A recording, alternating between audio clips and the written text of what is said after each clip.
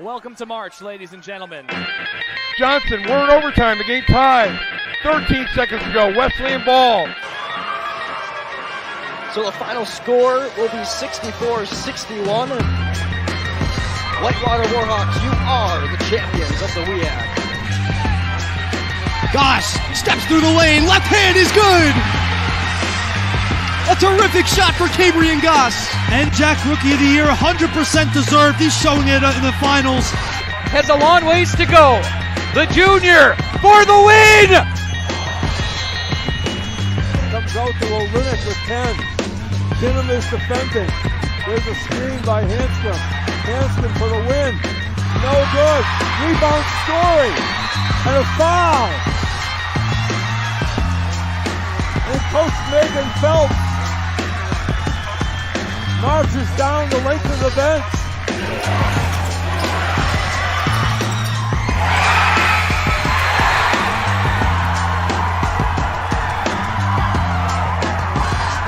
Line, 20 seconds. Fall away three for the lead! For the lead! Timeout Farmingdale! Oh my goodness! Zebby Summit with a fall away three to take the lead with 15 seconds to go.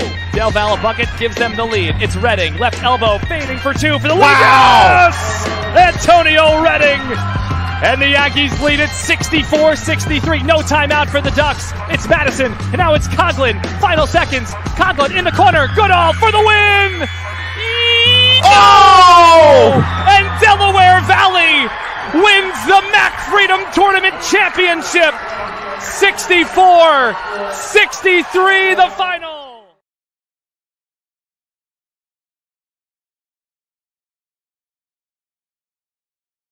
Welcome to Hoopsville, everybody. We are, it is a big day in Division III basketball. It's been a fantastic weekend, and I am not Dave.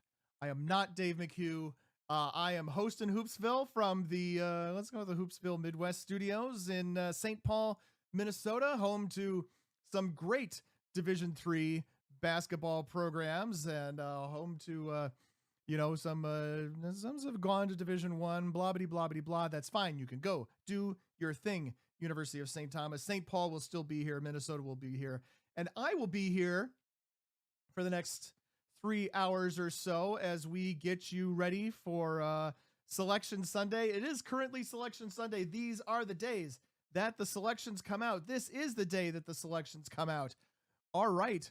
Let's be honest here. The day that the selections come out, the women's selections are already final. They are already in.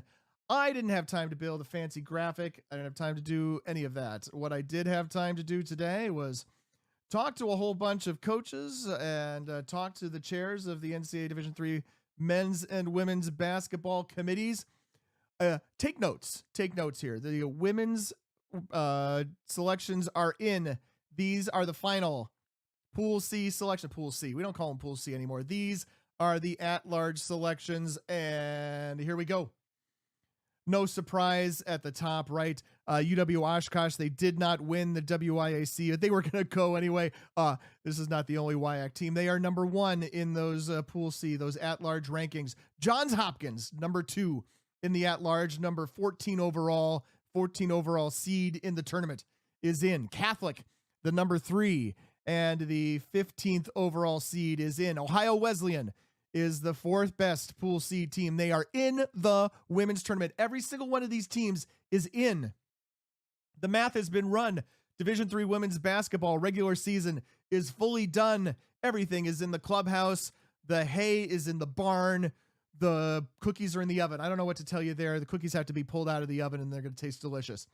That's 4 Pool C teams so far I've named. UW Oshkosh, Johns Hopkins, Catholic, Ohio Wesleyan. Next is Carnegie Mellon.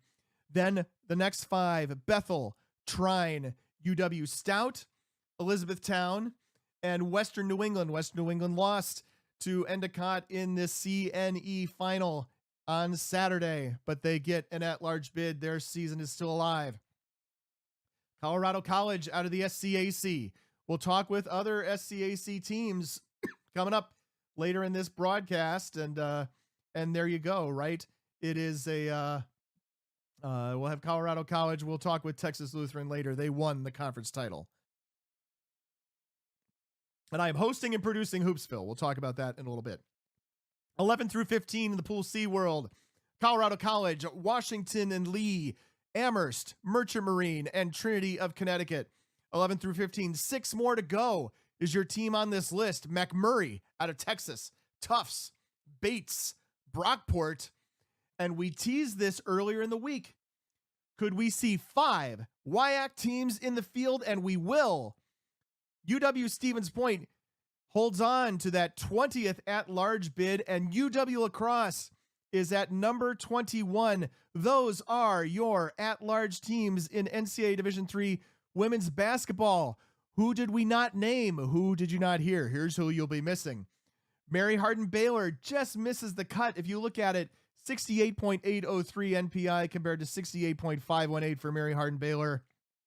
And then right behind them, Hope, 68.500. Super close down at the end. Hope goes to the MIAA title game. Maybe we're talking about them getting in, even if they hadn't managed to win that game. But instead, today, we will be talking to Calvin women's basketball head coach Mark Christner. His team, what did they do? They beat number 19 Hope. They beat number 11 Trine on the way to winning the MIAA championship. They are in this show. They're in the tournament. More importantly, they're in this show, right? Let's be honest with you. We hope to hear from, we will hear from Mark Christner later. We will hear from other teams that played their way in. We talked about, I teased Texas Lutheran. Texas Lutheran will be on this broadcast. Texas Lutheran, of course, joined us, Coach Patterson and the tournament MVP, both of them in this broadcast here today. The chairs of the Division III men's and women's basketball committee. We'll be talking with them. That's John Alisi, the head coach at Baruch and also assistant athletic director. And then it's Bethany Danley, the commissioner of the Ohio Athletic Conference. They're both on this show. Grinnell played its way into this tournament. Grinnell is never on Hoopsville. We talk about why, but Grinnell's never on Hoopsville until today. Grinnell clinched its bid to the NCAA tournament yesterday, and they will be here in the tournament, and they'll be here in this show. Ryan Hyland, the head coach at John Jay out of the CUNYAC, the City University of New York Athletic Conference. Ryan Hyland has a great story to tell about how his team got a second life, a second chance to dance. We'll talk more about that coming up in a little bit. And then we got a couple of teams who've got great high seeds, had no doubt that they were going to be in this NCAA postseason. And they will be Lori Kelly of Gustavus Adolphus. Gustavus Adolphus, how did they end up finally in the NPI? They did hold in at 7. And with a 26-1 overall record, we'll talk with Lori Kelly, and we'll talk with Jason Zimmerman. He's the head men's basketball coach at Emory. His team, number 5 in the latest NPI. Men's basketball, for whatever reason, is not done. The SCIAC decided we're going to play a 5 p.m. Eastern Conference Championship game. We're going to play 2 p.m. Pacific because, I don't know, whatever. We're waiting for them to be done. We can't have final men's basketball numbers until that is done. But, Claremont Mud Scripps, if they go on and win that game against Cal Lutheran, they pop somebody's bubble. That makes the SCIAC a 3-team league in the NCAA tournament, and it puts some strange things in hosting. We'll talk about that with John Alisi, the men's basketball chair, coming up in a little bit. But before we do, I agreed to host this show for Dave. Agreed to host this show for Dave. Dave, I've been asked today, is Dave okay? Yeah, Dave's fine. Dave's well. Dave's just got a day job with a professional sports league that is training people this spring, and he needs to be there. So I am here. This is the 4th time I've hosted Hoopsville. The 4th time I've hosted and produced Hoopsville. My partner, Damara, she was looking at our shared calendar a couple weeks ago and says, she sees what's on the calendar for today, March 2nd, and says, host Hoopsville. What does that mean? I said, that's a great question. In this day and age, I'm looking forward to find out a little bit about what that means. Because the last time I hosted and produced Hoopsville was January of 2012. Show's changed a little bit since then. We've both gotten older. Dave and I have both gotten a little larger. We have less hair. up there. The show's gotten a lot more complicated, gained a newfound respect, and the sun is streaming in because it's beautiful today. It's March. And my office has windows. My studio has windows, which does not come up in my usual use for this studio, which is hosting the D3Football.com Around the Nation podcast, along with Greg Thomas, that drops in your RSS feed every about 26 times a year. That's what I usually do. It doesn't matter if the sun comes in, because first of all, it's usually November and December, and it's dark at 5:11 in the afternoon, 5:11 Central Time. We're glad you joined us out on the East Coast here for this, this edition of Hoopsville. So what does it mean to host Hoopsville? What does it mean to produce Hoopsville? It means, in my case, I've recorded a bunch of interviews over the course of the past 24 plus hours. I think we have some great conversations with some of the newsmakers in Division III. Also, Ryan Scott will join us. Ryan will unveil his Bracketology live. Usually today, what are we doing on this show? Usually we have convened a whole shadow committee, for lack of a better term, working in the background, often me in the background, not on the air, me writing and not on the air for this. We don't have to do this. We just hit F5 a bunch of times. We hit refresh. We hit, that NPI page, whether it's, we start off with the great stuff, the great work that is done by the D3 Datacast folks. Matt and Zach Snyder have done a fantastic job this year getting you. I hope you knew this. I hope you went to the D3Hoops.com homepage, went to the news menu, went to the NPI link out to D3 Datacast, and saw the great work they've been doing, because they told you all along who was going to be ranked where, who was going to go to the NCAA tournament if the season ended today. And this just in, folks, the season ended today. This is the time. They have had these numbers out there, and you should have no excuse for not knowing who was going to the NCAA tournament. It is those 21 teams that I just mentioned in the women's tournament, and of course the 43 automatic bids. We know all 64 of them. We know how they are ranked in the NPI from 1 to 64. We know Bowdoin up at the top, the NESCAC champ. We know you go all the way down to the bottom, and the final automatic bid in the NPI ranking goes to Brooklyn, the winners of the CUNY Athletic Conference.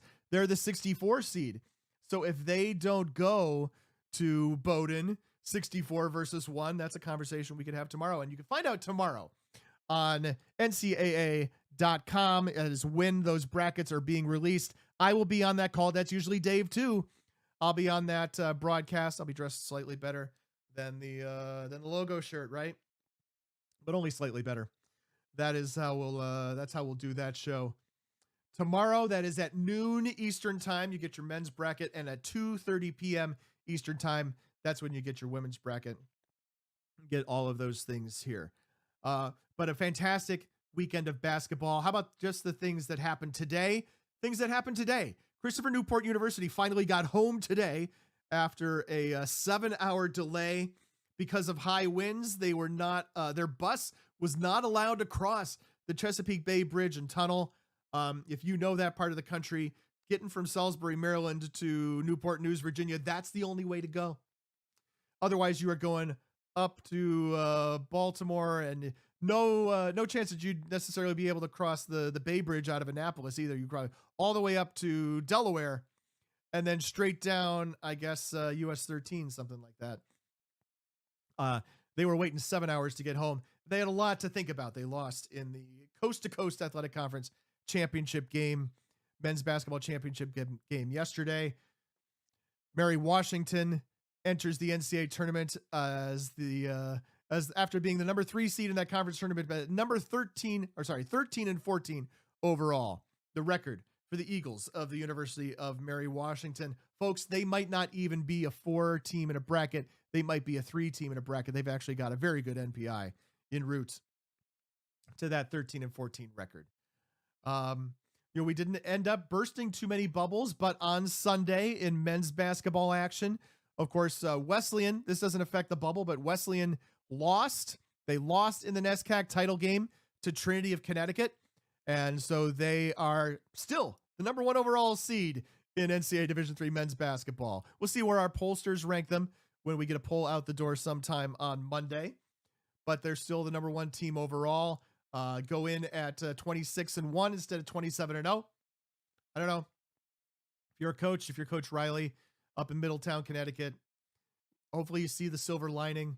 You get that burden of being undefeated off your back. It changes literally nothing. Changes nothing in terms of seeding.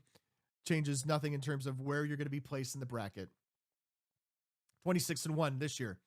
Just as good as 27-0. But today, a bubble did burst in Division III men's basketball. How about St. Norbert, the Green Knights out of De Pere, Wisconsin? What do? They go and they knock off Wisconsin Lutheran in that conference championship game in the NAC, that by the score of 70-52. Not close. St. Norbert with authority, declaring it's punching its ticket to the NCAA Division III playoffs. It held serve a little bit in the Centennial for the men as the F&M defeated Johns Hopkins. Yeshiva, the great story there. You saw the highlight in the highlight package. If you missed the highlight package, scroll back about 15 minutes and catch up with us during a break. It's okay. Good.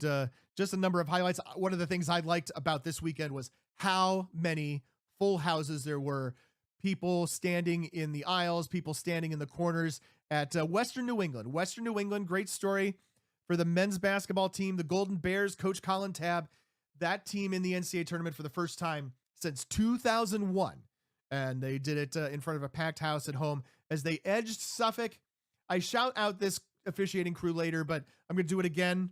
I'm going to do it for the first time here now, I guess, technically again in about 35 minutes or so. But those guys got the call right.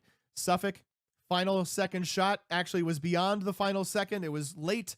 No opportunity to review. So many games with review this weekend with the replay review. And of course, all the NCAA tournament games will be that way all the way throughout the entire NCAA tournament, both men's and women's basketball. But the CNE championship game did not have it. That crew got it right. Western New England is dancing. In the ODAC today, Guilford beat Roanoke. That's maybe a net wash. I don't know that it necessarily changes how many ODAC teams go to the tournament. And of course, when Trinity beat Wesleyan earlier today, it didn't change that we'll have 4 NESCAC teams in this NCAA tournament. Lots more to cover here on Hoopsville. I am going to say the same things probably that Dave has said since time immemorial here. He's been hosting Hoopsville since January of 2001 or December of 2000. Nobody knows. Nobody keeps track of such things. This is my 4th time hosting the show, and it's a complicated one, but we're getting the job done, and we're going to do what we can, right? We'll be back in just a moment here with more on Hoopsville.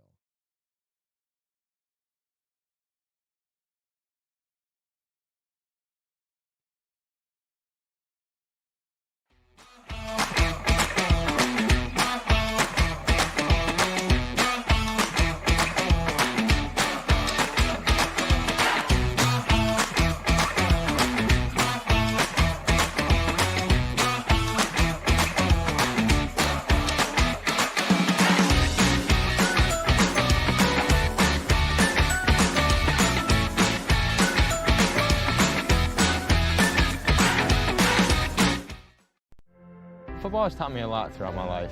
It's definitely had a huge imprint on who I am as a person. Competing at a Division III level created that opportunity for me to go to college. Not only was I the first one in my family to graduate college, but I was really the first one to even go. Being the first one, I'm breaking that cycle, and now that I've graduated, I'm not sure what's the next step, but I know I have a lot of doors open. And a lot of those are open because I played football and ran track here at Otterbein. The National Association of Basketball Coaches is the nation's premier professional development and advocacy organization for basketball coaches at every level. The NABC strives to serve as the voice for coaches on national issues while advancing the core value of leadership, service, advocacy, education, and inclusion. To learn more about the NABC and to become a member, visit NABC.com and follow the NABC on social media at NABC 1927. That's NABC.com or NABC 1927 on social media. I used to never really talk, ever. I was afraid if I said something wrong, everyone would laugh at me. But then I started to play golf with Special Olympics. It helped me to find my voice. And now everyone else is speechless. I had numerous family members who've been taken away from heart disease and stroke. That drove me to pursue knowledge about health and well-being. Playing college football gave me an opportunity to get myself into college. Goes to Parks. He's in the end zone. That's when I decided that I want to go into personal trainer. I felt I would have a great opportunity to share my knowledge about well-being within Detroit. I hope to reach as many people as I can. Coach of the Year, Administrator of the Year, All-America Team, Wade Trophy. The WBCA doesn't just honor coaches, but players, administrators, and much more. The WBCA strives to honor those who have contributed to the advancement of women's basketball. Celebrate the present, honor the past, look to the future.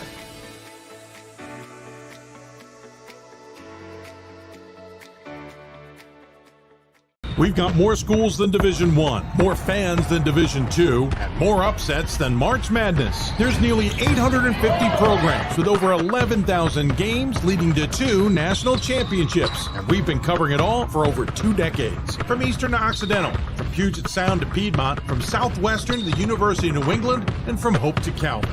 Nobody covers Division III basketball like we do. We're D3Hoops.com at www.d3hoops.com. Back on Hoopsville Selection Sunday, I'm Pat Coleman. I'm sitting in for Dave McHugh. As far as I know, this show has gone smoothly, has gone just great. Who knows how it actually turns out once it gets out there, but all the pre-recorded stuff has been awesome. We have just been holding on pre-recording while Yeshiva has thrown a great wrench into the game times of the Division III men's basketball bracket. They just wrapped up defeating Farmingdale State, SUNY Farmingdale, however you want to call them, by the score of 81-78. And sitting back in the control room in Indianapolis, we now bring in the chairs of the Division III men's basketball, women's basketball committee. That's John Alisi. You can see him. He is the head men's basketball coach at Baruch, assistant AD, and he's the committee chair of the NCAA Division III men's basketball championships committee. Colloquially, we call that the selection committee, right? Or the committee. And sitting to his left in the middle of our screen, that's Bethany Danley. She's the commissioner of the Ohio Athletic Conference and the chair of the women's basketball committee. First of all, guys, both of you, thanks for joining us. We really appreciate that on this busy weekend. How's everything going? Thanks for having us, Pat. Yeah, it's going. It's, long couple of days here, but, a lot of fun and a lot of hard work by a lot of people. Is it? Yeah. I don't know. I need to let both of you answer. This is where Dave's experience is outdoing me here. My apologies. Pat, I should have just let John respond. It was a good response. We're doing well on the women's side, and our group just got together about 45 minutes ago and is starting to have some conversations. So doing really well. Thanks for having us. You bet. We really appreciate the time. I know that at this time of year, we have lots of new viewers or people who may have woken up yesterday and said, what? NP what? And we're not going to re-legislate all of that for everybody. There are plenty of ways you can find out more about NPI. I recommend D3 Datacast for that sort of thing. We're just going to say that this is the formula that is used now to determine essentially everything. And that's awesome because I think you guys get more sleep. And at the end, it's just running a bunch of numbers and then that's it, right? There's nothing else that has to be done. That's it. Piece of cake. No, it's interesting because it's a whole new experience for everybody, this go around. And while you're always paying attention to the games, these last few games that are being played, teams who are on the bubble know they're on the bubble. Yeah. You're looking at the minutia of who's played these last few remaining teams and how that's going to impact other teams' scores, where in the past there's always been speculation about those different components, but nobody truly knew exactly who was on the bubble and how all these different elements would play out, including us, because of how selections were done with whoever was on the board for that specific region once it actually came time for selections. So it's an interesting new process, and hopefully people are finding it exciting. The transparency is there for sure. So whether that causes more or less stress and anxiety might vary from one person to the next, but at least people know exactly where they are in the process. Right. I think that a lot of that stress and anxiety has been shifted forward into other days, rather than the process where if you lose on Saturday at 4:00 and then you are just stewing on it until, sometime on Monday afternoon when it's announced, at some point during the day, whether you're waiting for NCAA.org to update overnight, or like you look at something like Datacast that is doing the same thing multiple times a day on Saturday and Sunday, you're going to know. And I think that the replicated numbers have been good enough that you can generally trust that as well. Yeah, those guys do a great job. Obviously, we're using the official numbers that are being published from the NCAA for our decision-making process. But yeah, I think it's one of the great things about Division III basketball on the men's and women's side is just the passion of the fans and the people who are invested in the sport. And, our goal has always been to be as transparent as possible. But I do think that having it out there, for everybody to see has been valuable for us, certainly as the committee, as the committee chairs and the rest of the committee, but also for the entire Division III landscape. I just think the process has gone well so far. I think that one of the things that we go through, I want to talk about the process of bracketing a little bit. I know this is kind of a hard shift. I turned on a dime. My apologies. But this is the big job that is left for you guys, for us in the mock bracket world, the bracketology world. It's the one thing that we have left to kind of divine or kind of try to kind of figure out. When we're going through this process, I've always loved the kind of process that you go through is like, we're going to identify who the top teams are that we want to center a bracket around. Now those are going to be just predefined for us 1 through 8, which is great. And then what I'm doing is I'm taking those ones and I'm matching them up with somebody who would be what we would call colloquially on the 4 line in a pod, somebody who's going to be, coming in, I don't know, someone who maybe won a conference tournament at 13-14 record or something like that. Although Mary Washington's a bad example. They might not even be on a 4 line for you guys, or maybe they will. And then, the rest of the way Division III is, man, it's like it always makes sense to go from west to east because pods, because flights, that sort of thing. It's like I need to fill all of those. I need to find teams that can all get to those West Coast or Deep South or Southwestern areas. And then, frankly, where I'm from, St. Paul, Minnesota, there's not a lot of teams to the west of us. There's not a heck of a lot of teams to the south of us, and there's Canada to the north. So if there's a school that needs to host here, like Gustavus Adolphus women or St. John's men, it's like, how am I going to find teams that make sense to get them here, especially St. John's, which is a little north and west of the cities. And then it's like, I'm hopeful that I've got schools in Ohio and Indiana who filed to host, who are qualified to host, who made the tournament. And then in the East, it's like, man, you could just throw darts practically. And there are so many opportunities to find great and different matchups. I know I just monologued here for a couple of minutes about how I do it. I don't pretend to know that that's how you do, but I would love to know if there's like a way that makes sense for you guys to kind of start tackling this stuff.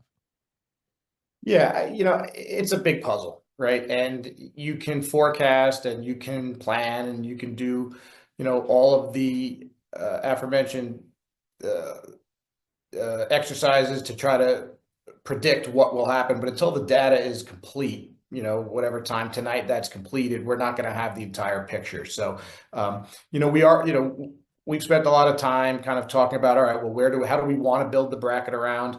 What are our options in terms of hosting sites? How far can we get to the west and the south? And see if there's a path for certain places to host. We talked about the protections of the top 8 a number of times already this year. And, the biggest thing with that is that they're just not going to play each other until the final round. So it doesn't necessarily mean that the higher seeds are always going to host. It doesn't necessarily mean it's going to be a perfect seed line bracket. We try to do that as best we can at all times, but we need to have the flexibility to move teams where we can, given, what we've been given in terms of budgets and number of flights permitted and getting teams to go to places that are reasonable for them to get to. I don't know if you had anything to add, Bethany. I am now in the position where we're just awkwardly trying to decide if both of you need to answer a question or if one answer can stand for both of you. Because the great thing is you guys, you talk so often, you have good camaraderie that you probably could do a dose reverse on this one and have you answer each other's questions.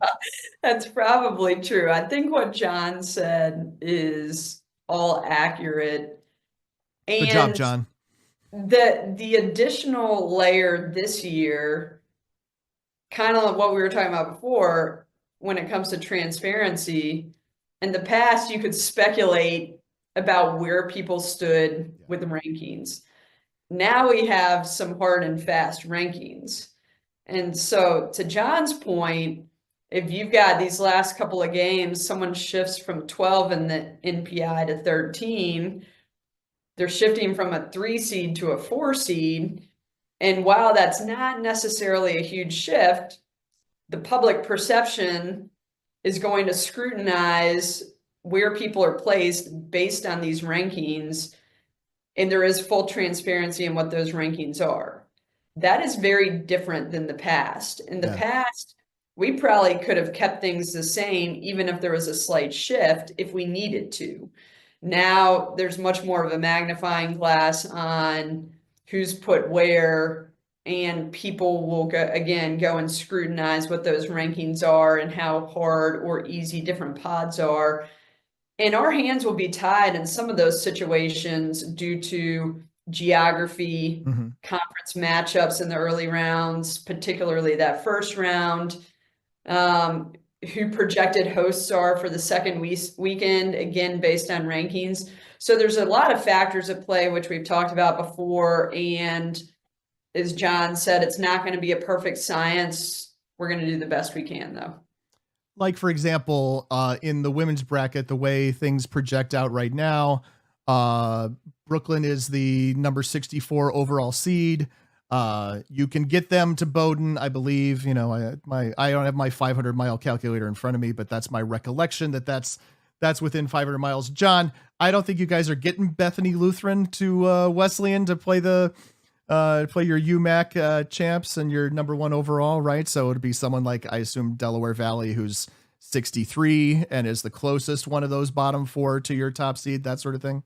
Yeah, I mean, look, some people are going to have to fly, and it's going to be up to us to look at kind of all of the iterations of the bracket that we come up with throughout the day to figure out what the ones that make the most sense are. And, we always want to try to start from a place where the seed lines match up perfectly, but, that could be going smoothly for a while, and then you hit one that just throws a knot into your entire bracket. So, you got to work that stuff out, and, then you got to take 3 to 4 steps backwards to clean up some other stuff when you try to fix it. So it's just a lot of tinkering, I think, throughout the day. It's to Bethany's point, we're talking about some of the constraints that we have in terms of, where we send people and how we send them there. I think other things that are under consideration are, we would prefer not to see repeat matchups early in the tournament if we don't have to.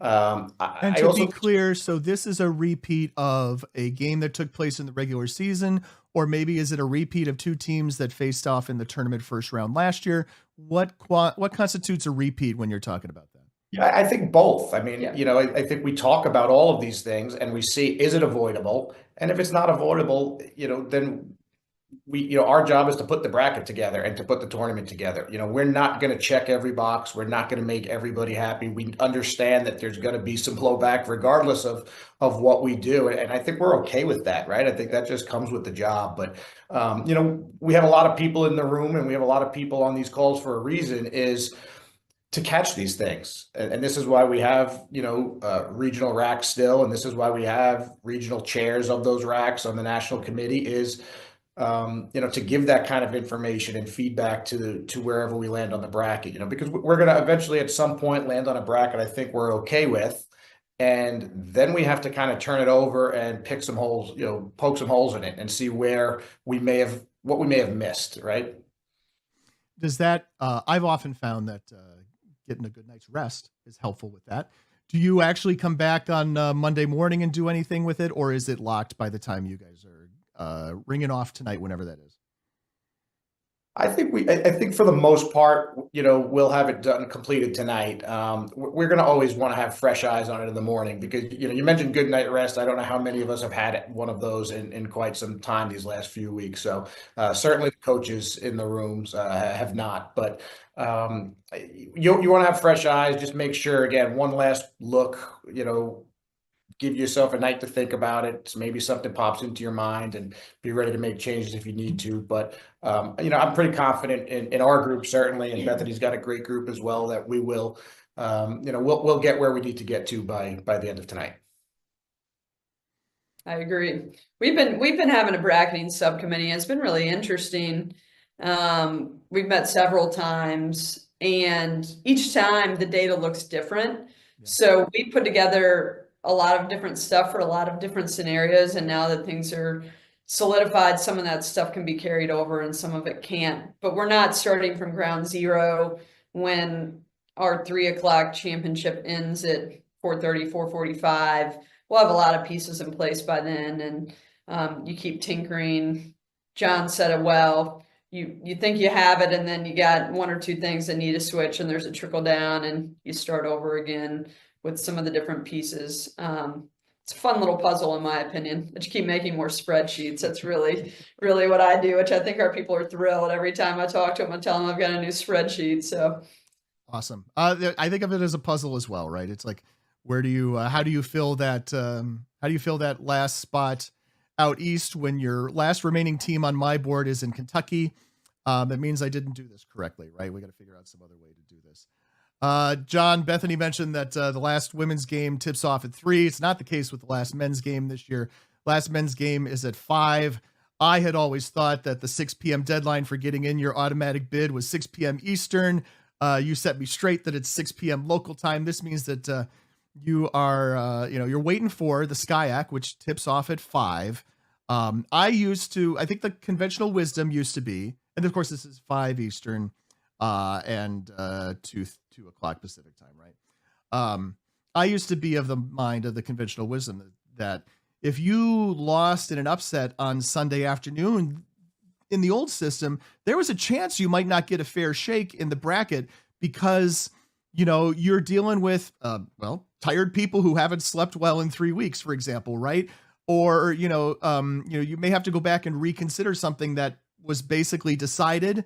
There's less of that now in the math era, but is there a way in which the SCIAC not getting the job done until late tonight hampers your guys' ability to work, and then maybe more importantly, does it in any way can it hamper the positioning of a SCIAC winner or a SCIAC upset winner?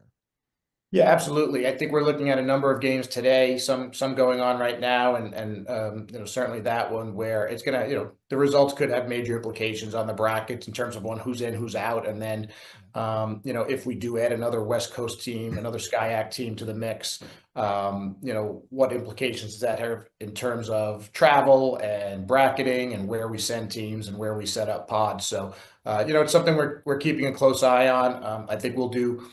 We'll be doing some exercises where we're factoring in both outcomes, and we should have at least some sort of a shell in place regardless of the outcome there. But we're going to get ahead of that as much as we can so that we're not waiting until the last minute to make that decision. Are you doing any exercises in which you're convincing conferences to tip off their Sunday championship games earlier?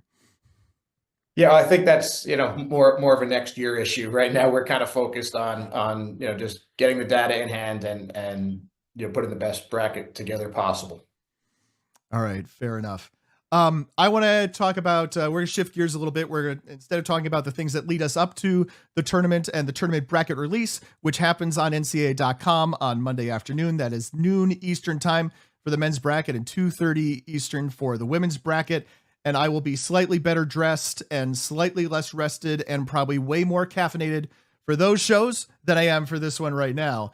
But I want to talk about the new wrinkle, let's say, that's coming into these tournament games this year. For a long time, it's been a requirement that, in order to host, you have to be able to do X, Y, Z. And now one of those things is provide courtside replay and review for officials. And I would love to hear a little bit about, first of all, what fans might be able to expect.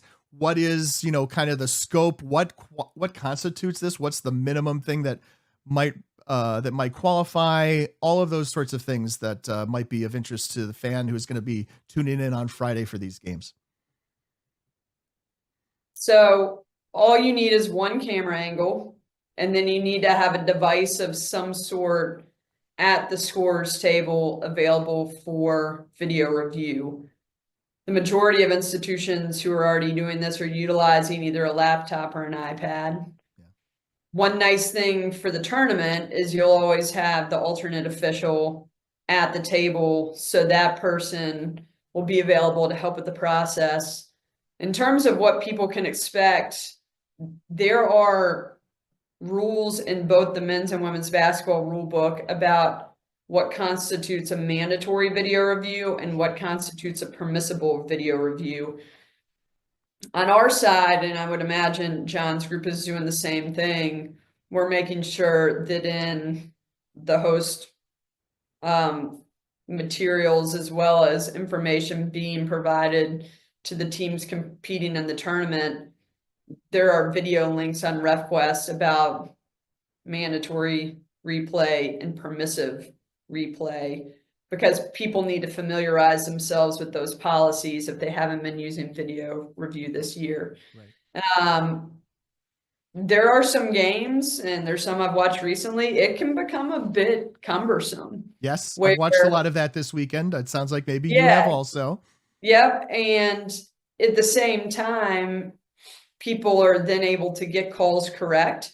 There are times when the call on the floor is going to stand because we're not ESPN with 17 different cam angles, and you can put it in super slow-mo and see, the deflection off the fingertip. Right. There are things that can be reviewed very easily. Was it a 2 or a 3? Was the foot on the line? Did the shot get off? Was there a shot clock violation? How much time should be on the clock? And those things really impact the outcome of the game. I think this was part of the reason both the men's and women's committee were really passionate about pushing this forward. And I think it's going to start coming to a lot of other sports in the very near future. With the basketballs, it's easier for sports information staff to manage this because it's an indoor facility. You tend to have better Wi-Fi access. You can hardwire a laptop if you need to. Those pieces are all there to make the process easier.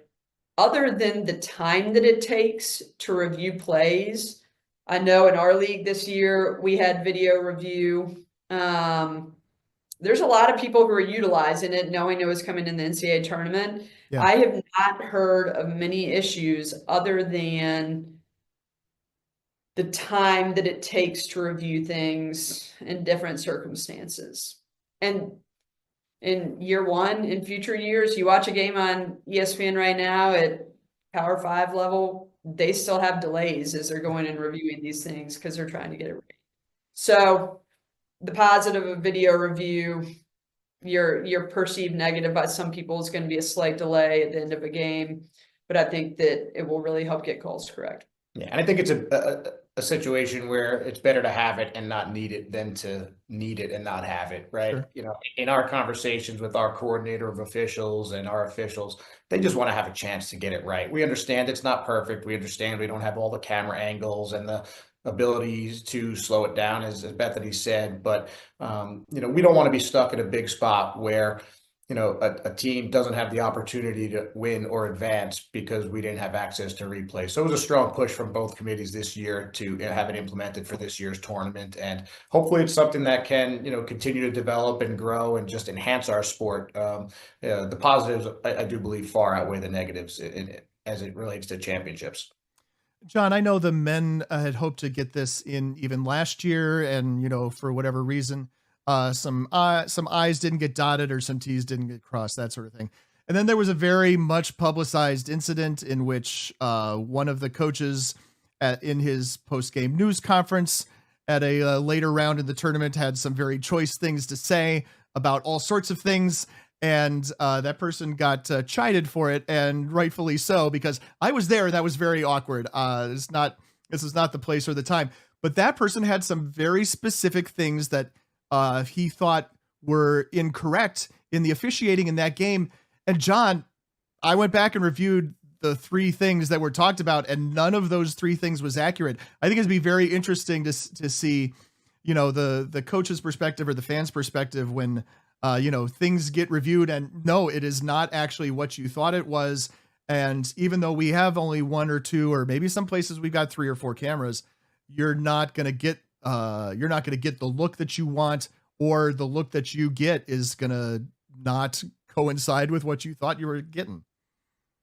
Yeah, I mean, look, it's not a perfect science, and just because you have replay doesn't mean that it's going to be conclusive. Doesn't mean that a wrong is necessarily going to be righted. It's about having an opportunity. I think that's really all we're asking for. I think that's all the officials are asking for, is they want to have the ability to have a chance to get it corrected. If there's the possibility of it being corrected, and we know like it just may not be possible and it may not be doable, and it's just better to have than to not have.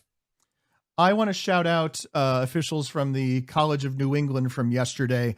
Of all the games that I watched, and a bunch of places where replay was utilized, that was not in effect at that game. There was a last-second shot attempt by Suffolk, which was correctly ruled on the floor to be off after the horn. And they got it right, and that was a shot that, if it had counted, would have won the game for Suffolk. I just wanted to shout them out because, frankly, there are not so many opportunities to see where you get the call right, you get it confident, and you get it emphatic and correct in crunch time. So I just wanted to throw that out there. Not that you guys need to comment on it, but I look forward to whether what in those situations how well this gets implemented. Also, for the first couple of weekends, we're all going to be on the same streaming platform. These are for more like video files like us to know that they'll all be on the Huddle streaming platform. I think this is a positive for Division III. Although we've been very happy to be the one platform where you could come and find every game. Also, the NCAA.com bracket. I don't mean we're the only one, but we've been doing it for a while. I think that's a pretty positive. That we're looking forward to that too.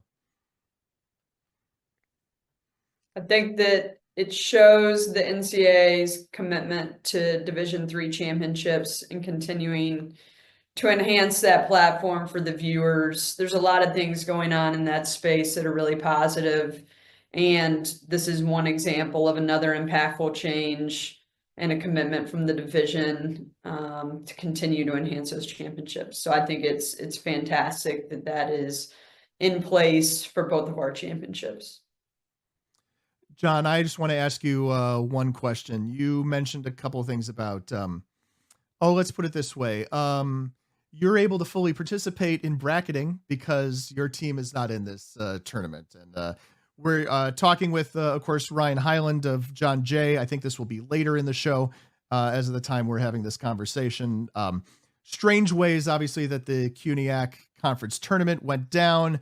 You guys played in the conference championship. That was never in doubt, but your opponents changed, after the semifinals. And I was just wondering if you had some reflections on that, having now been distant from it for a couple of days.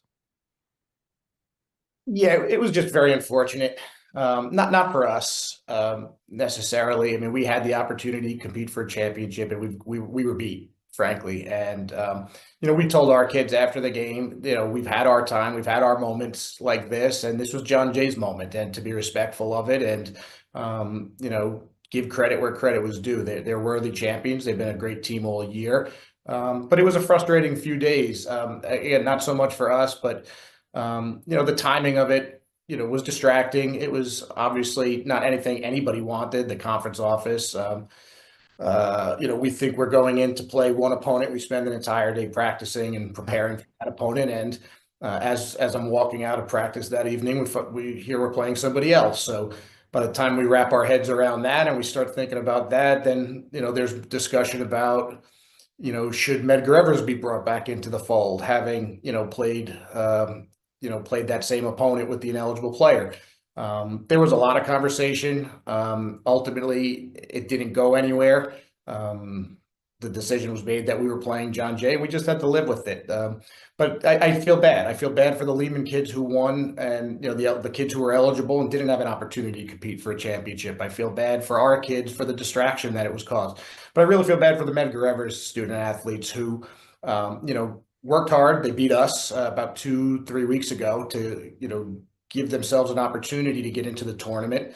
They get in, they lose to Lehman, and they didn't get the same opportunity that John Jay got. And I know John Jay feels, kind of probably the same way, is that really wasn't right for them to not have that opportunity, the same opportunity that John Jay was given to compete for a championship. And, I would just hope that we learn from this as a conference. I felt like we were in a rush to make a decision.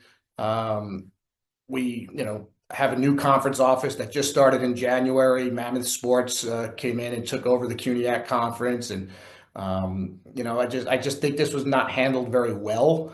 Not as it relates to us, but as it relates to really 4 schools in our conference, all having, mixed to negative experience with it. But John Jay, worthy champions. We're pulling hard for them wherever they go in the tournament year, and really wish they had nothing but success, and they'll be a great representative of our conference. Bethany, not about this specific situation at all, but do the OAC bylaws have something in place to account for this if it ever comes to your conference? We're all learning from things, right? I will say, from a conference office perspective, very unique situations come up on a regular basis.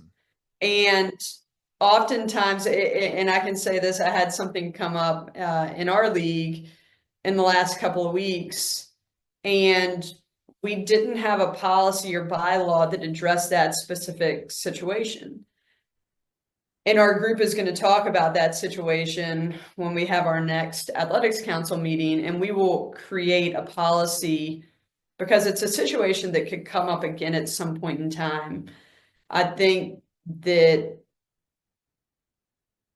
you have to lean on policy, and when there's not policy, that's when, and again, I say this very broadly, specifically related to conference office operations, not specifically John's situation, but you need to have policy and bylaws to lean on.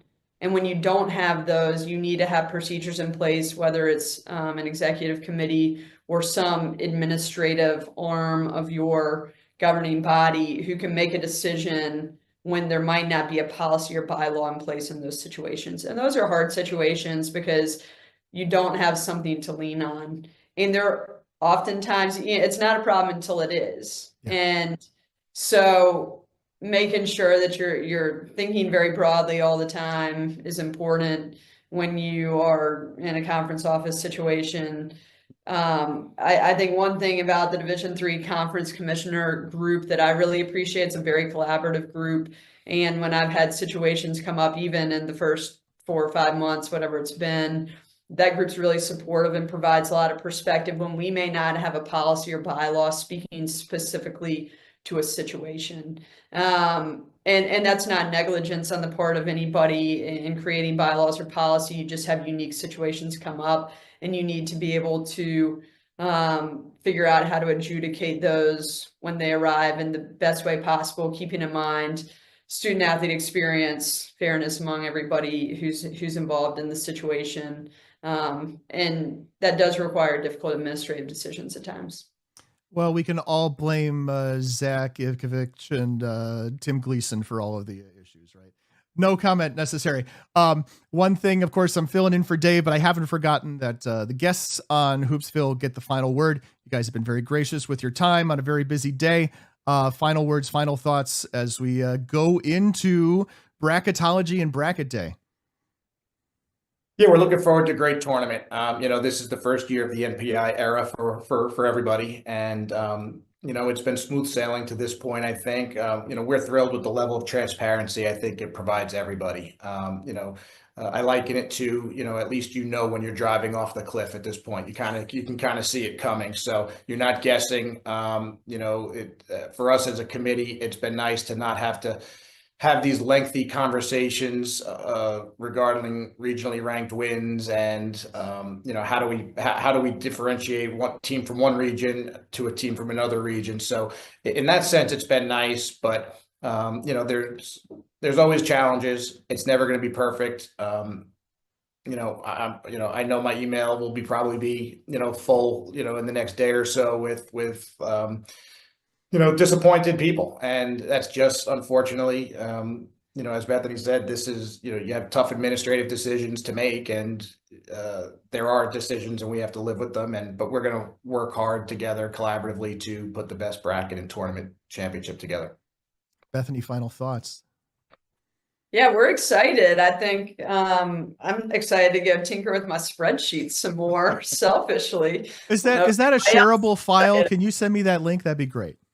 None of it is really all that great. It probably doesn't make sense to anybody except for me, but I try. I use colors and all sorts of stuff. It's great. Thanks for the coverage as always. Y'all do a fantastic job. I know that things have shifted a little bit in terms of what this time of year looks like in the Division III basketball space. And there's still a lot of excitement around bracketing and who's going to play where, even though there's not the allure of who's getting in the tournament and who's not. There's still some really exciting components to it. I know we're pretty pumped on our side about the level of competitiveness across the board, and it should be a really great tournament. We're excited about Salem. They always do a fantastic job of hosting. They're some of the best in the business down there, and the lengths they go to make a positive student athlete experience is pretty remarkable. So our group is excited about that. And I know our committee as a whole, we have a passionate group who works really hard. And I'm thankful that we get to spend a lot of time together. They're really enjoyable people. So lots of positives coming up in the next few weeks. And I'll get to hang out with John and his guys who are here over the next day or two as we parse through things, and we'll see if we can help them out where we can and vice versa from a hosting standpoint. We'll see how it all shakes out. Oh, we could have another 15 minutes on that conversation, which we are not going to do. For all those who need that reminder, yes, if both of the teams at your school are in line to host this first weekend this year, it is the women who get that priority. I'm looking at you, NYU, and NYU fans. And of course, they're not the only ones in that situation, but they're the prime ones.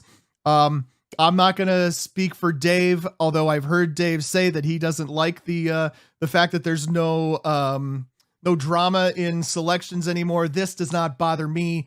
Think of all the times that we have spent trying to glean information, trying to figure out what a regional ranking looks like, a mock regional ranking, and then doing a mock selection off of 10 mock regional rankings. Perfectly happy to just keep hitting F5, keep hitting refresh, like when we used to have to wait for regional rankings on Wednesday afternoons, and then get that final list, which I know by the time this airs, F5 is going to be super popular. So we appreciate John, Bethany. Thanks for taking the time. These are always fun conversations, and I was glad to be the person to get to do it this time. So thanks for your time. Thank you. Thank you, Pat. That's John Alisi, the men's basketball coach, assistant AD at Baruch, the men's basketball committee chair, and Bethany Danley, the women's committee chair, the commissioner of the Ohio Athletic Conference. We'll be back in just a few minutes with more here on Hoopsville Selection Sunday. We've got more schools than Division I, more fans than Division II, and more upsets than March Madness. There's nearly 850 programs with over 11,000 games leading to 2 national championships. And we've been covering it all for over 2 decades. From Eastern to Occidental, from Puget Sound to Piedmont, from Southwestern to the University of New England, and from Hope to Calvin. Nobody covers Division III basketball like we do. We're D3Hoops.com at www.d3hoops.com. All right, welcome back to Hoopsville. Short break because long content. That's how it's going this time around. I'm joined by Ryan Scott. Ryan Scott, of course, well, you can see D3Hoops.com columnist, bracketologist under his name there. Me, where it says usually bracketologist, now host. That's how it's going today. And Ryan, of course, we are here to talk about your mock women's bracket, but late breaking news into the D3Hoops.com newsroom is going to throw that projected men's bracket into a bit of a tizzy, isn't it? Yeah, all week the men's bracket looked fairly simple and straightforward, and the women was a mess. And then come selection day, it's switched around. Right, and of course, we had, as mentioned earlier, of course, St. Norbert defeated Wisconsin Lutheran, popping a bubble there, and then out in the SCIAC, this game that I was just railing on, the SCIAC folks said on X it would be a great game. They did not lie, it turns out, and Claremont Mud Scripts wins it in the closing seconds. They defeat Cal Lutheran, and that means we got three schools from the SCIAC going to the dance in men's basketball. Great for the SCIAC, terrible for the bracketologists. Yeah, I mean, it's just going to mean that two of them have a potential second round matchup. It's definitely going to get bracketed that way. I think. I mean, I guess we have to go in and check for sure. I guess they could fly all three of them out to someplace else, but I think most likely it'll end up with two of them there. And these are great deserving teams, by the way. I've been voting for all three of these SCIAC teams in the top 25 consistently. Like, they're really, really good. It's a really good conference, and I'm glad they're getting the respect that they've sometimes missed being out in California. Sometimes, no doubt about that. Absolutely. It will have yet another opportunity here to kind of play their way into a little more respect. And I think a little more respect has definitely been shown to the SCIAC in recent years, at least in terms of the top 25 poll and that sort of thing. And of course, we'll have another one of those coming out tomorrow. Voters, if you're out there waiting for the info or waiting for the poll to be set up, sorry, I'll try to do it in the next break. Things are a little busy right now. Switching gears right now to women's basketball. Of course, women's basketball is in the clubhouse, so to speak. It's in the books. And of course, it has been long enough that we have final numbers, which is most important, and long enough to do some mock bracketology. But first, before we get to that, I mean, just a reminder, I'm going to cover up our faces here. I believe I'm going to cover up our faces. We'll see if this works. Yes. Here is just your really raw, terrible list of the teams that are in the NCAA tournament for women's basketball. I did not promise. I did not have a great graphics artist on call today for this. You may have to pinch and zoom. Actually, this is pretty terrible now that I think about it. If you're watching on a phone, I'm so sorry, but there are many places to find this information, and we rattled it off earlier. You can see where the 21 at-large bids are. It stopped at UW La Crosse, just missing the cut where Mary Hardin Baylor and right below them Hope, the two teams that did not get into the tournament because of bid thieves in this bracket. For example, let's see. Well, we'll talk with, let's see. I know there's Western New England is one of them. They beat Endicott right in the CNE. That's Other way around. They lost in the CNE, and that is how they are that's how they're a bid thief, or a bid thief is elsewhere. Similarly, in the Skyline Conference, Mount St. Mary, 155 overall in NPI, beat Merchant Marine. Merchant Marine was comfortably in the tournament regardless, and they get an at-large bid, and somebody else does not. Just a couple of ones to mention there. Ryan, it's often that the how would I say this? It's often that the women's bracket maybe sometimes is a little less complicated than this, right? And it's not as much. Let me see here. I'm trying to produce and do the show at the same time. There we go. There's Ryan again. There's us. And I'm trying to talk and spitball at the same time. That was not the best sentence I've said today, but a couple of really interesting games over the course of the past couple days. Even if we didn't have as much bid thievery down the stretch, we got a couple of them here and there. It made that bracket a little more interesting. Yeah, I mean, and there were some games that ended up being heartbreak, right? Like Hope is not in this field because Calvin beat them and then beat Trine, right? So that's a bid thief in a sense. They took Hope's bid. Another one, there's a chance that Webster might have been in even with a loss, but it turns out that's not true. They lost their final and were not able to keep high enough in the NPI to stay in. So there's some of those that were they're bid thieves, but they're stealing from the team that they beat, right? Which I guess doesn't technically qualify, but we weren't sure, right, till the numbers get run. Why don't you take us through a little bit about how we put together a bracket? I know I talked about it with Bethany and John just a couple of minutes ago about how I've usually gone about it, filling out all those, geographically isolated groups and that sort of thing before bringing it in, so to speak. But tell us a little bit about how you go about it. Yeah. So what we started with this time, it's really nice. In the past, we would have to just sort of have 4 lists, right? Teams that we thought would host, teams that we thought would be 2 seeds in those pods, 3 seeds, 4 seeds, and you just kind of mix and match them where it seemed to make sense. Because we didn't really know what the order was within any of that. This year we have the ranking, right? 1 through 64. And so you can match those up. And what I did there, is it time to share the screen? Does that work? Yeah, you're going to have to share the screen to me first, and then I can share it to the august viewership body out here. So we're doing this stuff on the fly, man. This is production 101 on this show. So he's now shared it to me, and now you're getting. Yeah, go ahead. Tell me more. You're getting a view at. And it's on the screen, so you can go ahead and talk through it, and we can see your pointer where we could not when we tested this during the break. So know that.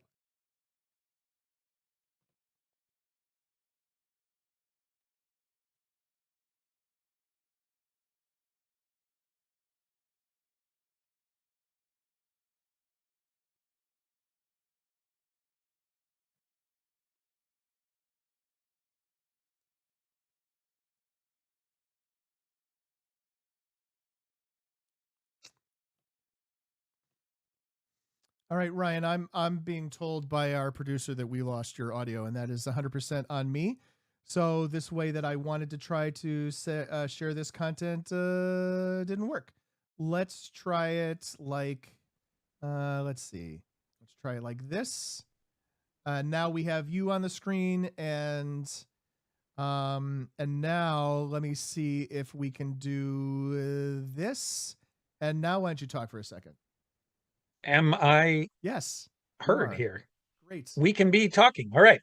So you heard none of that, I assume. So yeah, I start over from the moment I put the thing on the screen was the moment I cut off your audio. This is what happens when I'm producing.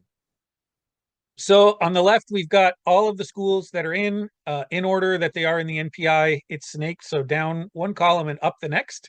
So you could see across what the pods would be if there were just straight rankings and no other stipulations for that.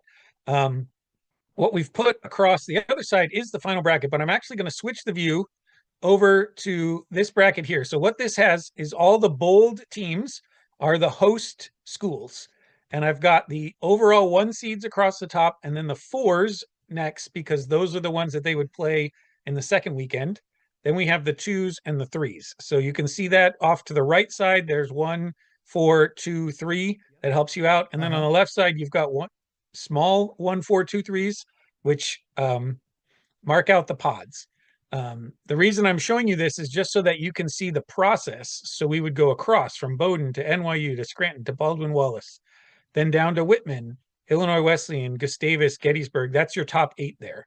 From there, we have to go through and try and match the ranking as closely as you can to where their spot would be on the board. Obviously, you get issues with you when you have teams from the same conference that end up getting matched against each other. That's not allowed. Or you have teams that are more than 500 miles away. And so you can start either from the top or the bottom and work all of these in. And And we're able to do that relatively simply, right? Without moving too many teams around very far. The one place this comes into trouble, if you look on the right side at the bottom, we've got the 2 pods that are flights. We call them the island pods. Whitman is one of the top 8 seeds. We think they deserve to host. Cal Lutheran and Colorado College have to fly no matter where they go. They are completely isolated, one in Southern California, one in Colorado Springs. And so we send them up there.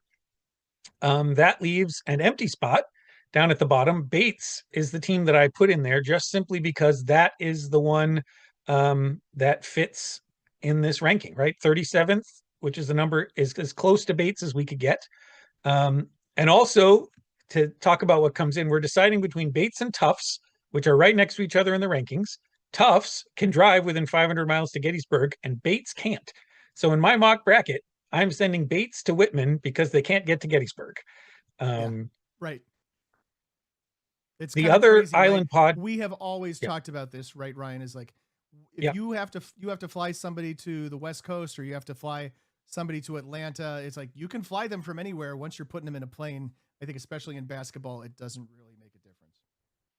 Yeah, and we've got the issue here on these the 3 line especially. You'll see Trinity, Connecticut, Bates, and Tufts, all from the NESCAC, are all on this line. And we want to try to keep them. Obviously, they can't play each other. We've already got Amherst at NYU up here as the 2 seed. Nobody can be in that pod. You don't really want to put one at Bowdoin if you don't have to, right? And so we start moving them down the list. And having this empty spot at Whitman is really convenient to send someone away when there's a lot of teams in one conference. And you'll see the same thing happening down in the East Texas Baptist pod right below it. McMurray and Texas Lutheran are both from the SCAC. They should really be the 2 and the 3 seed in this pod, but they can't play each other. Right. So McMurray, as the lowest seed there, gets bumped. They're the only one that is really way off where their seeding should be in this entire 64 team bracket. Everybody else is on the line they should be and just within a couple of spots of where they should be. But McMurray gets the short end of this because they're in Texas. And I guess that's win your conference tournament and you get the better draw out of this, I guess, is the lesson. But given the seedings, lacrosse fits right there. And having 5 WIAC teams in this bracket, again, just like the NESCAC, makes it really difficult to have them avoid each other. And so this was a convenient way to send lacrosse down there, make that work. So everything else is just kind of matching up whatever seed is closest to where they should be and within 500 miles. I don't know if you have any questions about that before we move into the final phase, which is moving pods around for second weekend. Yeah, good question. We will definitely look at that coming up in just a second. I just wanted to say before we move on, we have to make sure that we share this sheet, this Google sheet with Bethany Danley. She did not offer to share hers with us, but I think in the spirit of goodwill, we should share this with her and say, here's your bracket, you're done. Or is there more? Yeah. Let's see what's more. I mean, honestly, if you're matching up, like we said, to try to keep the seeds of the geography matched up, this came together easier than any bracket I have ever done.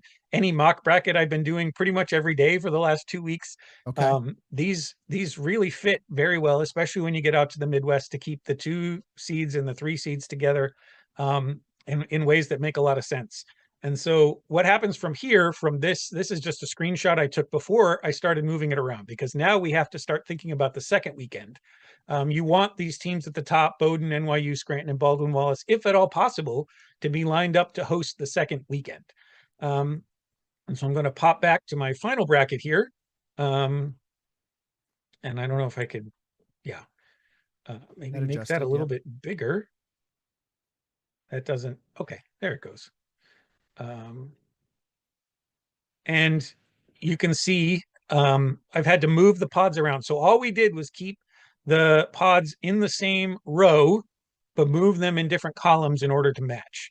So Bowdoin is our top overall seed. And they're not near anybody. Hardly anyone can drive to Bowdoin. Yeah. So I moved the Whitman pod and the East Texas Baptist pod over there because they're going to have to fly no matter what. And then Johns Hopkins also would have to fly to Bowdoin. It's not even close enough to Baltimore to be within 500 miles. But on that number 4 line there, I moved them around in order to avoid conference foes as much as possible, right? So Catholic and Johns Hopkins could be switched, but then we'd have Johns Hopkins and Gettysburg potentially facing each other around earlier than they would have to. And the same way you could potentially move the Western teams, the Whitewater, Gustavus, and Oshkosh pods, and have them matched up with NYU. This is where it'll be really interesting. So we know that there's a potential for NYU, which is a really high men's seed, to not be able to host the second weekend. Right. And there's a choice that this women's basketball committee could make, is to just make it so NYU can't host the second weekend, right? They would have to fly out west. But I don't think they're going to line that up, because if the NYU men lose in that first weekend, I think they still want to give the higher seed the chance to host that. And so that's how I set it up. Scranton, being the third seed, gets the short end of that, and they would have to fly out west. The reason I didn't make Baldwin Wallace as the fourth overall seed do that is because there is a setup where they can host everybody driving. That's this is great stuff, man. I'm super impressed. I'm super happy that we're able to do this at this point in the show. It often seems like, sometimes we are starting with the men because that is the way our mock selection process works on this show, right? Remember the days where we had, yeah, that's often how it is. There, right? Those teams that we know the most and the easiest. I guess I can stop sharing at this point, or do we want to leave this up? Well, I suppose that's true. We just there's a question out of the chat about Ithaca in your bracket. And I can't see the chat, so you're going to have to tell me what that is. Is Ithaca in your bracket? Yeah, they're right in the Catholic pod. They are the 4 seed. They'll be in my bracket, traveling to Catholic. I think we're just going to... And again, so like... All right, but the ones that are interchangeable, right? Cobleskill and Ithaca, they're right next to each other here. They would be interchangeable. Are Ithaca and Vassar interchangeable? Because Vassar is the automatic qualifier. Sorry, man. Oh, do I have Ithaca in instead of Vassar? I think that's that might be. I think that's the question we're asking. Yeah, Vassar is there and not Ithaca, so we'll change that before we post this. Awesome.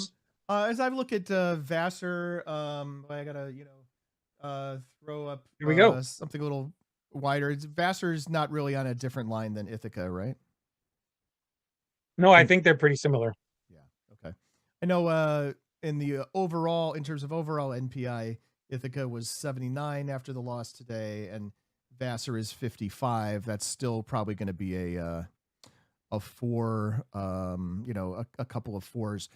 Scott Peterson, man, the chat in our chat is hopping right now.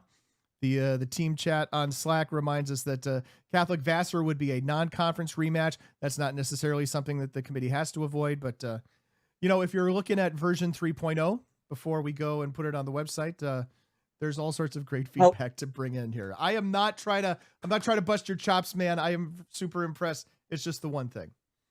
Well, no, I'll fix that, and I'll blame Matt Snyder because Ithaca's on there because it was still on his list. He probably just didn't get the Pool A changed over, which is very understandable given all the things everybody's working on today. But I will get that fixed and put in properly. If they have to switch with Cobleskill or maybe even Stevens, they could do that. I'm trying to see how far up or how far. They'd probably go higher, right? So we'll get that fixed before we post it up there. I apologize to all of the Vassar fans who feel slighted by this, but we will get it fixed. Yeah, all you Brewers fans out there, just know that we understand, and the folks from Poughkeepsie will be in the real bracket, which comes out for women at 2:30 p.m. Eastern time tomorrow. I'll be doing my best Dave McHugh impression, which is to say, trying to shove 5 minutes of analysis into a 3.5 minute bag. Ryan, thanks for joining us. We'll check back in a little while once you've had a couple hours to crunch away on that men's bracket. So thanks for doing this. Thank you very much. I'll see you later. I think we'll save your final word for in a little bit.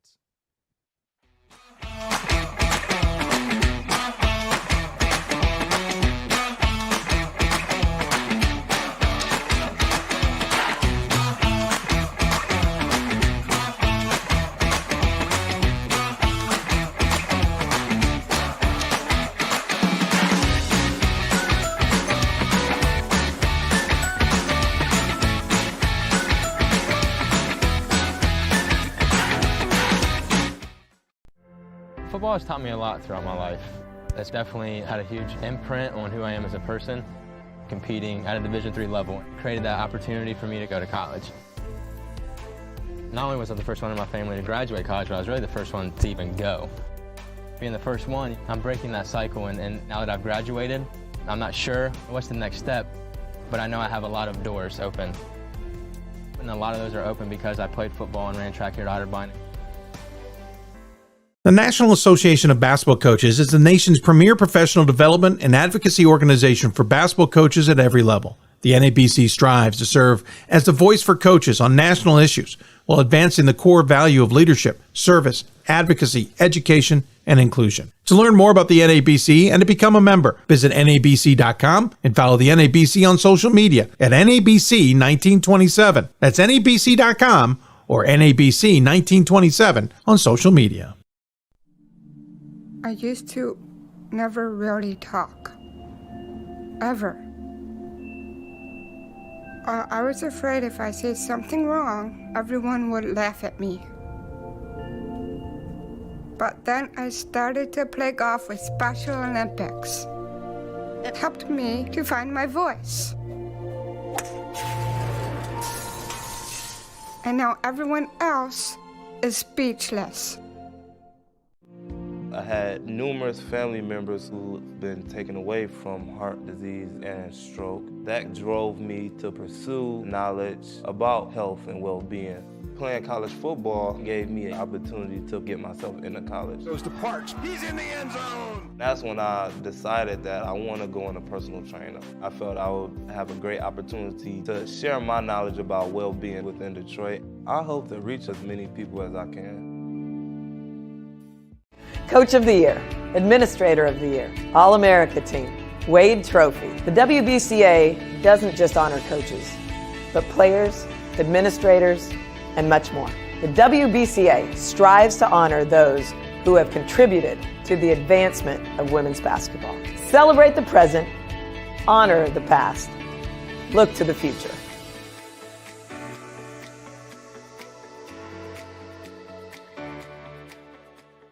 We've got more schools than Division I, more fans than Division II, and more upsets than March Madness. There's nearly 850 programs with over 11,000 games leading to 2 national championships. And we've been covering it all for over 2 decades. From Eastern to Occidental, from Puget Sound to Piedmont, from Southwestern to the University of New England, and from Hope to Calvin.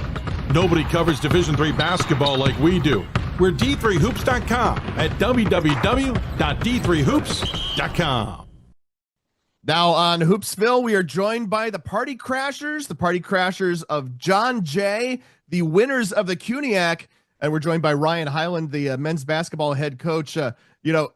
Coach John Jay, we talk about them as Party Crashers. There's 2 reasons why, and I know you know both of them, but for the rest of the audience, I'm gonna, lay it out for them here. First off, just getting to the CUNYAC championship game after 3 years in a row. It was Baruch Lehman. Playing each of those 3 years, Baruch over Lehman each of the last 3 years. And then again, also just getting to the conference championship game after losing in the conference semifinals. Maybe people don't know how this happened, but Coach, first off, want to actually let you say hello, and then I want to talk about how that happened. Yeah, thanks so much for having me, Pat. Really just excited to be here. I know. So it's kind of crazy, right? We would make the jokes about, a few years ago, someone who might lose in a conference tournament, like in the quarterfinals, and not know that they had a chance at an at-large bid would just pack all their stuff up, right? This happens in baseball a lot. A baseball season might end 10 days beforehand, and then all of a sudden it's like, oh, we got to get all the gear back out. We got to unpack all our stuff. We got to get back in our lockers. I don't know if your transition was quite that long, but tell us a little bit about what happened between losing in the CUNYAC semifinals and then getting a battlefield replacement basically to play in the title game. Yeah, I mean, a whirlwind is the best way to put it. Tuesday night we have the emotional locker room of our season being over and 6 seniors' careers being done, and a lot to take in for them and for our staff and our families. Wednesday was kind of a somber day all along until about 6 o'clock when our AD called and said, "Hey, I got a crazy thing to ask you about, but we had an issue, a compliance issue, and there's a chance you guys move on and get to play in the finals. What do you want to do?" It was the question was actually asked, huh? Yeah, I said we want to play as fast as I could, and he said, "Great, you got 15 minutes to get your team together for a Zoom. We have to announce it to them before it's announced to the conference from the conference office." So we, with no correspondence for the first 18 hours of the day, I sent out a Zoom link and said, "We have a mandatory Zoom in 10 minutes, and you better be on there." And sure as heck, everybody was there, and it was a pretty exciting meeting 10 minutes later. I can't imagine. This Zoom call, I'm enjoying this Zoom call quite a bit, but I would love to have been a fly on the wall on that one. That sounds like it must have been a pretty fantastic scene for those guys. Exciting is the best word to put it into one word, but I think our media group at John Jay, our SID, and the people that work in that office came up with the second chance to dance phrase, and that puts it together pretty perfectly. I love it. We were talking about this as our team, as our kind of D3 Hoops team. First of all, when I learned about it, it was in a message in our Slack chat. I point over to this other screen as if people can see Slack chat on that screen, which they can't for very good reasons. But, it's like someone said that, that Lehman had a ineligible player and was out of the CUNYAC tournament. And then that was the only part of the message that was transmitted. And then I said back, so is John Jay going to play? And then I had to go find it on, I think Instagram or something like that to get the official word before everybody responded. But yeah, this is, unprecedented. I think in the 28 years that I've been following Division III basketball this closely, you'd have to think about, in the instance where we had really rigorous need for COVID testing and that sort of thing, you could have seen a possibility where a team might have lost in the semifinals and then, someone had positive tests and then was not able to continue. This is pretty crazy. Tell us a little bit more about how that felt for you when you first heard that news and how the guys reacted when you told them.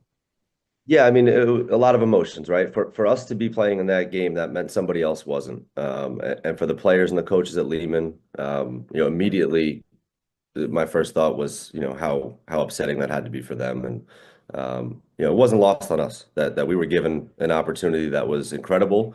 And we were grateful and thankful for it, but it was in place of somebody else. Lehman beat us. It was a great game on Tuesday night and they beat us.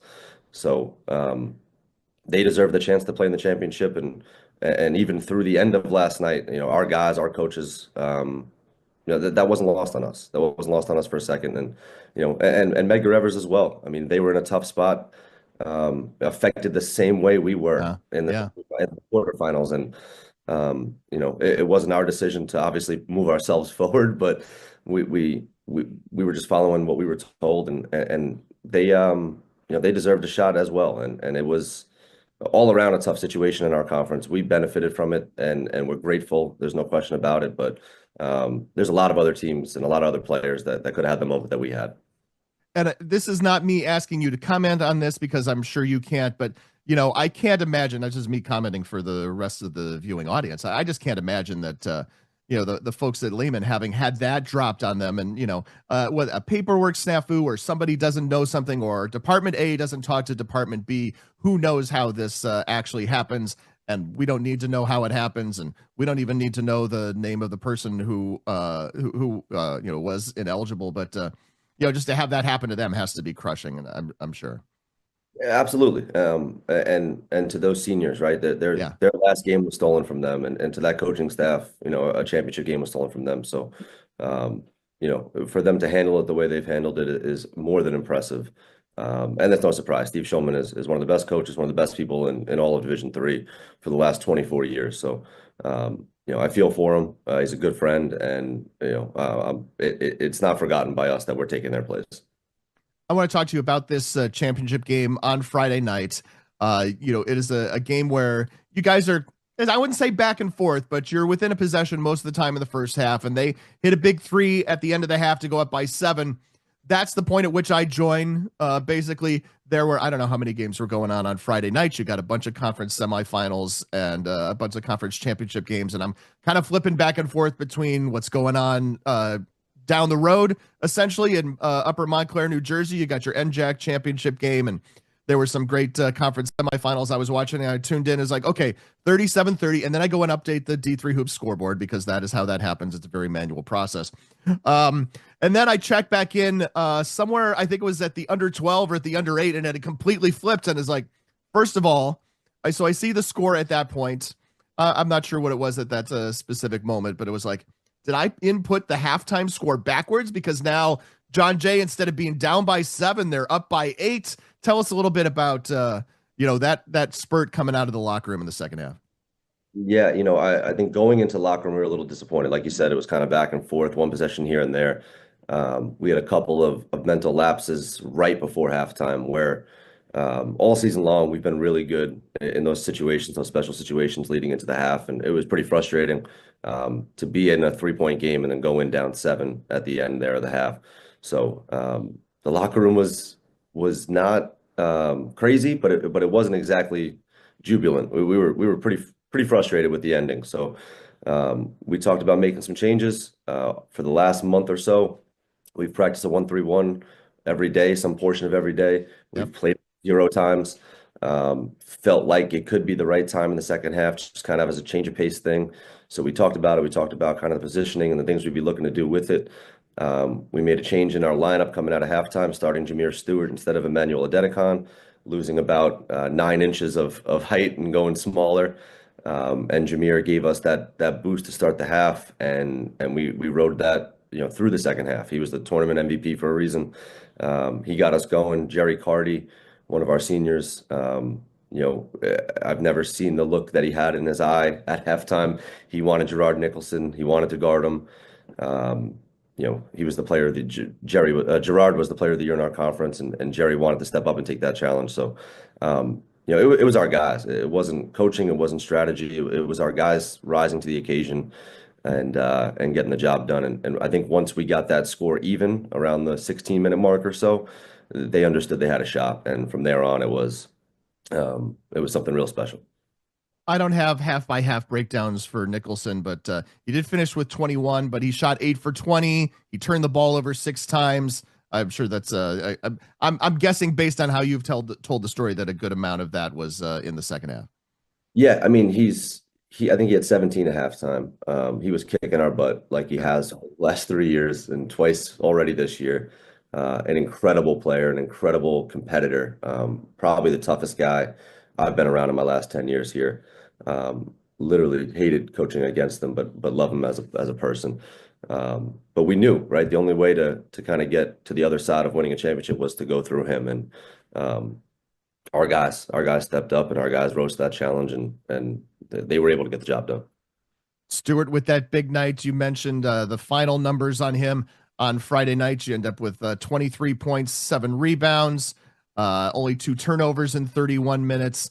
Tell us a little bit more about Stewart's game. I mean, Jameer is he's so incredibly talented, and I think that tells half the story. He's a gamer. He wants the big moment. He wants the ball. He's earned the trust of his teammates on a team of 6 seniors. Him and Keyshawn Miller, 2 juniors, were at times kind of the go-to guys throughout this year. Jameer was, a really heralded player out of high school, one of probably the most talented recruits we were able to get to John Jay in my time. And it took time. It took time. As a freshman, he was talented, but, had to get over some hurdles and learn how to play the right way and do some of the right things. And, we've struggled over the last couple of years, and in those struggles, he learned how to do things the right way. And to see it kind of culminate in a night like last night for him, that's the guy we recruited. That's the guy we thought we were getting.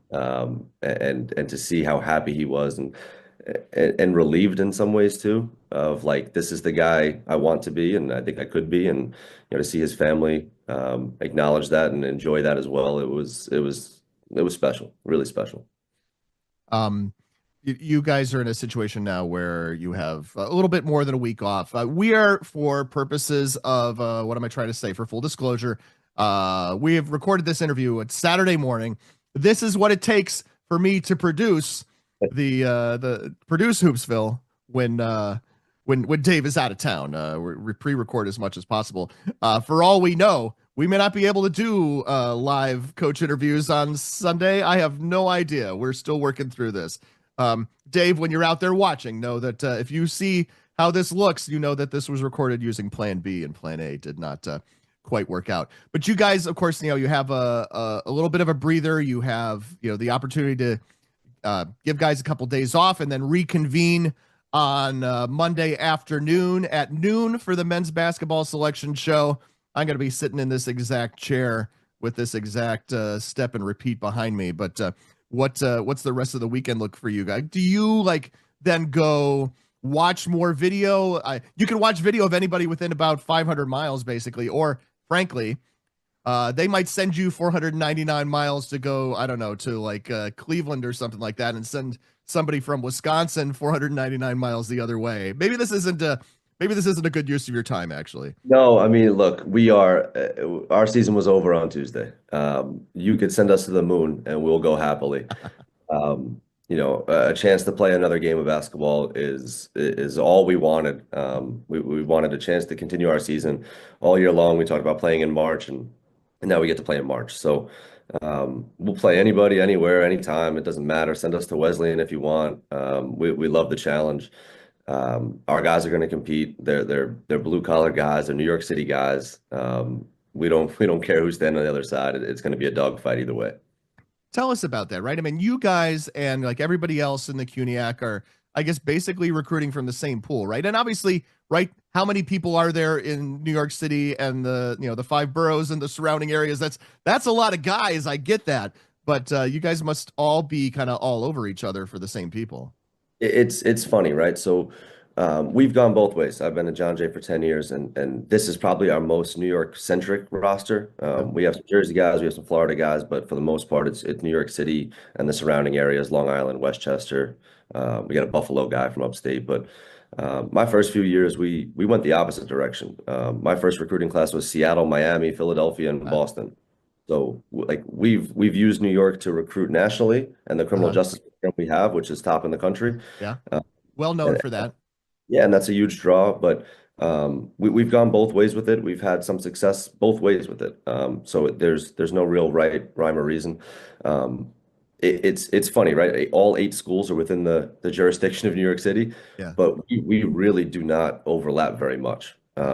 Each school, although we're all the same university, each school has a different specialization. Baruch's a top 10 business school, Hunter for their science stuff, engineering at CCNY. You go down the list, some amazing academic schools, and the students who know what they want to do, they're able to kind of figure out which school's the best fit for them. Basketball obviously factors in at some point, but I think all of us can say we get kids for the right reasons. They're not going to go to the wrong school just to play basketball. Right, going pro in something other than sports. I think I've heard it once upon a time.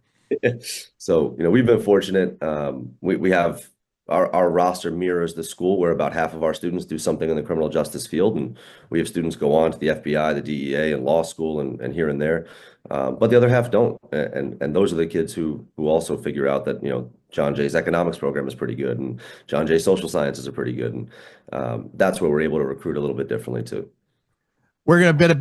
We'll be about 15 minutes into this interview now before we talk about the fact that you and I went to the same school. We went to Catholic University of America down in Washington, D.C., 17 years apart. But the way you described that first roster, I heard a little bit of Northeast Corridor in there, and the Catholic U fertile recruiting ground is basically anywhere from Washington, D.C. up to Boston and back. Yep. Steve Howes, when I was at Catholic, the guy I was able to be an undergrad under as a student assistant and player, a little bit of everything, manager, and then assistant coach for 3 years. He made sure I knew the Northeast Corridor pretty well in my car. Yeah. GPS knew where to go with every school between New York. You knew how to pay all those tolls, right? Lots of tolls.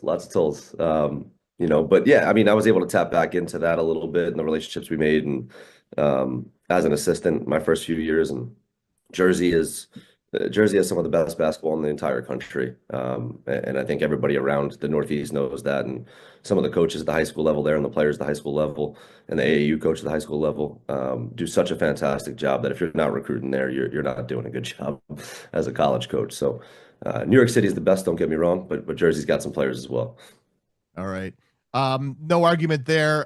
So when I was at Catholic, and for that matter, the guys who played, on that famous 2001 national championship team, a lot of kids out of the Philly Catholic League. I don't know what the Philly Catholic League is like anymore because I moved to the Midwest 17 years ago. But I'm not sure if any of those guys make it up to New York City.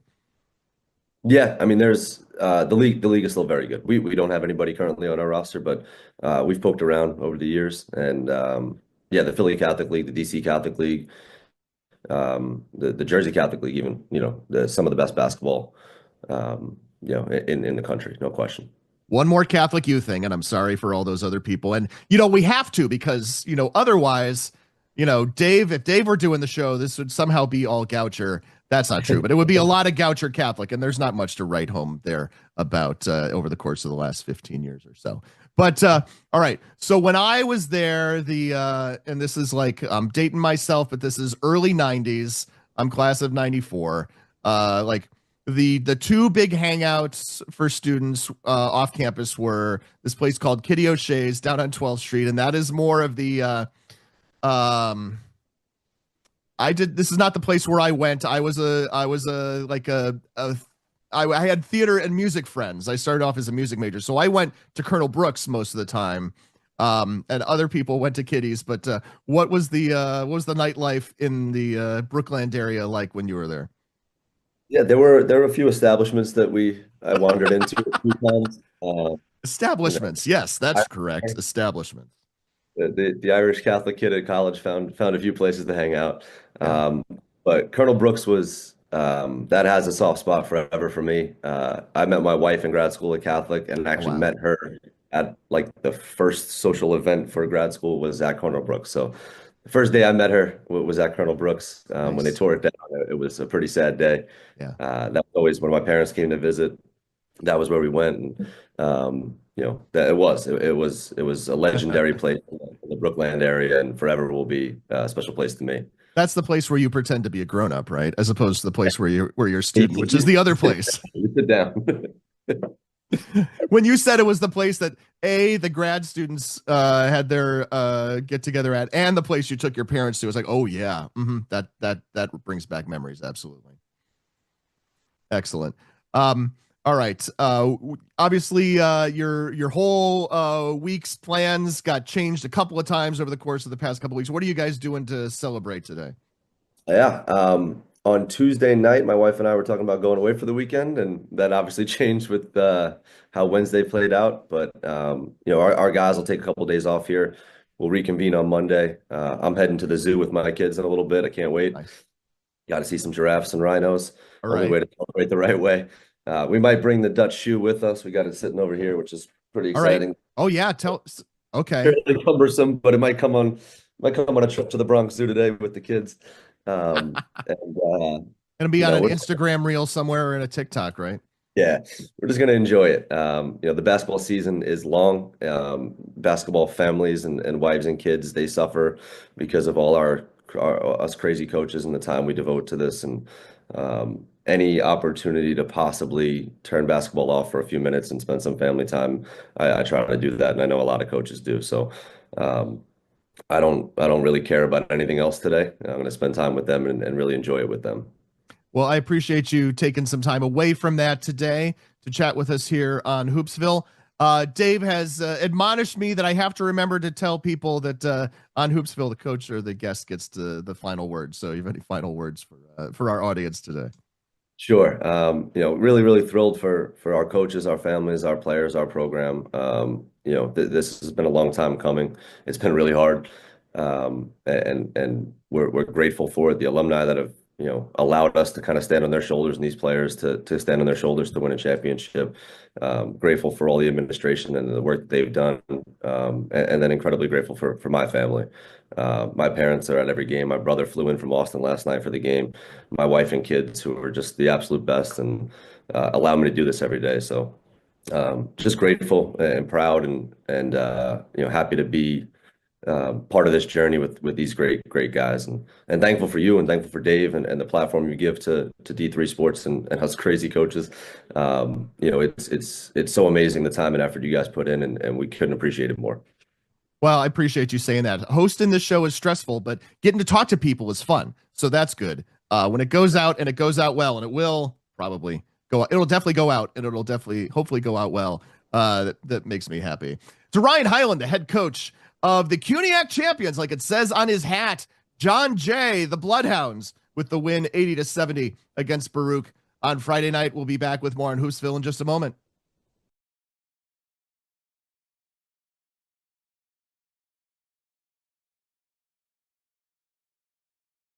We are the coaches of women's basketball. We are leaders and teachers, dreamers and winners. We are professionals who conduct ourselves ethically and with integrity. We place the education, safety, and well-being of the athletes we coach above all else and teach them the fundamental values they need to succeed in life. We are coaches united for the good of our game and those who play it. We are the WBCA. The National Association of Basketball Coaches is the nation's premier professional development and advocacy organization for basketball coaches at every level. The NABC strives to serve as the voice for coaches on national issues while advancing the core value of leadership, service, advocacy, education, and inclusion. To learn more about the NABC and to become a member, visit NABC.com and follow the NABC on social media at NABC 1927. That's NABC.com or NABC 1927 on social media.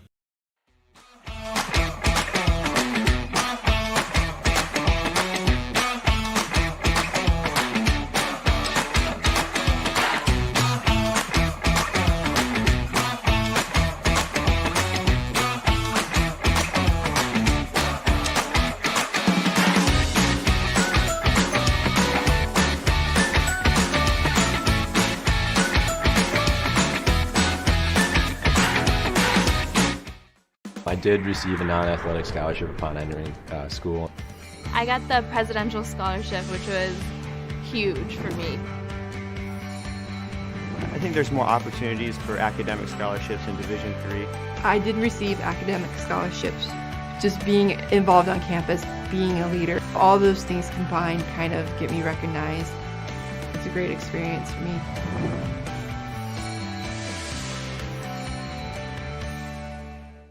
We've got more schools than Division I, more fans than Division II, and more upsets than March Madness. There's nearly 850 programs with over 11,000 games leading to 2 national championships. And we've been covering it all for over 2 decades. From Eastern to Occidental, from Puget Sound to Piedmont, from Southwestern to the University of New England, and from Hope to Calvin.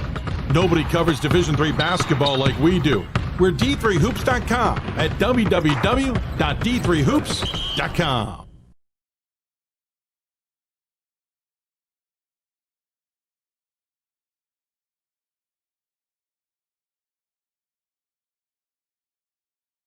All right, back here on Hoopsville. We're producing. It's going well. I was just trying to fix the light, and it turned out I also needed to fix the audio. So there you go. All right, we have a bunch more interviews to come. We just heard from Ryan Highland, the head coach of John Jay men's basketball. His team is in the field, and now we are about to find out where his team is seated in the time that that last interview was running. What happened is that the final numbers for Division III men's basketball ran, and here we go. Get out your magnifying glass.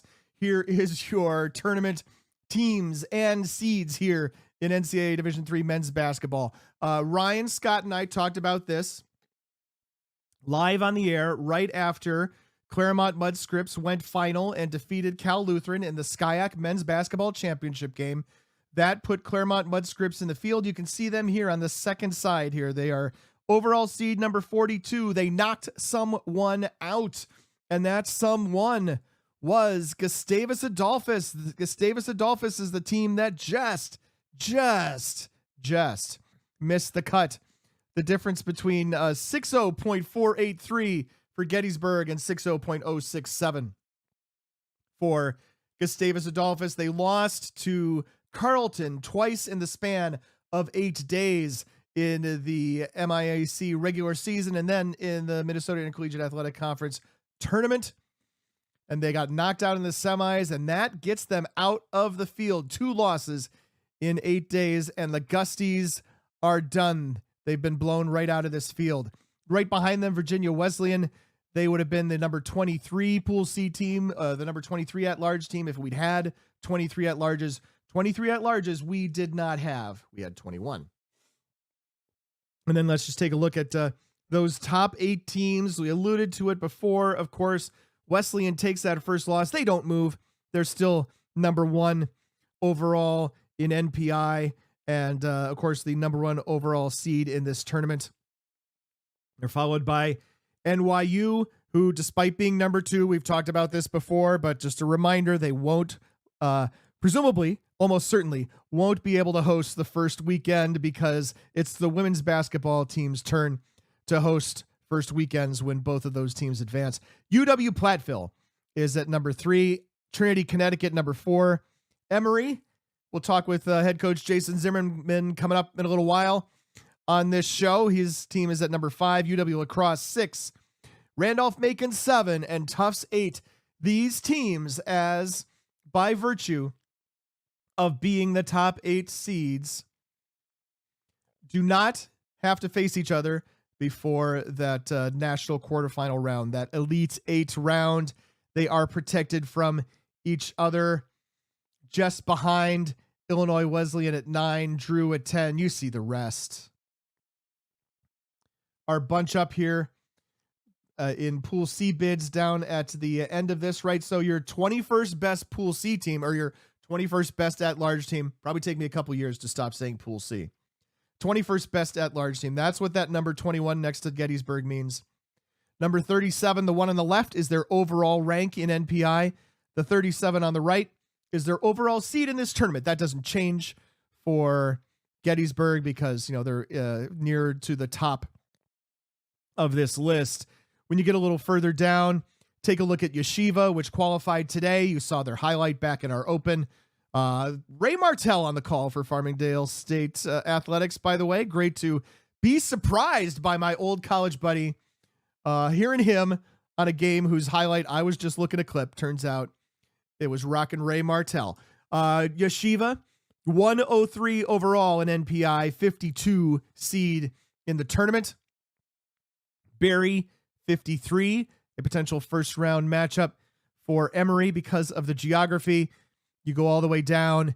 You've got Lewis and Clark, which was the 4 seed in the Northwest Conference. They knocked off Whitworth, knocked off Whitman to get into the NCAA tournament. 62 seed overall. Delaware Valley, 63 seed overall. Bethany Lutheran, 64. Earlier, I joked, right? Mary Washington, 13-14 is their overall record. They are the 48th seed in this bracket. If everything held true to form, they should be a 3 team in a pod. They should be on the 3 line in a pod, which would be absolutely crazy to think about that, but absolutely well-deserved, right? Even with a sub-500 record, a sub-500 record in a good conference or against a good schedule, which is really what we're talking about here. Sub-500 conference or record and against a good schedule. They're still in the top 100 in NPI.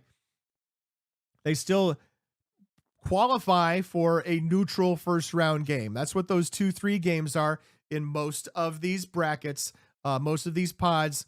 When number 2 in the pod faces number 3 in the pod, that is a neutral game. It's the first game of the night. And then later you have the home team, which is typically the number 1 seed in the pod. Not always. My gosh, we'll talk about that later with Ryan Scott. But number 1 seed in the pod plays second. They play the number 4 seed in the pod, and that's one of those bottom 16, generally those teams that are listed at the bottom all the way down to Bethany Lutheran, the upset winners of the Upper Midwest Athletic Conference, 236 overall in NPI, 15-13, but they are the champs of the UMAC. We're going to take a short break. It's going to be a quick one.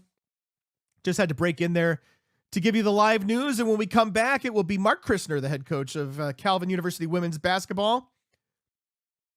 That's a team that surprised a few people. That's a team that took away a bid from someone else. The MIAA, the Michigan Intercollegiate Athletic Association, qualified 3 teams for the Division III women's basketball tournament. One of them was Calvin, and Mark Christner will be on to chat with us about that coming up in just a moment. Short break, and we'll be back here. You're watching Hoopsville. We've got more schools than Division I, more fans than Division II, and more upsets than March Madness. There's nearly 850 programs with over 11,000 games leading to 2 national championships. And we've been covering it all for over 2 decades. From Eastern to Occidental, from Puget Sound to Piedmont, from Southwestern to the University of New England, and from Hope to Calvin. Nobody covers Division III basketball like we do. We're D3Hoops.com at www.d3hoops.com. Welcome back to Hoopsville Selection Sunday. The selections, I mean, if they're not in by the time you see this part of the show, they will be shortly, because all they do is they just run numbers once all the games are done, and all the women's games should have been done by the time that we started this broadcast at 6 p.m. Eastern. There've been a lot of great overtime games this weekend, so we'll see if that's still true by the time you actually see this. But one team, of course, among many that knows that they're in the tournament is Calvin, and this is Calvin women's basketball coach Mark Christner joining us. Mark, first of all, congratulations. That's a heck of a weekend. I wrote down in my notes, you guys are coming in hot. You beat number 19 Hope. You beat number 11 Trine, and here you are for the first time in your tenure in the NCAA Division III women's basketball tournament. Yeah, Pat, thanks for having me. As the great words of the Jim Rome fans, it's kind of a long-time listener, first-time caller. We're excited to get into the tournament. We're excited to feel like we're playing well, and we had a great weekend. I know you're talking about the NCAA tournament, but for a half second, I thought you were actually talking about this show. It's for me, it's longtime viewer, oftentimes guest, fourth-time producer.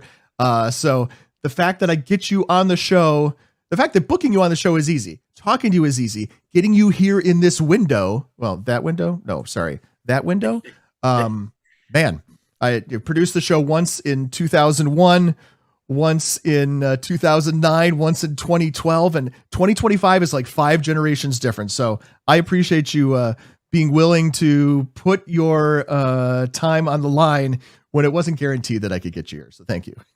Well, I appreciate it, Pat. I believe in you. I think you can do it. I appreciate that. How many people believed in you running the table in this conference tournament this year? You're coming from, not even getting first round bye, right? Having to play in that first round, in that kind of not a play in, but the round to get into that Final Four, the semifinals, and then, having a particularly great weekend on top of that. Yeah, I'd have to look historically. I'm not sure how many 3 seeds in the MIAA have won the women's conference tournament. I know it's happened on the men's side a little bit, but yeah, that Tuesday game, you try to stay out of it, but you play it. And then I think we probably had 24 people maybe that believed our team, our staff. I really liked how we had played over the last kind of 2.5 weeks of the regular season. We felt like we found some things offensively in particular to provide a little more balance. The emergence of Hannah Saul in the interior, scoring it.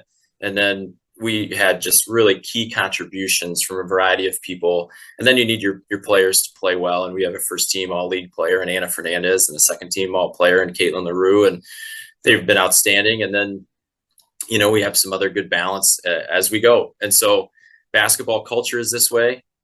Get hot at the right time. We're playing well.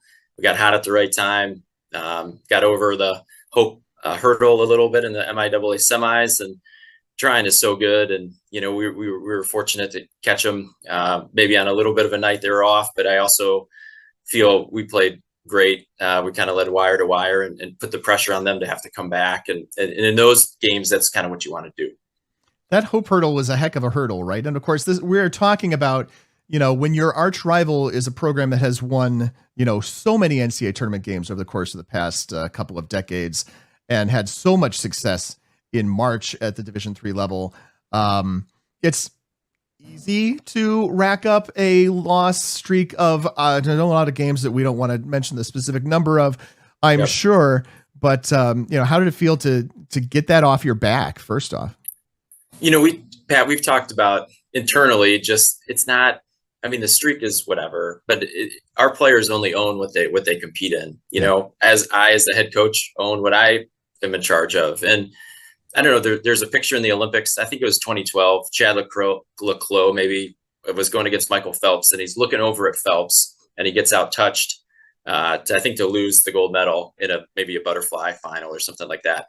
And I think if we spend our time, which it's really easy to do in the comparison game, and Brian and their program have been so good for so long, we lose track of who we are and how we can do things. And we don't want to do that. It's an everyday fight. Honestly, it's an every week fight. It's an every year fight. But that's what I think also makes being at Calvin really special, is that you have that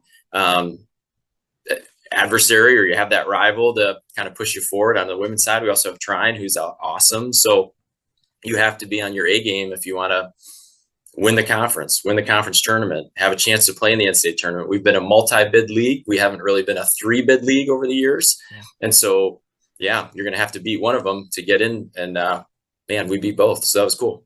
And not looking like a 3-bid league this year. I just keep looking at, well, I mean, thankfully we have the D3 guys, proud Calvin alums, to run numbers and tell us that Hope currently, as the time we're talking, which is about 1:40 Eastern time on Sunday afternoon for out there, Hope sits in the 23 spot out of the 21, and it usually doesn't get better at that point. So that of course is a whole other story for a whole topic for different people to talk about, but certainly in strong stead to be a 2-bid league. So congratulations for that.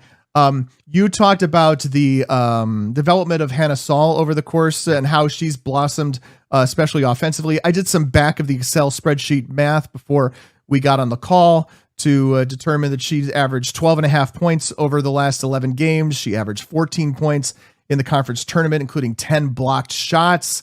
My question to you is, who gets credit for that? Do you get credit for that? Or, Bill Saul is the men's basketball coach. That's her dad.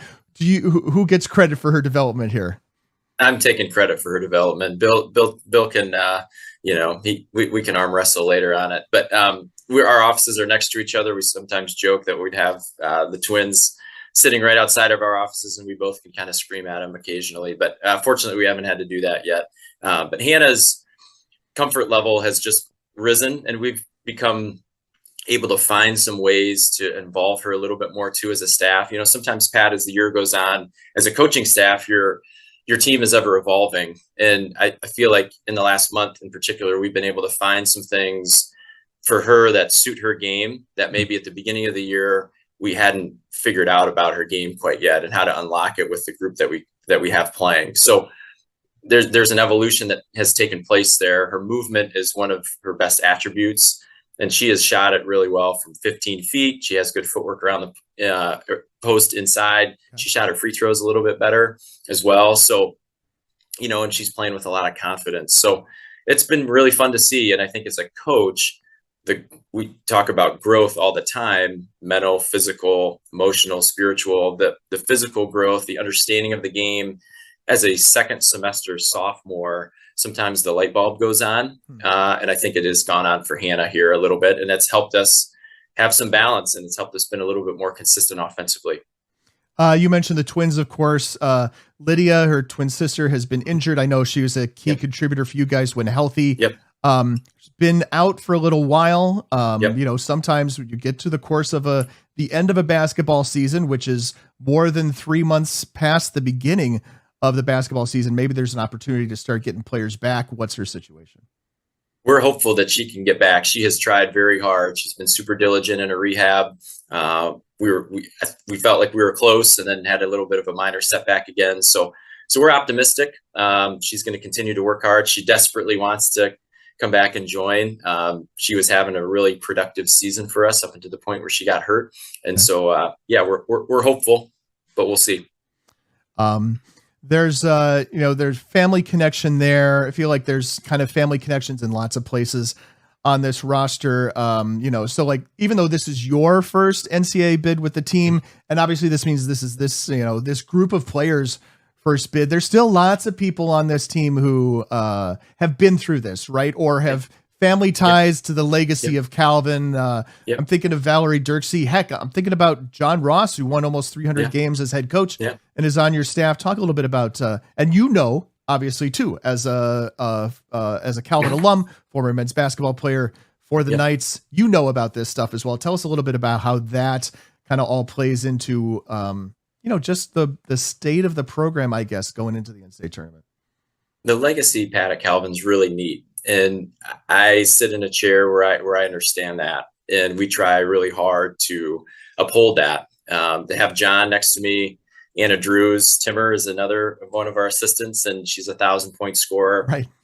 Played on great teams here. Heather Swearingen, my other assistant, also played here. And so our staff is Calvin maroon and gold blood. Our players, Val's mom played. Sophie Senzenig's brother Eli was on our men's team, and she's had siblings come to Calvin. Jamie Custer, our freshman from Worthington Christian, her assistant coach was Allie Spade, who was a great player for us in the mid-2010s. So, and I'm sure I'm missing some people, but those connections make Calvin really special. And then you're able to include some new blood, some people that don't have any Calvin connections. Caitlin LaRue is another one whose mom teaches here, who has all their siblings go here. And unfortunately, we had to work a little harder to recruit her here than I would have liked to, but we're really glad that she's here. Did Hannah and Lydia help with that as well? Aren't they all high school classmates? Hannah and Lydia did help. Yeah, for sure. And I think that those connections are really important. When I got the job initially, we had half of our roster was from kind of out of state with some connections still. And we've turned that over just a little bit, semi-intentionally, but semi-unintentionally. We continue to try to recruit nationally, but you usually start with some key Christian schools, some legacy, some kids of alumni, and you work your way from there. And again, that's one of the reasons why Calvin's such a special place. I do not in any way, shape, or form want to get into the whole different flavors of the beliefs between the institutions at Hope and Calvin. And I know that some of that obviously is probably a bit of the draw, but also it just made me wonder, I'm just kind of spitballing off of what you were talking about. If you are in the shadow of a dominant Division III program that is bringing in lots of kids and keeping a lot of those Western Michigan kids, the kids with Dutch descent, all of that stuff local, might you not have to go outside and get more student athletes from elsewhere to try to, bolster your roster? Sure. Yeah, Pat, I do think Calvin's draw, from an academic standpoint, from a faith-based institution standpoint, you are able to draw from a wide swath of places.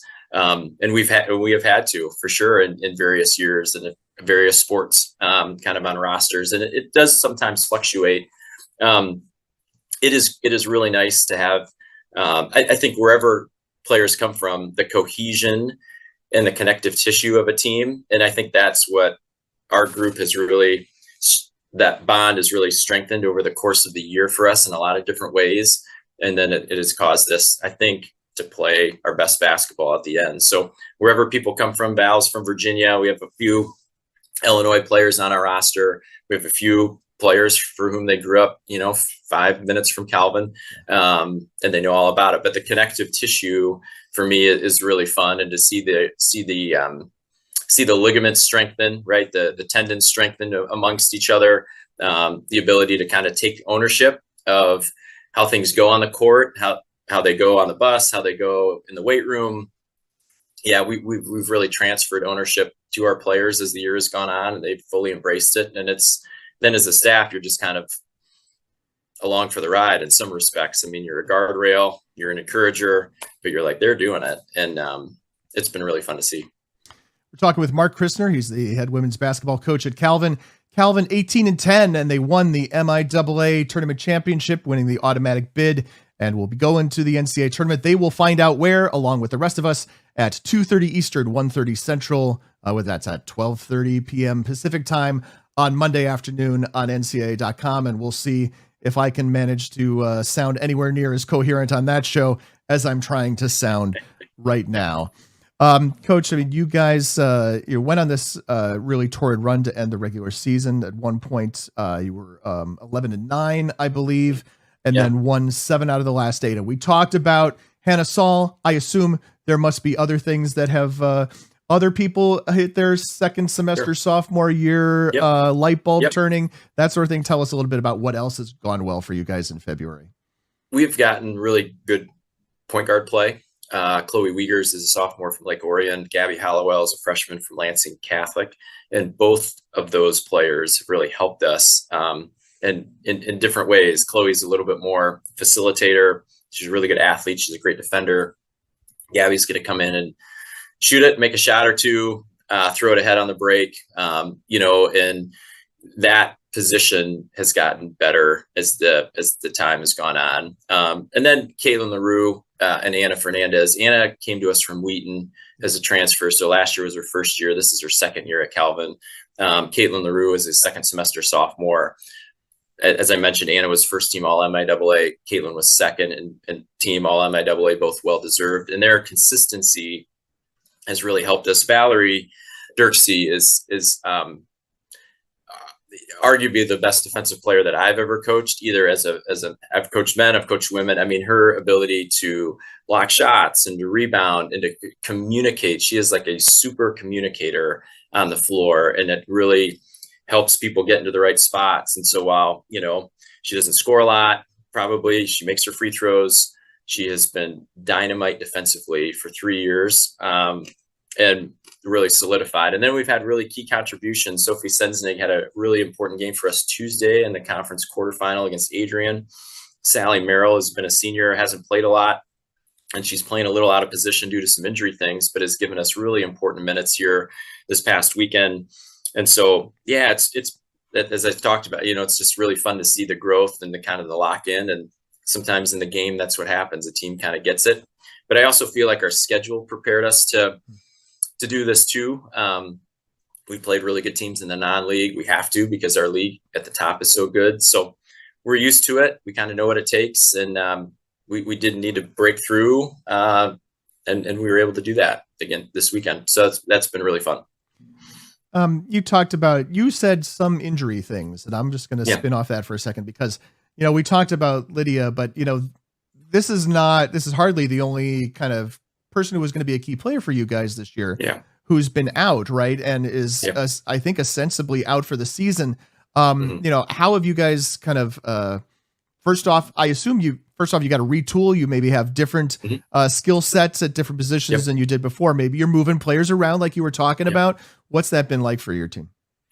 It has been, I think that's probably reflective a little bit in our record, to be quite honest. I do think we have had some stability in the starting lineup, but then the other parts around have not been. So we lost Sammy DeKuyper was our starting point guard last year, and we lost her to injury the first game of the year this year against Wisconsin Stout, out for the year. Our 2 leading scorers from a year ago, both will return next year, but we knew both of them were going to be out this year. Okay. And so our whole offensive philosophy changed just a little bit in the off season leading into the season. And then we had some more stuff right away. Allie Mays was a key contributor for us as a senior who elected to have some surgery in mid-January to end her career and her season. So yeah, it has been a little bit uncertain, but one thing we have talked about is we have enough regardless of who is on the floor. And I think our 2 freshmen, Jamie Custer and Gabby Hallowell, have given us, again, solid minutes. We've been able to ride our all-conference wing players, and defensively, Pat, that travels. And I think this group was really coalesced defensively and on the board. We lead the country in block shots per game. We did that a year ago. And so that has been an important part of our scheme. And if you, then it just becomes, can you figure out things offensively? And like we've talked about in the last 3 weeks, we've been able to do that. And that, I think, has really been the biggest igniter here of our run. It sounds to me like if you were to take that "we have enough" kind of mantra, turn it into a philosophy, turn it into a book, turn it into a TED Talk, turn it into take it into a motivational speaker series. You have whenever you're ready for that. And I know you're a little younger than I am, but that's your next career coming out of this. That's an idea you can take and work with it if you like. If you use it, think of us kindly, send us a check sometime. Yeah, I appreciate that. We will work something out when that time comes. Awesome. One of the things that continues, even though Dave is not here, Dave's on assignment this weekend, but still on Hoopsville, we'll give the coach, we'll give the guest the final word. And you have any final thoughts to share with the audience today, Mark? Well, Pat, I mean, I will echo what hundreds of coaches have said. I mean, we appreciate, the Division III community appreciates the work that you and Dave and Gordon and Ryan and everybody at the, D3 Hoops does on account of our sport on both sides, men and women.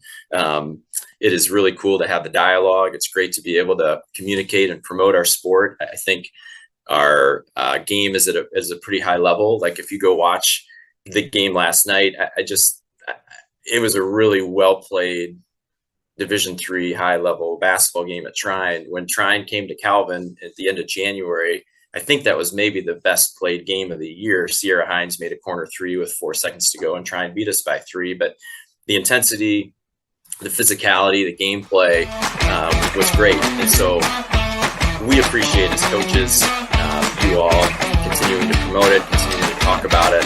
We are excited to have the opportunity to compete in the tournament. We're looking forward to seeing where we go, and we'll do our best to go make our program and our alums and Calvin proud wherever we go. Thank you, Coach. Calvin, of course, and the rest of the Division III landscape in women's basketball. We'll find out starting at 2:30 on Monday afternoon, 2:30 Eastern, 1:30 Central, 12:30 Pacific. Also, thank you for mentioning, especially Gordon and Ryan. Those guys do so much work behind the scenes that that even I don't see, but I know how much work it is because a lot of it is work that I've had to do in the past. There's so much behind the scenes, data entry and just keeping the electrons running in the right direction that nobody ever sees. So appreciate you mentioning that. And that is Mark Christner, head coach of Calvin women's basketball. We'll take a break and we'll be back with more on Hoopsville in just a few moments.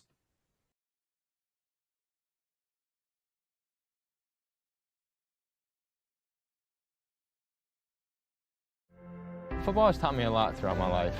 It's definitely had a huge imprint on who I am as a person. Competing at a Division III level created that opportunity for me to go to college. Not only was I the first one in my family to graduate college, but I was really the first one to even go. Being the first one, I'm breaking that cycle, and now that I've graduated, I'm not sure what's the next step, but I know I have a lot of doors open. And a lot of those are open because I played football and ran track here at Otterbein.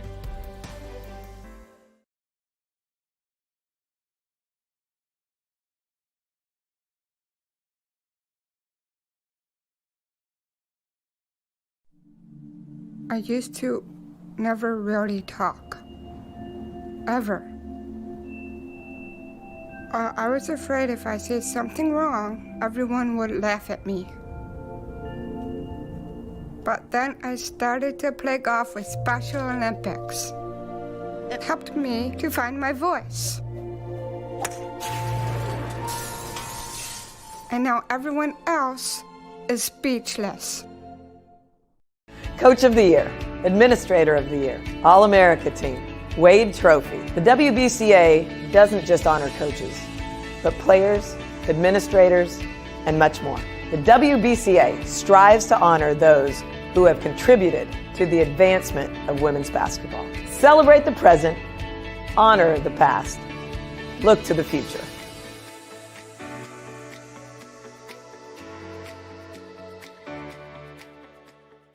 We've got more schools than Division I, more fans than Division II, and more upsets than March Madness. There's nearly 850 programs with over 11,000 games leading to 2 national championships. And we've been covering it all for over 2 decades. From Eastern to Occidental, from Puget Sound to Piedmont, from Southwestern to the University of New England, and from Hope to Calvin. Nobody covers Division III basketball like we do. We're D3Hoops.com at www.d3hoops.com. Welcome back to Hoopsville, this Selection Sunday Special. I know you're expecting to see Dave McHugh here. You're expecting to see all sorts of stuff lining the back wall. Dave is on assignment. You get my fancy vinyl step and repeat behind me. And we're getting you ready, of course, for who is going to get in the NCAA tournament. Of course, we already know all of those automatic qualifiers, and one final run of math tells you who exactly is going to be in as an at-large. But One team that does not have to worry about that is Gustavus Adolphus College. And we're joined by Lori Kelly, head women's basketball coach. You know, Gustavus Adolphus, number 6 in the country in our last poll. Who knows where they'll be in the next poll. And number 6 in the NPI. I lost this. Number 7 in the NPI as of the last run. 26-1 overall. 4-peat MIAC tournament champs. Best record in program history. Have I done enough introduction for you, Coach? Does that cover it? Sounds pretty good to me. Right, those are all fun things to be able to say in front of an introduction, right? It's been a great season for you guys. Of course, we mentioned 26-1. This is the best record in program history, and I want to take you all the way back to something that Around the Nation columnist Ryan Scott reminded me of earlier today, and that is at the beginning of the season, you and he talked, and you said that one of your points of emphasis this year was going to be on improving rebounding, improving physicality.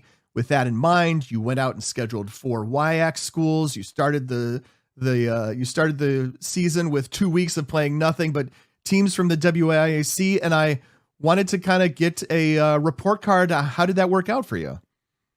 Yeah, it went really well. Obviously, we were able to come out with some wins there against some really quality opponents out of the Wisconsin Conference. We were fortunate to get Colorado College to travel to Minnesota to get a game against them. They're a tremendous basketball team. So, I think that our preseason really helped set us up for where we are today. Also, a lot of veteran players kind of help with that as well. But I do think right now we've hung our hat on defense, and that includes the physicality, includes rebounding, just really be able to hunker down as a team and kind of work together to get stops each possession down. I feel like it takes a lot of pressure off your offense as well. So overall, I've been just really happy with this group. We've had a really successful season. Things are going really well. I think we're in a good place and excited to have an opportunity to continue in the NCAA tournament.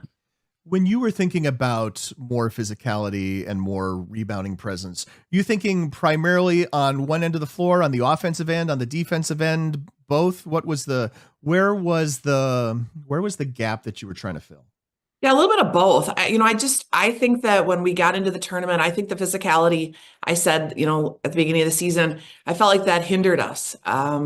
I think every league plays differently. I watch women's basketball all the time, and you can see the differences in how some leagues play versus others. And I feel like playing the Wisconsin League, that's the one thing I would say is a characteristic. They're big and they're physical is the way I would describe that league. And I feel like that was an area that we needed to match that intensity. I always say our Gusty girls, the players on our team are just amazing. They're wonderful women. They're so kind. Sometimes I don't want them to be so kind between the lines, we talk about. So some of it, the rebounding part is just, there's this effort part of it, but then there is a technique of, chasing the ball down, getting position. We're not the tallest team, we're not really oversized. We don't have a really big post inside. So we really have to use rebounding skills and chasing the ball down to really get rebounds, I think. And so it's been a point of emphasis. It's actually an area that we're not as good in statistically as we were a year ago, but I do believe we're in a better place overall defensively. So rebounding hasn't been as much of a factor as, let's say, points allowed for us. Yeah, that's interesting. You've only been out rebounded 4 times this year. And of course, one of them was in that one loss at Bethel, and we'll talk about that coming up in a little bit. But as I was looking, knowing that we were going to talk about this, I kind of went through and went, down the line with a bunch of your key players, and I was like, I guess Emma Kniefel is probably averaging maybe 0.2 rebounds a game more than last year, and as you said, you don't really have a dominating inside presence. Izzy Quick is a leading rebounder, and that's at 6.5 a game. So I wasn't finding the big difference. I was finding all of that success in, having the rebounding edge in just about every game. But it's interesting that you mentioned that so that even if, numerically in the box score or in the final stats, it doesn't bear that out, you see its effect in other ways, it sounds like. Yeah. I mean, I just, from where we rank it, particularly in the MIAC, when we look at kind of where you are amongst your peers in your conference, it's one of the areas we rank the lowest in our league. You know, we're at the top in pretty much every statistical category. Some of that could just be our field goal percentage and fewer rebounds available. I mean, there's obviously other factors in that. I just think that that's a point of emphasis. I mean, the key to our team, over the last few years, this group that has been together now for 4 years, it's the consistency, it's the balanced scoring, it's not one rebounder, it's a lot of people doing their job. And I think that has been the cornerstone of our success, is just everybody taking a piece and doing what they can to contribute and not relying on just one or two people to do those certain skills. You mentioned Colorado College. They have one of the most dominating scorers and rebounders in the country, and Zoe Tomlinson. We saw her up close and personal at the D3Hoops.com Classic in Las Vegas. And I'm just going to make my pitch now. Now that you guys have these extra non-conference games, come spend 2 of them between Christmas and New Year's in Las Vegas some year. Would be glad to have Gustavus Adolphus come out. But that's an open invitation you can think about some other time. Thank you. Yeah. What is, seeing one big dominant person like that obviously is, it prepares you in ways for the postseason as well. Obviously, that's a team that could be in the, will be in the postseason. Maybe you might see them at some point, but you would see, I would presume, other great Division III scorers and rebounders that you can draw, that your players especially can draw on that experience. Yeah. And I think that's the case. I mean, she was an amazing post player, and I really enjoyed visiting with her after the game as well. She's a quite remarkable young woman, even away from her sports. And so I really enjoyed some conversation I had with her. And for us, going into a game like that really helps you prepare for this postseason play, we hope. And, I always talk about defense being a team thing. And so, she draws more than one person, and our team would, in that situation, really, we tried to commit to double teaming and a lot of things that she sees on a daily basis, really trying to have 5 people be able to stop the ball versus trying to stop one player. And we've had some ups and downs in regards to like some shooting games. But defensively, it's kind of been where we have hung our hat all year, is team defense. And, against a great player like Zoe, we definitely have to use more than one person to try to shut her down a little bit.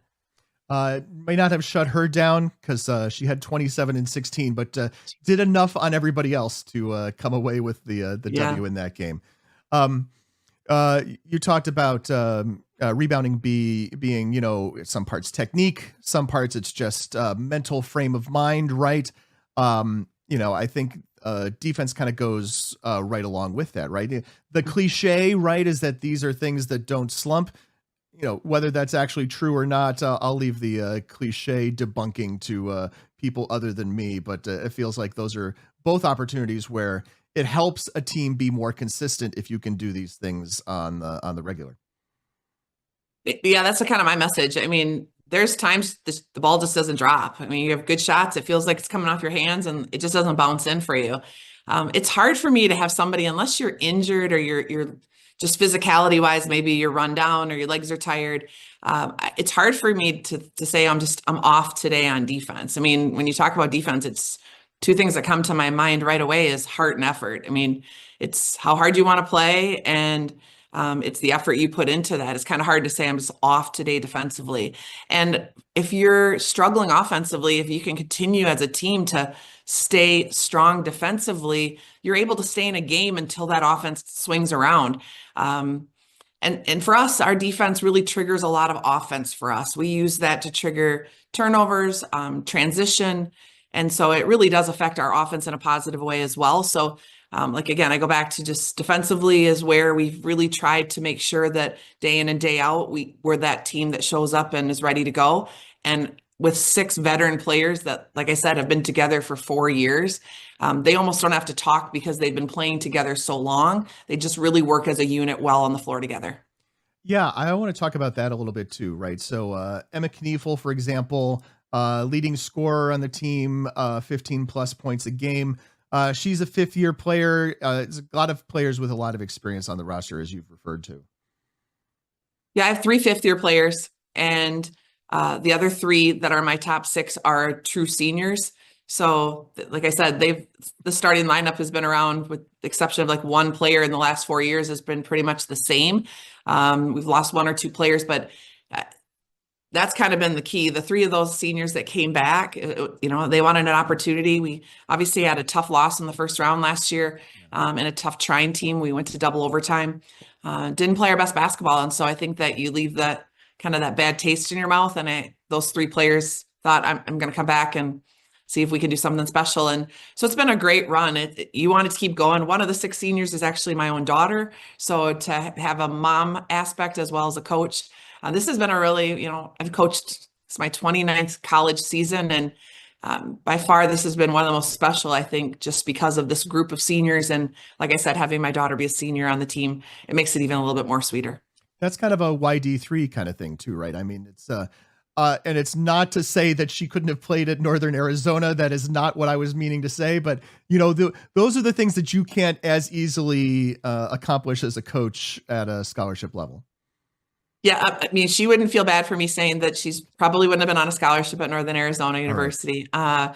But, it's something special about Division III. These student athletes, they're not getting paid. So they do this out of their love for the sports that they commit to. And it really does allow them to, because it's not a year-round commitment all the time, to really be involved in some other things. As a parent of a Division III athlete who, spent her summer with an internship in New York City and Manhattan last year, and has networked and been involved in clubs and organizations and sororities. And she's been able to do so many things at Gustavus outside of just being a student athlete, that it really has helped prepare her for this next phase of her life. It's got her a job. Her mom and dad are excited. She's off the payroll here coming up this summer. So, I mean, I am a Division III athlete. I am a huge advocate for what Division III can give student athletes. And our team is as good as a lot of D2 programs. We play a lot of scrimmage, a lot of the Northern Sun teams. And, I constantly say to recruits, I mean, the level is deceiving.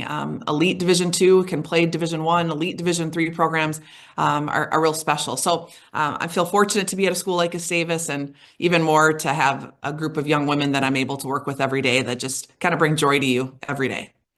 I mean, so that is a thing that you and I have in common, right? We are both Gustavus parents. You are way more embedded in the Gustavus Adolphus College campus life than I am. My daughter is a sophomore, music ed major, does not get that kind of one-on-one contact with dad, and that's perfectly fine. But you tell a great story about the Gustavus Adolphus just kind of campus experience. And of course, you tell it from a different perspective than I can hear, I guess. You involved slightly differently. Tell me a little bit more about, the life in St. Peter and, what my daughter is experiencing on campus. I'm always glad to hear more, even if you don't know her. Yeah, I think at people like Gustavus, it's like a lot of Division III liberal arts schools. I always say people come to college. My hope is between 18 and 22 years old, they can really start to find out what their passion is and what they want their purpose to be. And for some people, they come in as student athletes and something else draws them in, whether it's a faith-based organization, it could be a club, it could be a major, it could be research with a professor. It's such an opportunity to try so many different things. And I think that you get that at a school like Gustavus. I mean, St. Peter's is a college town. It's a great place to drop your son or daughter off and drive away and know that you feel like they're going to be pretty safe there. And it's not a commuter college. I mean, they all stay on campus, and you're involved with music and theater and sports and club programs and clubs. And so you really have an opportunity to really delve into a lot of different elements of campus. And you really get to meet a lot of different students from different backgrounds that maybe you wouldn't, as like I say, at a Division I, where you're pretty committed to being around student athletes and your team a lot of times because of the commitment in Division I. So, I've had a different perspective of Gustavus over the last 4 years than I had the first 9 years, because I saw it as a coach and I knew it was a wonderful school. As a parent now, to see what it has given. I have a sophomore as well. My second child is also a sophomore at Gustavus. My daughter Madison is not a student athlete. She's a manager of our basketball team, but it's watching their experiences very different for sure. but to see that what the community has given them here and what they've learned and grown, I'm a big fan. As a parent, I know that I invested for 4 years that's going to pay my kid back hopefully for the next 40. And I think as a parent, I've done my job. And like I said, now she can go off the payroll and start doing her own thing. And I'm excited about that for her. I can't wait for that. Although my daughter, as a potential high school music teacher, I don't know how off the payroll a teacher gets to get these days, but we'll look forward to that. Briefly, we mentioned, of course, the one loss this year was a loss to Bethel, one of those handful of games where you guys got out rebounded. There's not been a ton of what seems like adversity for you guys, and obviously you can tell me differently, being up close and personal with the whole process. But lose that game and then lose the coin flip.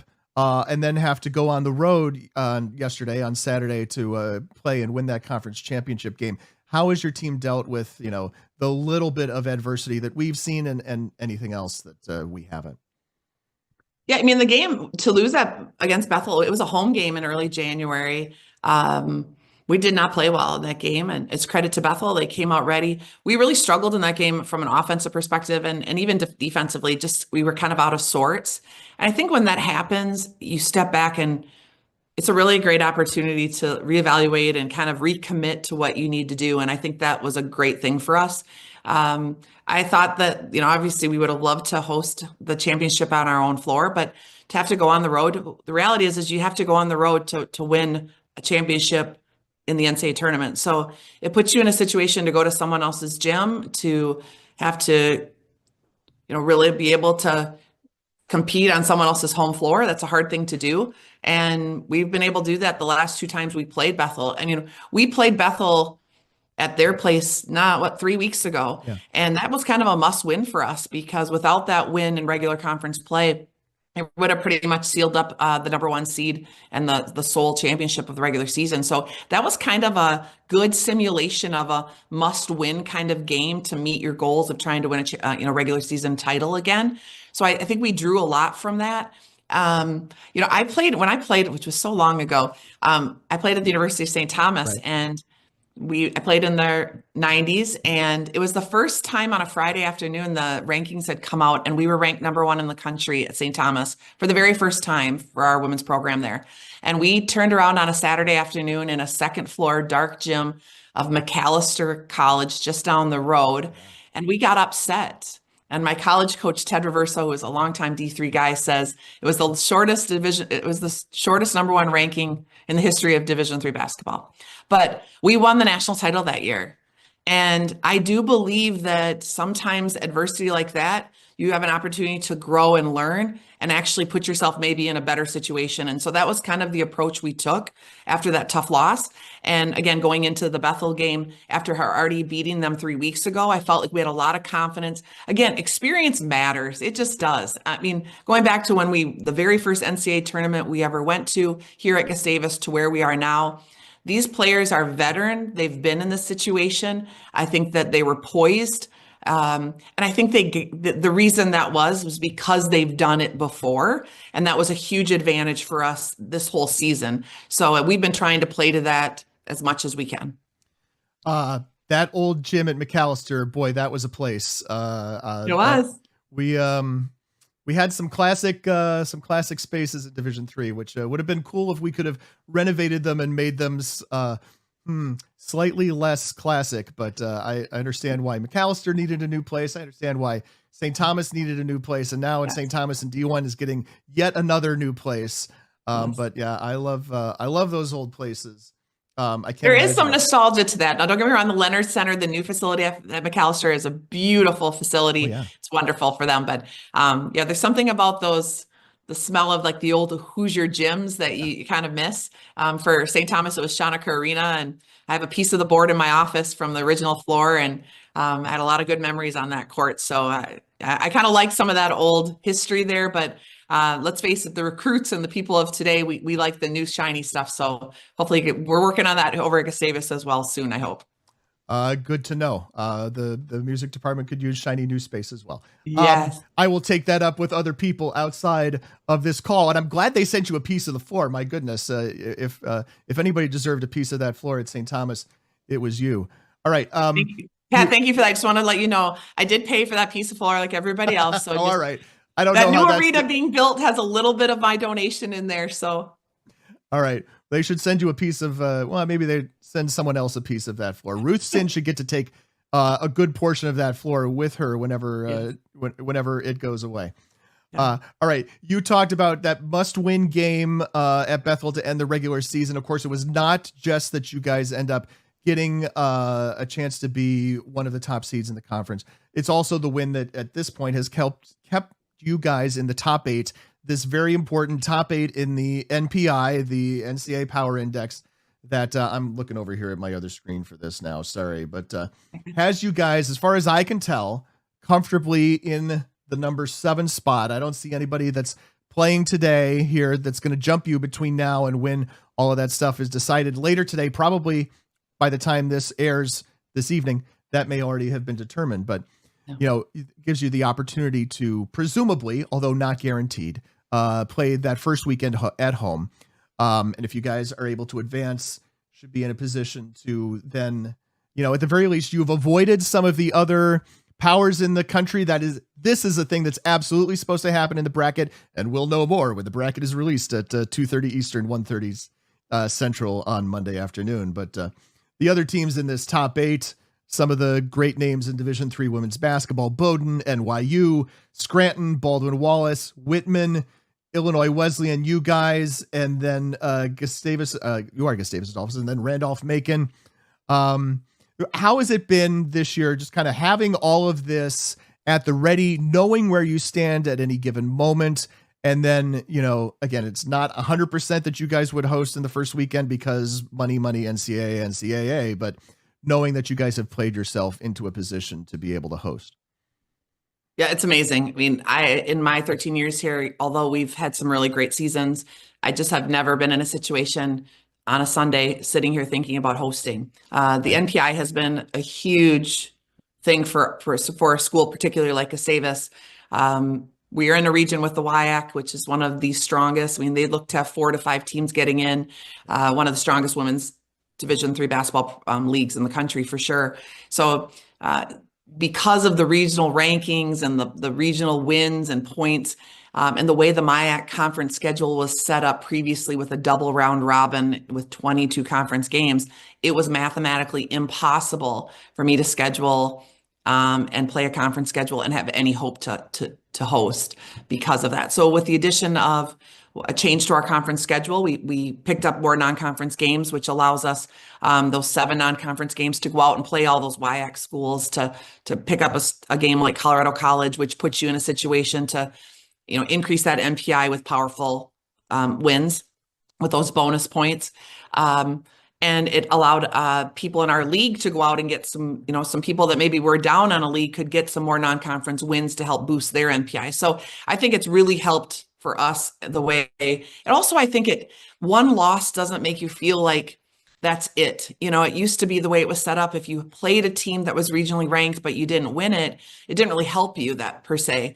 And so you almost felt like that loss could have kept you out because you didn't go get that 1 point. And so I just feel like it plays to an advantage of the whole body of the season. It makes you as a coach go out and try to schedule the toughest competition you can get, but yet people you can compete with because you need those points in the NPI.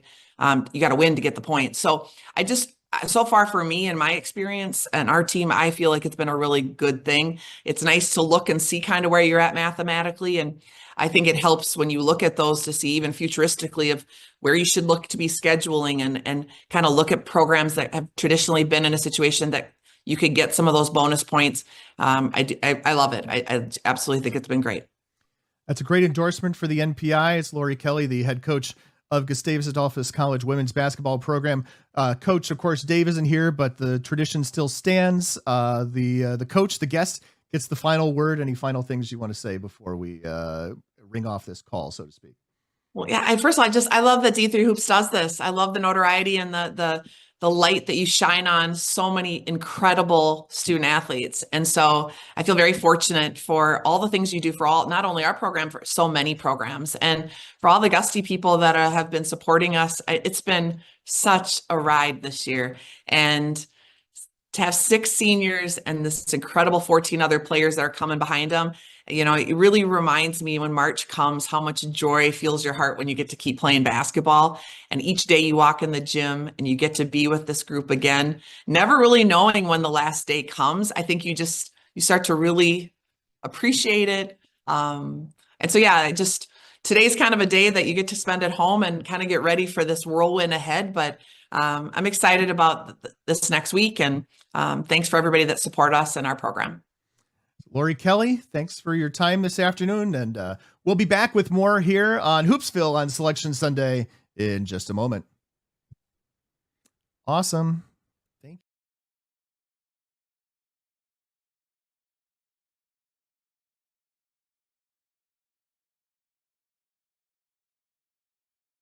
you. We are the coaches of women's basketball.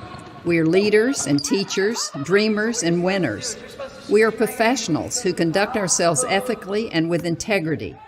We place the education, safety, and well-being of the athletes we coach above all else and teach them the fundamental values they need to succeed in life. We are coaches united for the good of our game and those who play it. We are the WBCA.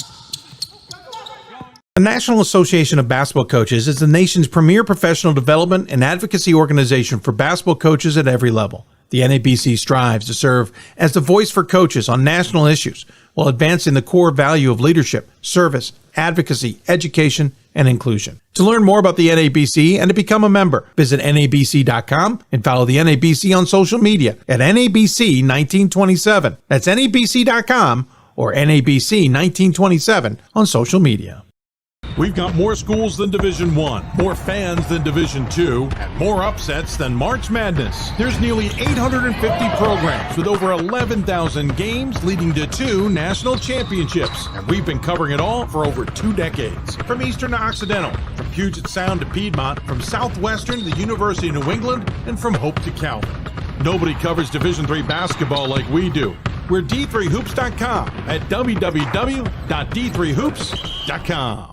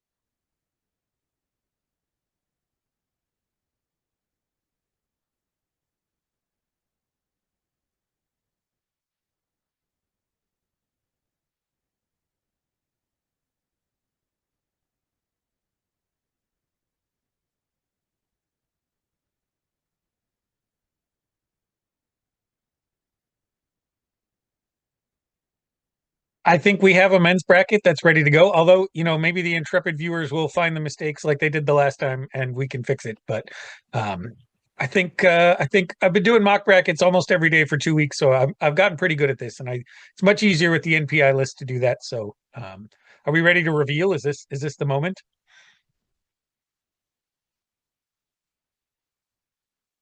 It says sharing has not yet been turned on. So.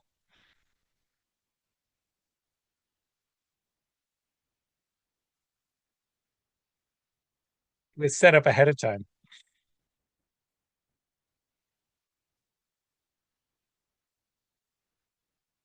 Okay. It should be up there.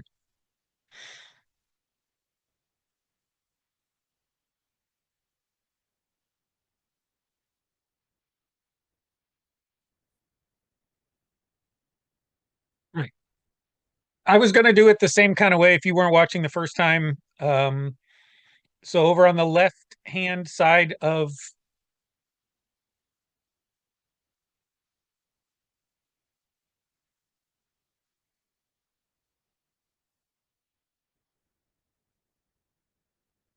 and you can still hear me.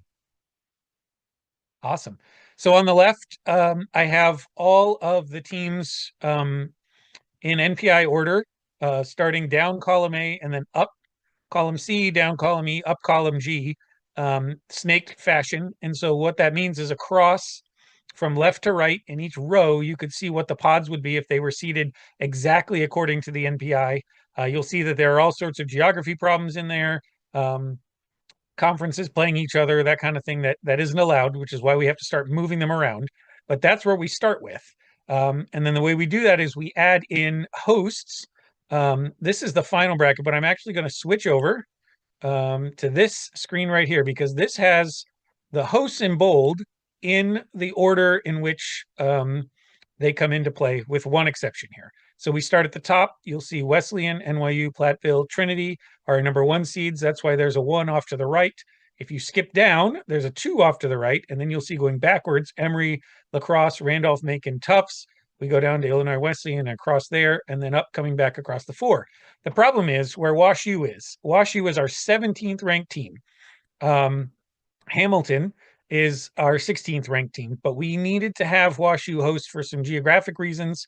And so we moved them up into this position, and we put Hamilton in the 20th position because we can't have Ramapo and Montclair. We don't want to have Ramapo and Montclair in the same pod. We could do that technically, but we don't want that to happen. And that also brings us to some of our island teams, because we had 2 teams in Texas, but St. Thomas was in our top 16. We're giving them the hosting duties and flying Cal Lutheran and Lewis and Clark there to join Hardin Simmons at St. Thomas. So then we were left with Redlands and Claremont Mudscripts to fly out of California. And so Redlands is into the number 2 seed that they most fits them geographically. And CMS ends up going up to Platteville. And we have some other details that come into play with all of that. We can talk about in a minute, but we'll go back to our final, because then what you have to do is start moving these pods around in order to make the second weekend have as few flights as possible, while still trying to protect our seeds. And so what you'll see here, and we'll make it a little bit bigger.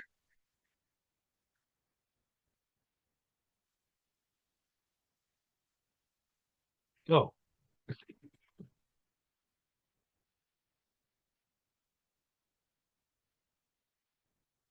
Okay.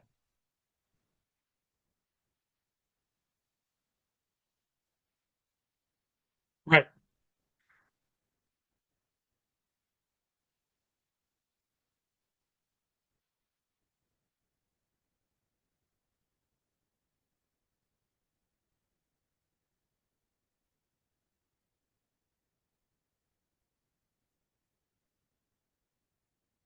All right, so we're having to move the pods around. So what we do is we keep them on the same line across, right? If they're 1, 2s, 3s, or 4s, so that we can try to keep the seeding as best as possible. But we're trying to match up so that these top seeds have the best chance of hosting the second weekend if everybody was to get through. The one you'll notice NYU does not have the little star across them. NYU is not gonna, the men are not going to be able to host the first weekend because the women have priority. And if you'll remember in our women's mock bracket, I set it up for NYU women to host the second weekend, even though they wouldn't have priority. And turns out this is likely why, because they may get to host a second weekend. The reason that happens is Emory. It's all Emory's fault. The only other pod that they can drive to is Hampton-Sydney. So if our top seeds come through, NYU and Emory can both drive to Hampton-Sydney, which would save us a flight, and that is why it's set up in this particular fashion. The other one that's interesting, and it'll be interesting to know what the committee might do, Christopher Newport is exactly 500 miles from Wesleyan. And we have always been told that once it hits 500, that's a no-go. 499 is allowed, 500 is not.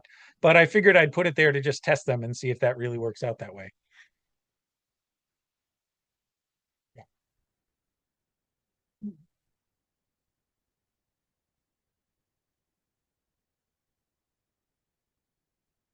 Yeah, and we do have some alternative hosts here that we should point out because women have priority in the first weekend. So we expect the NYU women will host.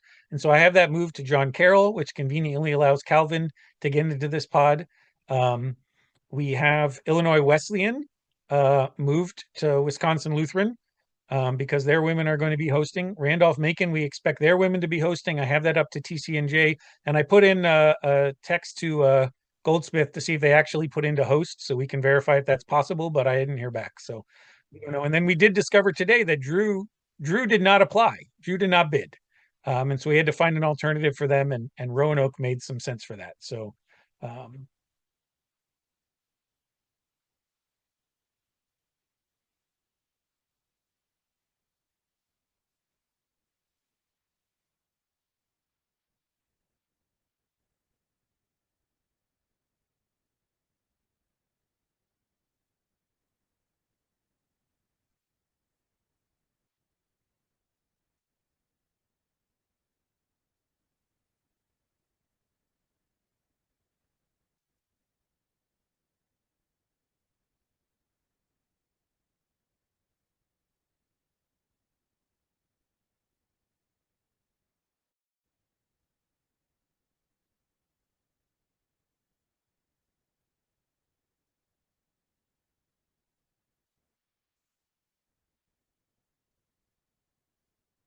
right. And the other one we're not sure about. We know that UW La Crosse cannot use their on-campus facility, and they put in a bid to host off-campus at another place, and we're not sure whether that's going to be accepted or not. And in that pod, St. John's could be an alternative host there. Everybody can drive to St. John's as well. So that's a possibility if that ends up happening that way.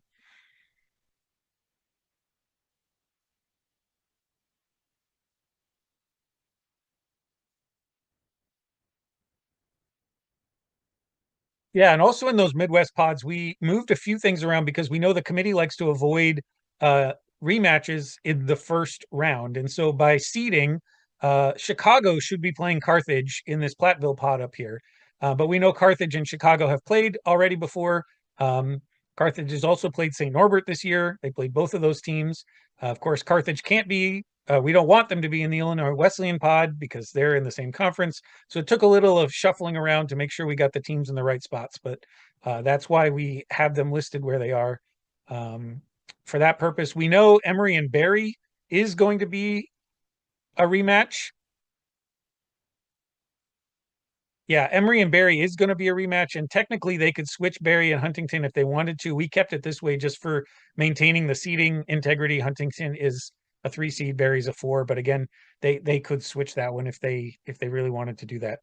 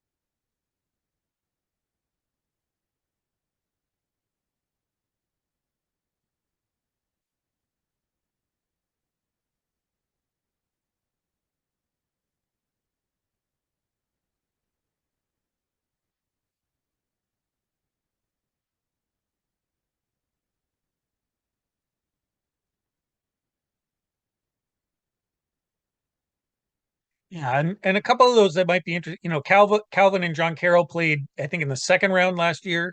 So that's one that wasn't ideal to put back together again, but makes a lot of sense for geography and helps keep the pods a little interesting over there. And then one that kept coming up in the mock bracket, which didn't matter because Yeshiva won today, is that Farmingdale kept by seeding getting paired with Christopher Newport, who they played last year.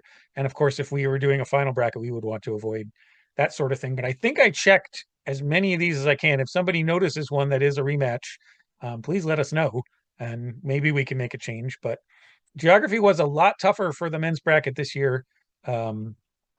Although it does seem that, at least with this one we've put together, that it worked out pretty well. So I have hope that the committee will put together one that looks pretty good as well.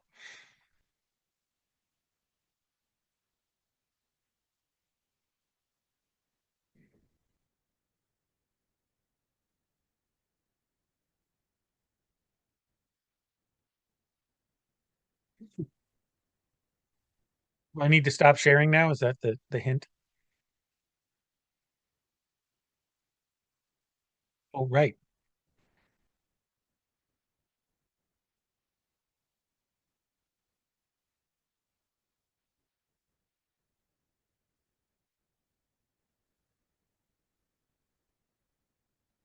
I wouldn't make that many. 15, something like that.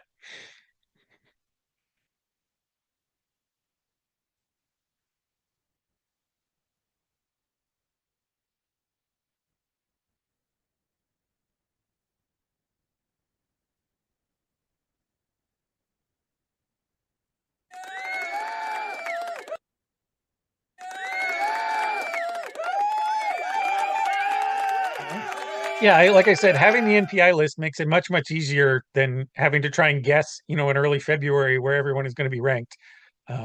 Does make the mock bracketing quite a bit easier.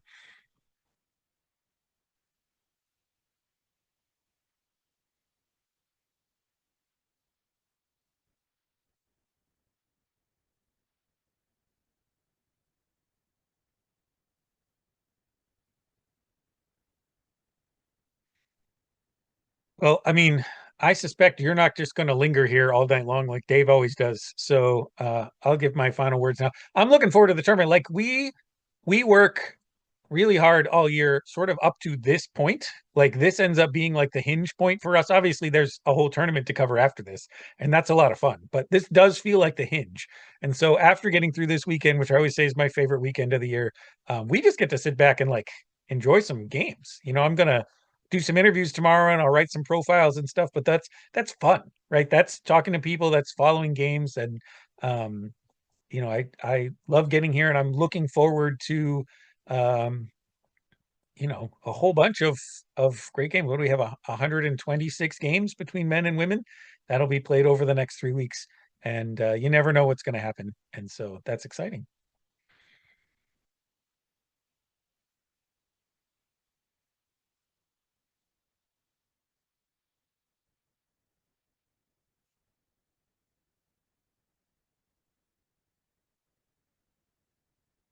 I've teased enough. Those who know, I think, at this point. So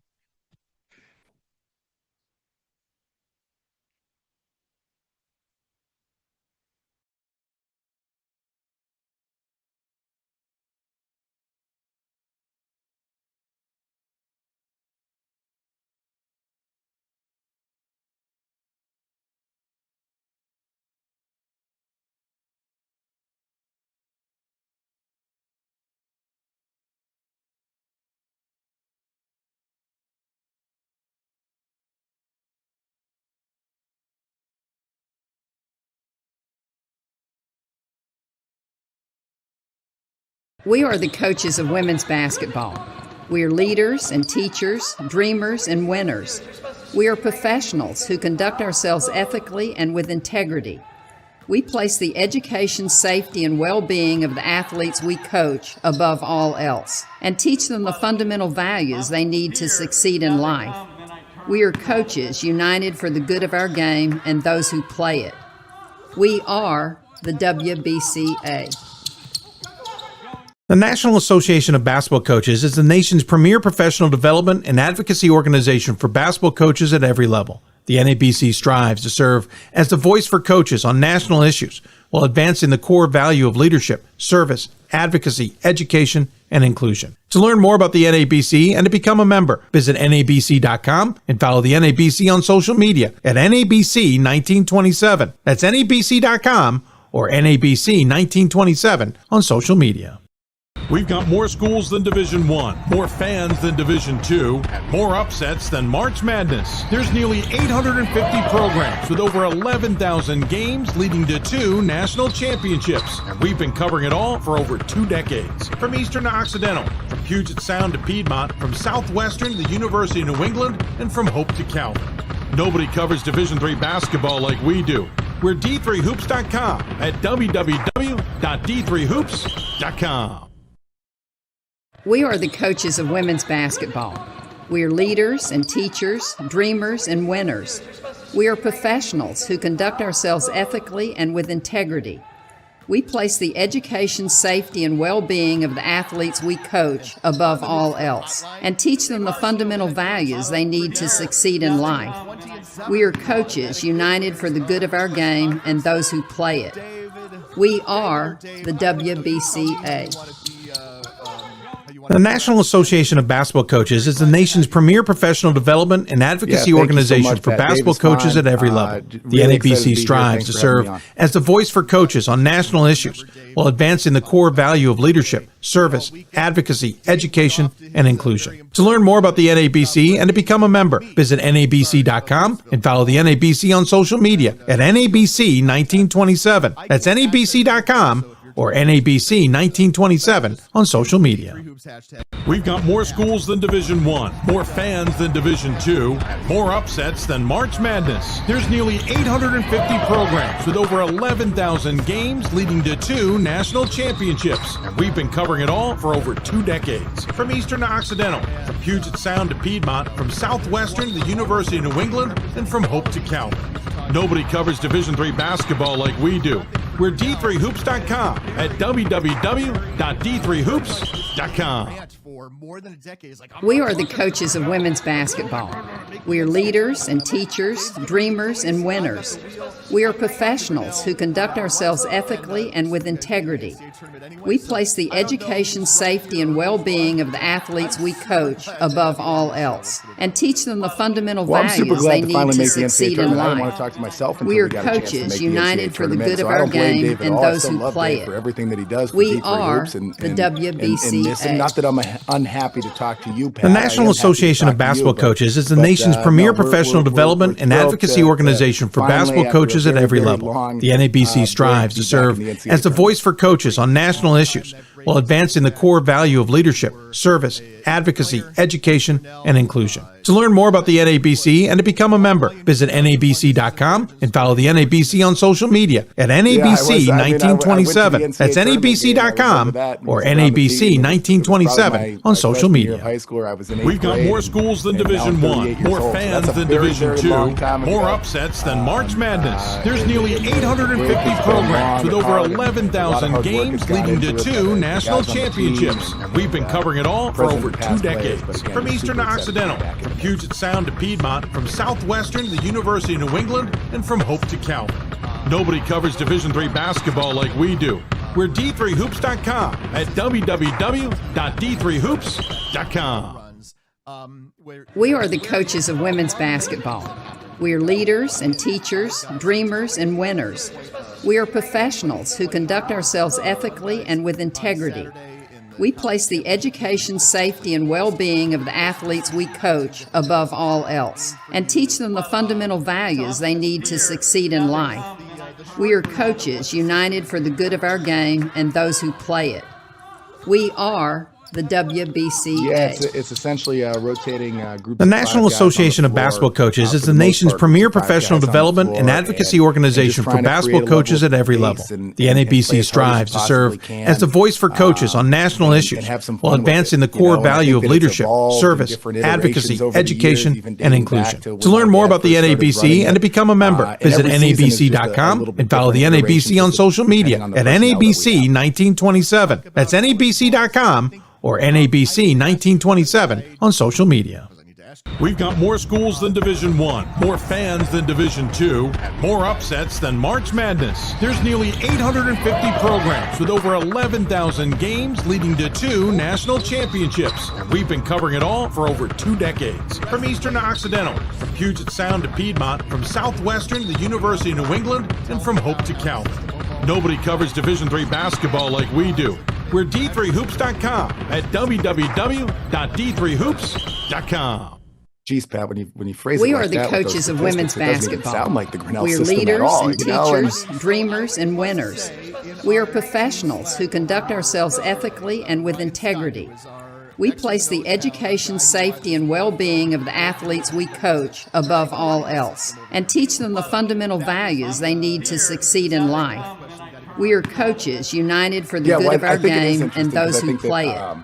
You know, We a lot of times, are the Grinnell WBCA. basketball just gets lumped into the same The system. National Association of Basketball Coaches is and the I nation's understand premier why, professional you know, development and but I do advocacy think that every year organization it's for just basketball a little bit coaches at every different. This level. year, The of course, NABC it's been strives to serve we've as the voice taken, for coaches on national probably issues a few while advancing the less core three-point value shots. of We've leadership, actually shot the ball a service, little bit worse from the advocacy, three-point education, line. and I also inclusion. just think To how learn the more game about the has NABC changed and to become a evolved member, over the last visit few years, nabc.com there and are follow more the and more NABC teams on taking social media three-point at shots, which means they also know how to defend teams NABC1927. taking That's three-point shots, you know, and NABC.com or we're a little less different on that NABC1927 front. on social Maybe media. our defense is still We've got more schools than Division I, more fans than Division II, more upsets than March Madness. There's nearly 850 programs with over 11,000 games leading to 2 national championships. We've been covering it all for 2 decades. From Eastern to Occidental, from Puget Sound to Piedmont, from Southwestern to the University of New England, and from Hope to Calvin.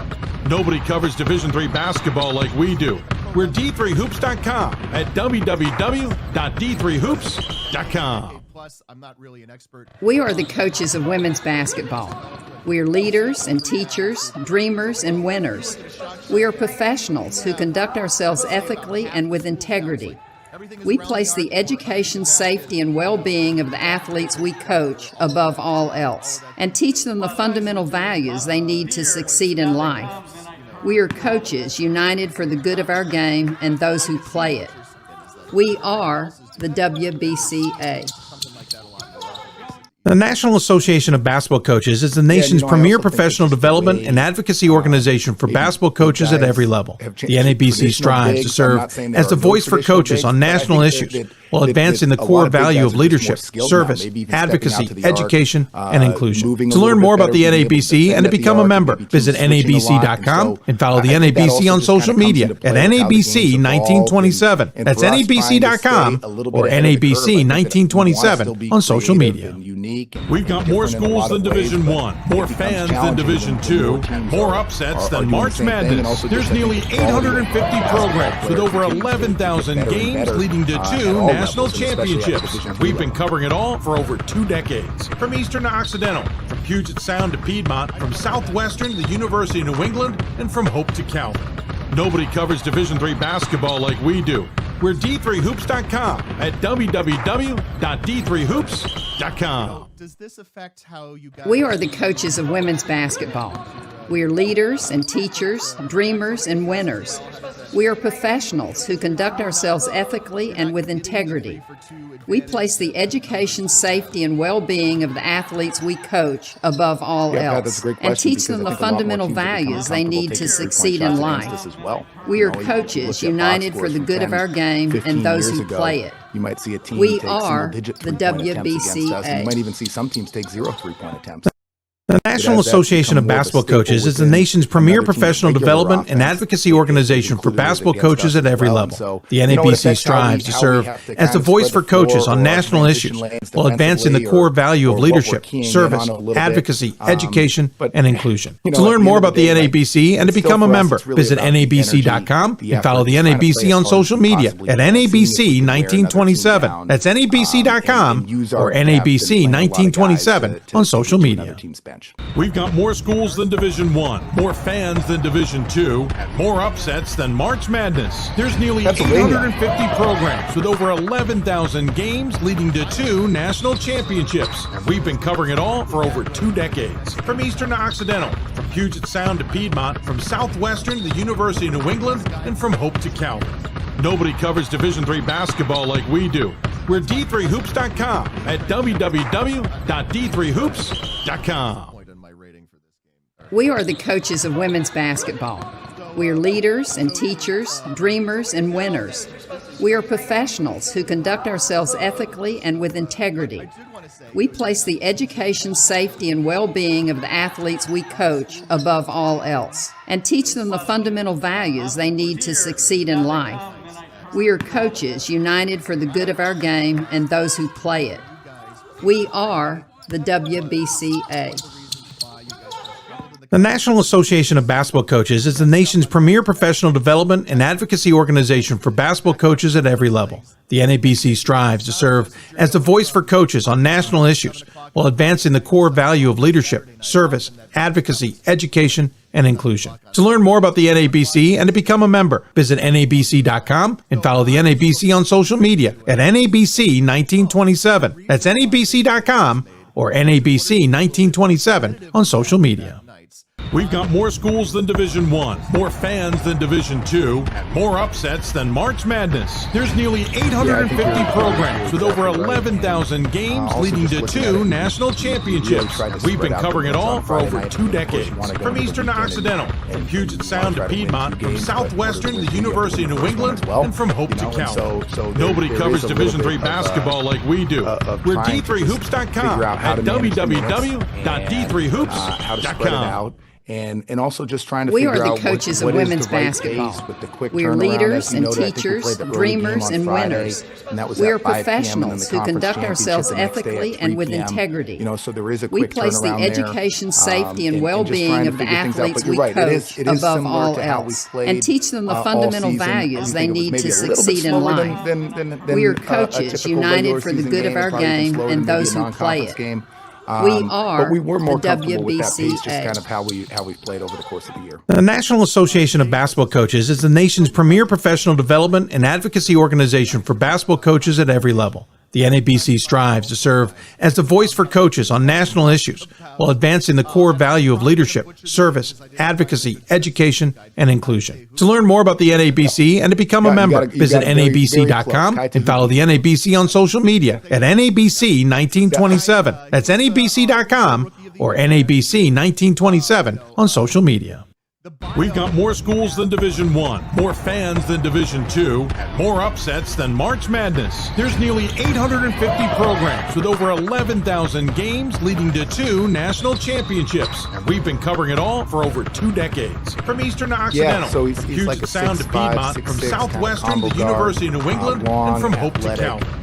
Nobody covers excellent Division III shooter. basketball like we do. Just through the We're recruiting process, like, he had reached D3Hoops.com out to at us, and he was a US www.d3hoops.com. And you know, so through that, We are the his coaches of brother women's actually basketball. went to Grinnell We are during the leaders COVID era and when it was teachers, completely dreamers online, and winners. And We so are he never actually even professionals had who come to conduct campus, ourselves but then it just ethically worked and out, with integrity. And he had a We really place the great education, first year where he safety, led and the country in well-being of scoring. the This year athletes he's we gotten off, coach obviously, as a above all marquee man. else, and teach He them got the off to a little fundamental bit of a slow values start they 'cause he need broke to his foot in succeed in September life. in a We are non-basketball coaches related united for kind the of good of fluke our thing, game and so those that who kind of play set it. him back where he didn't We really get much of are a the preseason. And then, of course, we just knew it was WBCA. going to be a little bit more challenging when there's a full year of film and game plans are now completely designed with you at the top of it. So, but he's been, you know, he's averaged over 20 points a game, and I guess that's been a little bit of a down year for him. But he was named first team all conference again, and he really has just had another solid year in terms of his ability to stretch the floor for us, handle the ball, and just create opportunities.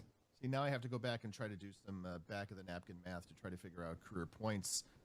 12. I don't have to do the math; it's right here on the website. 1,255 career points in 2 seasons is a pretty good way to start. But you're right. Obviously, you go from 27.8 to only 20.4 points a game. I suppose it means that people have. He's not sneaking up on anybody, is what you're saying. Exactly. When you have guys like that, and then you have, your other really big scorers, I assume that your goal is to, spread these guys out through your shifts, through your various cohorts, to use the more academic term, of players between, your A shift, B shift, C shift, or whatever terminology you use. This is just what I'm saying. How much does that? How much do those kind of combinations of guys change over the course of the year, what the individual groups of 5 look like. Yeah, it's a constant like trial and error process, where they're changing, can change daily, and then sometimes we'll stick with something for multiple weeks if it seems to be working and we're staying healthy, and it might change game to game based on foul trouble or an injury, but it's something that I spend so much time doing. And I think that just trying to figure out who plays well together, who likes playing together, different positions that guys can play. And then some years it does work out where it's multiple balance shifts, trying to spread it out equally. Other years it can be a top heavy shift that maybe just plays slightly longer, which to the naked eye might not be noticed, but for us, just in terms of keeping time will happen. And so, it's just a constant try different things and experiment. And when we find something that sticks or works, then we just kind of try to milk it. Sometimes it's the Jack Taylor shift where he just plays every shift forever. Every once in a while. And you know what, actually in our last regular season game, we actually rotated groups of 4 around a guy a little bit just to try to see if that might be the way that we were going to go. Again, just trying to figure something out. Usually not quite as extreme as the Jack Taylor 4-man shifts for the duration of a game. So you spent a couple years as a coach in the G League. We're just going to call it the G League. It was called something else back then, right? And do you still have conversations with people around the theory and the evolution of basketball? Or are people like picking your brain for those sorts of things? Because you had success there, even in I would say, how would I say this? A style of basketball or a roster framework that was not really conducive to what you'd like to do. Do you hear from people that talk about, have these conversations at a bigger level? Yeah, I still stay in touch with a lot of people, and you said I had success. That was very generous way for you to put it. I probably should have been actually, to be honest, I probably should have been fired after my first year with the record that we had, but they picked up the option. Then we did have a lot of success the second year where we kind of changed some things and adjusted to really a different set of rules, from roster size to shot clock length to how the game's officiated to quarter length to everything. But still having a lot of conversations. And I think that it is interesting because I think one of the biggest complaints right now, not from me, of course, but one of the biggest complaints maybe that you'll hear about the NBA is that there's too much 3-point shooting and maybe not enough defense. I just think that I still don't know personally if we've reached a tipping point where teams are even going to try to start taking more 3-point shots. I don't know if the rules are going to adapt or change even more to further the 3-point line or who knows what other creative ideas there are out there. But I'm certainly just thrilled to have had that opportunity. I think it helped me learn a lot about just coaching the game of basketball, and also being away from Grinnell for a stretch helped me as well, knowing that I wanted to come back, but I think it was good to get away. So I'm just appreciative of that opportunity as well. I'm just glad that worked out for you because, you and I chatted in 2014 after the Midwest Conference semifinals. You guys had beaten Ripon, and then you guys lost in the conference championship the next day. And then you left Grinnell for 2 years, and I took that personally. No, I didn't take it personally, but I'm just glad that worked out for you. And I'm hopeful that, here, this conversation does not spur you to leave Grinnell once again. No. But if we could turn back the clock, Pat, I had a full head of hair then. Well, I don't know if it was full, but I had more than I have now, and I certainly remember those days. And I don't think I'm going to be going anywhere though, Pat. We'll run a clip of that at the end of this segment where you can see indeed a younger David with a fuller head of hair and an early 40s Pat Coleman who was to whom the camera was much kinder, shall we say, as we had that conversation in the St. Norbert football locker room with a old camcorder and no external microphone and people walking by us. It was all good stuff, all great stuff. All right, you guys are not the only team playing this kind of pace that's in the NCAA tournament. Of course, Greenville and Coach George Barber has had some good success running this in the SLIAC, the St. Louis Intercollegiate Athletic Conference. They make the NCAA tournament as well. Geography suggests you guys might go into the same place together, just because Greenville's hard to get people to. But I don't know. I think you guys are both probably on a 4-line. Maybe you'll end up on a 3-line in a pod. I don't think that we'll have the ability to see you guys play a first round game. It would certainly be amazing to have you guys in the same pod. And I should say right now, of course, to promote that the bracket will come out Monday at noon Eastern, 11 Central on NCAA.com. And I can talk more about it then once we have a bracket. But, the thought of playing another system team, does that just turn into like, matter, antimatter explosion and we annihilate the whole place? How would that work out? Yeah, it's not that appealing to actually watch, and just a lot of stoppages in play.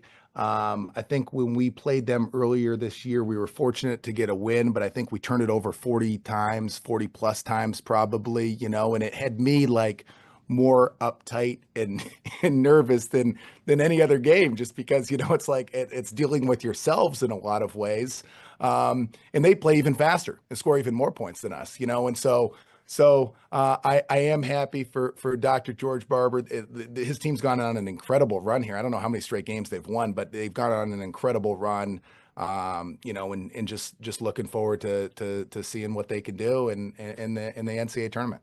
They were 2-5 when you played them. You beat them 125 to 101. That was back on. I have to squint now. That was back in November 30th. November. Dave knows, and the audience probably knows too. I'm way in football mode at that point. I think that was the same weekend as the second round of the Division III football playoffs. All right. So we talked about how the system evolves. There's just one other thing, of course, when you get into the NCAA tournament, you have two new things to deal with. One is you can only suit up 15 guys, and that might change, obviously, rotations and how things work. Also, you've got these media timeouts that are going to come every 4 minutes. How do you anticipate how that might affect you guys going into a first-round playoff game, wherever that is? Yeah, those are two great points, and I think that it's going to be obviously a challenge, because I think maybe we played, we have 20 on the roster, and we've played almost everybody, 19 or 20 in pretty much every game when they've been healthy and available, and so that's certainly going to be a change, and just kind of figure out what makes the most sense for us, and kind of how that fits into the game plan for us. And then with the media timeouts, I mean, we don't have those in our league. We have played a couple games this year when we went up to, I think that the Michigan League started incorporating them for the first time this year. So we played 2 games to start the year up at Kalamazoo and at Alma. And, so that gave us a little bit of feel for what that was like. Of course, that was way back in early November, the opening weekend. So going to have to kind of draw on that and just see what makes sense with the game plan, review kind of that film, so that we can just try to get more comfortable with it in practice and have a level of expectation of what's going to take place. And then just try to put our best foot forward and see what happens. Because I remember, going back to, and again, this might also be before you played, but when Grinnell was on ESPN with Beloit, and how the ESPN format and all the timeouts and all the breaks there really disrupted the game for you guys back then. It made it, you said, you talked earlier about something not being something to watch. That game was not particularly pretty to watch either. No, it really wasn't. It was before my time as a player, so, but I'm not raining on the guys that were playing. Yeah, and so you're right. Like it's just going to be a little bit different feel than what we're used to for most of the season, and I think there are some benefits to it. I think there are some ways that it might hurt us in some cases, and so we just got to figure out how to maximize the benefits and use it to our advantage and get the right combinations of guys on the floor. All right, one Hoopsville tradition which will definitely withstand the 1-day transition from Dave to me, as we always give the guest the final word. Do you have any final shout-outs, final thoughts for the audience today? Yo, just a shout out to Hoopsville. Thank you, Pat, for taking this. Thanks to Dave for all his hard work. I look forward to talking to you sometime, Dave. I can't wait for that opportunity, and just appreciate you guys. Thank you so much. Dave Arsenault with the very gentle little throwing down of the gauntlet, challenging Dave to come talk to him at some point. He's the head coach of Grinnell and his team 20-7 and headed to the NCAA playoffs. We'll be back with more on Hoopsville in just a moment. Congratulations getting back to the title game. You guys have gotten to the conference tournament, I guess, 12 times in the last 14 years. Haven't been to the title game since 11 and haven't won the conference tournament title since 2001. Yeah, it's certainly nice to get into postseason play, especially with the number of teams in our league and only 4 making the postseason. At the same time, it's also nice to get to the title game.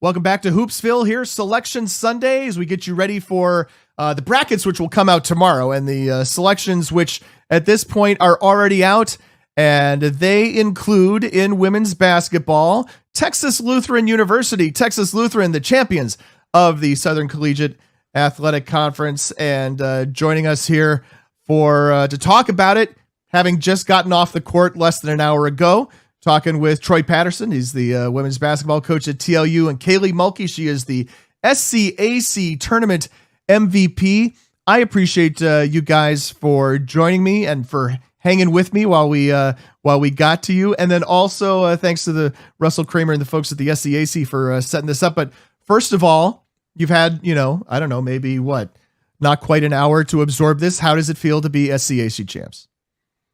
It feels amazing. It's a great feeling for sure. It is something we work for. We work very hard for the entire season, and to see it come to be, it's something that we kind of dreamed of. And as just to let you know, because I have to also produce as well as host the show, if you can talk a little louder, that'd be good. I don't have a way to adjust your volume as far as I know, so my apologies. The SCAC this year, right? A little bit of a new look. As the conference continues to transition, some of the teams that TLU used to play in the past coming into the conference this year. Tell us a little bit about what it was like being in the SCAC here in 2025. Yeah, well, I guess I'll start with that. Definitely a new look, as you spoke of.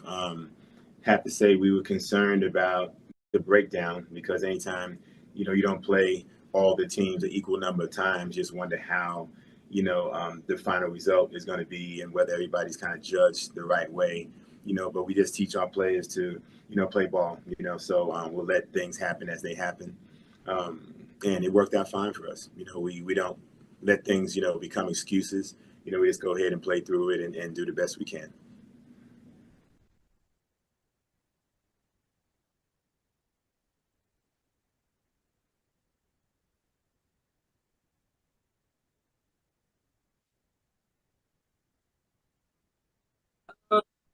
I like it. It's good. We have good competition, good teams all across the board. Ever since we've been here since my freshman years when I got here or whatever, it's been good. I mean, nothing but good things. Like I said, we play hard teams, and I think that gets us ready for really anything. So I've enjoyed it so far, and I think it'll continue to be good.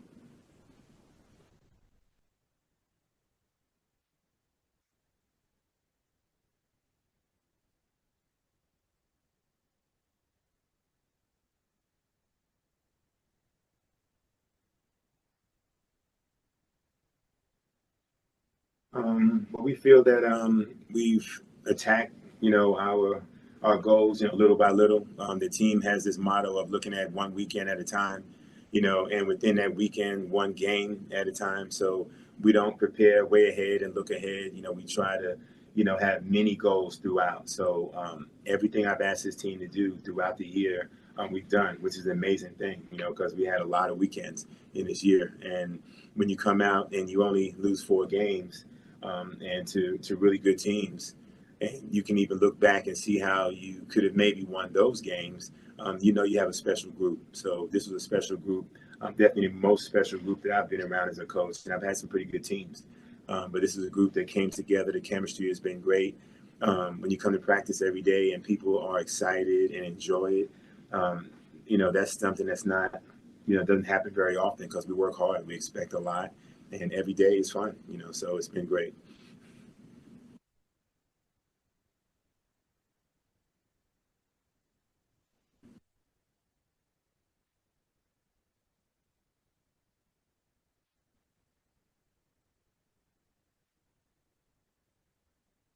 Um,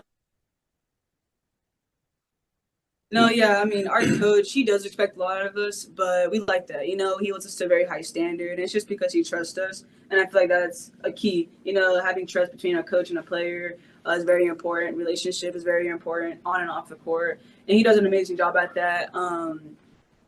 You know, he'll push us. And there's times where we're like, coach, but at the end of the day, he's a coach. And he has experience and he knows better than any of us. So we do always take his knowledge and wisdom and we work with it and we listen to him. So I think with that being said, like he's coaching amazing teams before this team. So I think that's helped. He has experience. So we just trust that, you know, we trust that and we buy in. And I think that's what helps for real.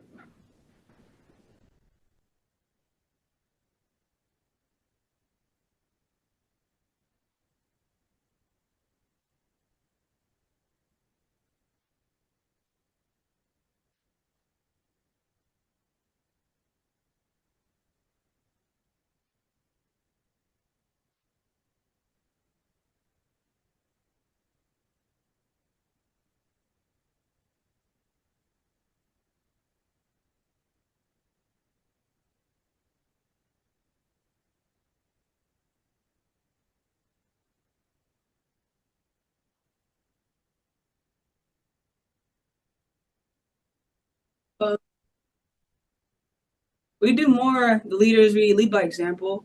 We don't really talk like we obviously we're loud. We talk, we communicate, but we see it as if you're a leader and someone looks up to you on the team, you just play hard every single day, and they'll look into that and they'll buy into that. They'll see that well, if one of the leaders is working this hard, doing this much, then we should all be doing that. You know, so I think showing that like no matter where you're at on the roster, where you're at in the lineup, that 1 through 5, 1 through 15, they're all going to work hard. Really helps the team because then it's like we're all leaders, you know, like we're all just helping each other every single day. If I'm having a bad day, if anybody else having a bad day, Lauren, like anybody, you know, then like we're going to pick each other up and we're all going to lead each other. So I think that's what helped and like works for us. Well, I think her words kind of spoke for her maturity, you know. So, and I'm glad. I'm so proud just sitting here listening to her speak because these are things that come with time, you know, and learning and trust, you know. So it's very easy for me to speak on the senior class and Moki in particular because you know many players find it hard to do, things every day. It's easy to take the easy road, you know, but she never takes the easy road. And her competitive spirit it's just sometimes over the top. We can't even scrimmage sometimes because the scrimmages are tougher than games. She doesn't come out, she's diving on the floor, so when you have that going on, it makes it easy for a coach, and it's hard to find people to join your program that are like that, and you hate for them to graduate. So every time we mention graduation and finishing up, I'm saying I have to replace that some way, and it won't happen very easily. And it won't happen with one person. So we're going to have to do it with two people, because again, her competitive spirit and her numbers, which I don't even look at, her numbers, I leave that to the best SID in the country, probably Bryce Hayes, to give me numbers. But what's more important to me is her competitive spirit every day, day in and day out. No matter whether we're playing a top team or a team that we're supposedly supposed to beat, she has the intensity is on. So that makes things, a lot easier for a coach.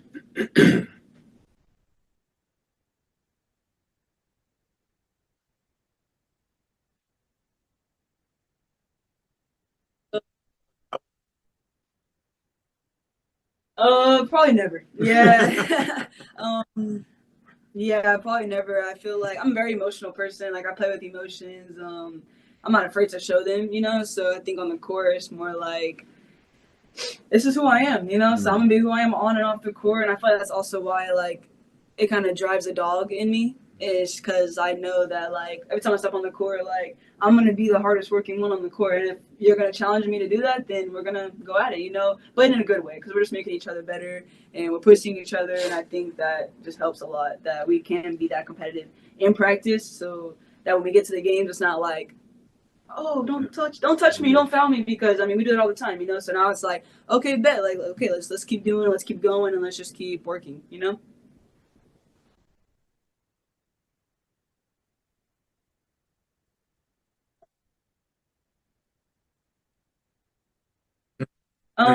I actually had a busted lip, and so that was kind of majority of that.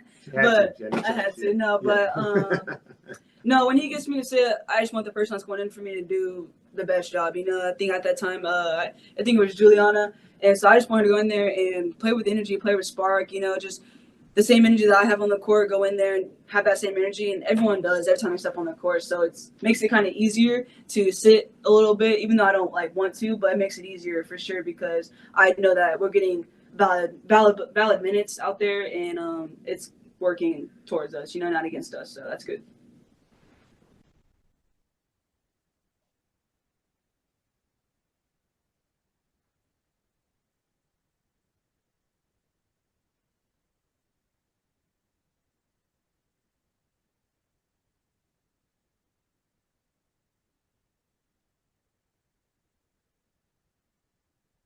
Yes, sir. Absolutely. Yes, sir. Absolutely. Game speaks for itself. Mm-hmm.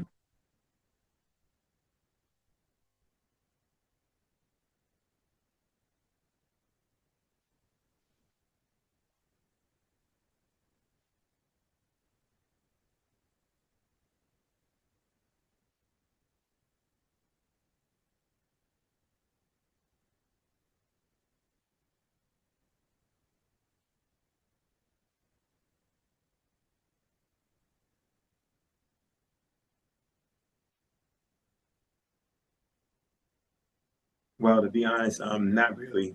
We don't look at things like that. You know, we try to always take the high road, and just even think like that, I think would be kind of giving the wrong impression of how this goes. That program is fantastic. That coach is fantastic. You can't, you know, be a 20-game winner as many years as they've been without being that way. And I think people that have negative things to say about Trinity just are hating, you know, that they had great success. So are we happy we won? Of course, we're happy we won for sure. But we beat a really good team. And I was surprised that they were in a championship game because they have several players that have been in championships and they know how to win. So they lost a few players this year, but they still were able to battle back when everybody else said they were out. I'm not a betting person, but if I did bet, I would have won a lot because I said a long time ago, they'll be there at the end. You know, I felt like we could get them, you know, but I knew they'd be there. They're not going to just give in because they've won. They've been winning forever. How long have they been? They've been 13 times they've been in championship or something. I mean, that doesn't happen by accident, you know. So are we happy? Of course, you know, to dethrone a team that's done it that many times, yes. But we're happy to have the opportunity to battle with them over the years and wish them the best, you know, in the conference that they move into.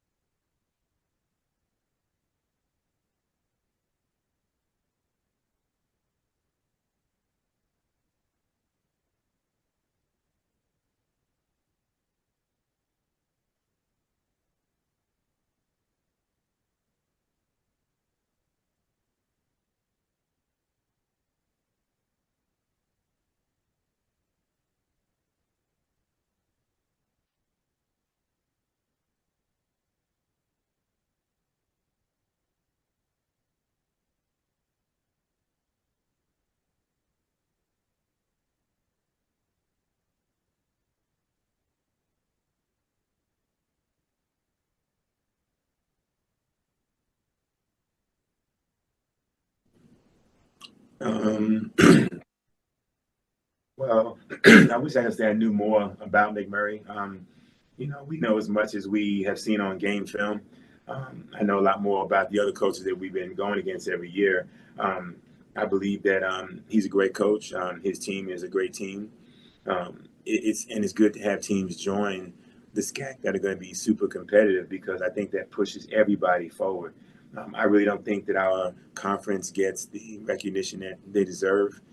I watch a lot of basketball across the country, and I respect all the teams that are really good.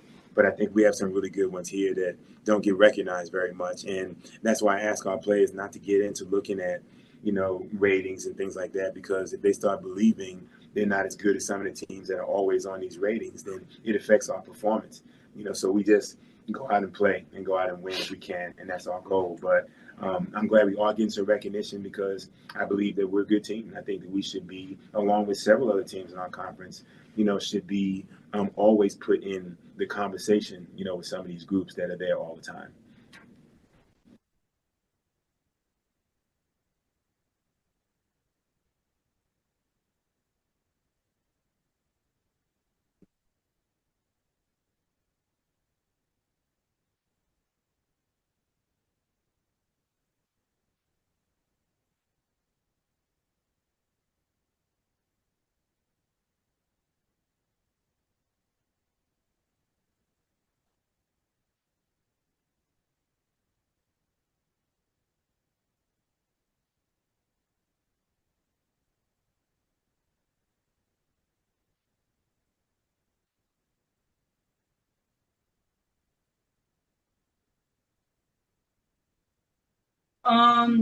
I think it's good because we take the trips as like business trips. You won't really see us out really doing much of like the fun stuff, I guess you could say, that a lot of other teams do. We're not gonna go and go on this crazy like mall trip. We're not gonna do none of that. But what we're gonna do is stay in the hotels. We're gonna lock in on film. We're gonna lock in on our game, and I think that's kind of just more like that's why that road trip kind of ended the way it ended with us winning was because we were just locked in from the jump, and we know that okay, like yeah, we get to go to the West Coast. It's gonna be nice, but we're here for basketball. We're here to get wins. We're here to get better and figure out what the team's basketball styles they play and see if we can adjust to that and just work with it.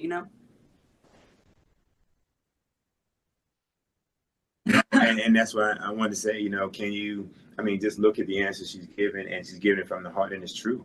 Many young people her age are, they're looking to go on a trip like that and have fun. They want to go to the coast and do things like that. And I bet they do, but they want to win more than that. So we never had any pushback on going and taking care of business. So we can come back and have fun. And it's a lot more fun coming back with 3 wins than coming back and saying we went to the beach and we lost. And they got that in their heart, in their blood. They want to win at any cost, and that's kind of why we're sitting here today.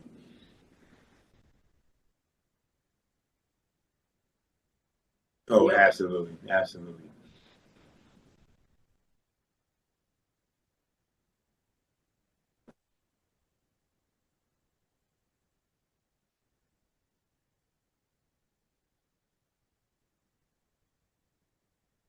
Well, the plan is to get as many people that are free together, and the ones that are not free, we need to try to free them, because they worked really hard for this. So we're going to be asking our AD if we can have them, maybe miss that class.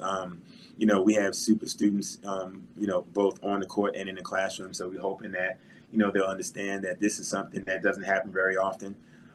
Only happened 3 times or maybe 4 in our school's history. So we like for them to be there to watch the announcement. So the goal is, right around the time that it comes on, to all meet in our central location. We call it the ASC. It's a community, we can kind of get there with our community in that group and all kind of cheer on, what occurs.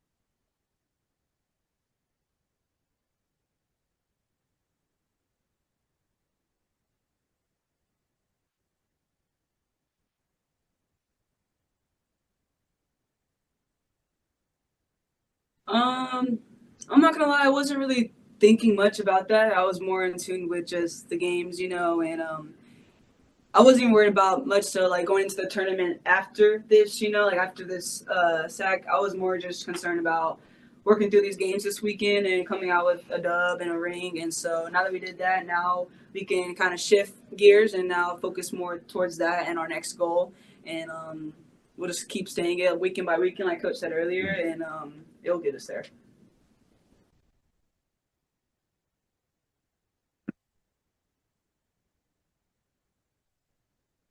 Yes.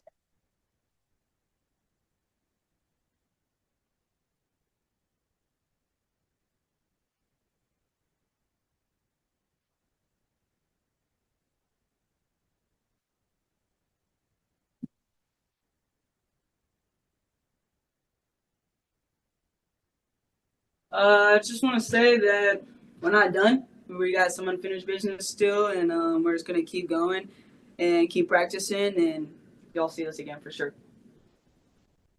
And I want to finish with, we didn't mention God in all this, and we are a team that starts and ends practice, acknowledging God, and God has brought us together. This group, we have a motley group of players here, and I still don't know how he got us all together, but it's a fantastic group, one that the chemistry couldn't have been put together any better than we have. And I just want to thank God for this opportunity.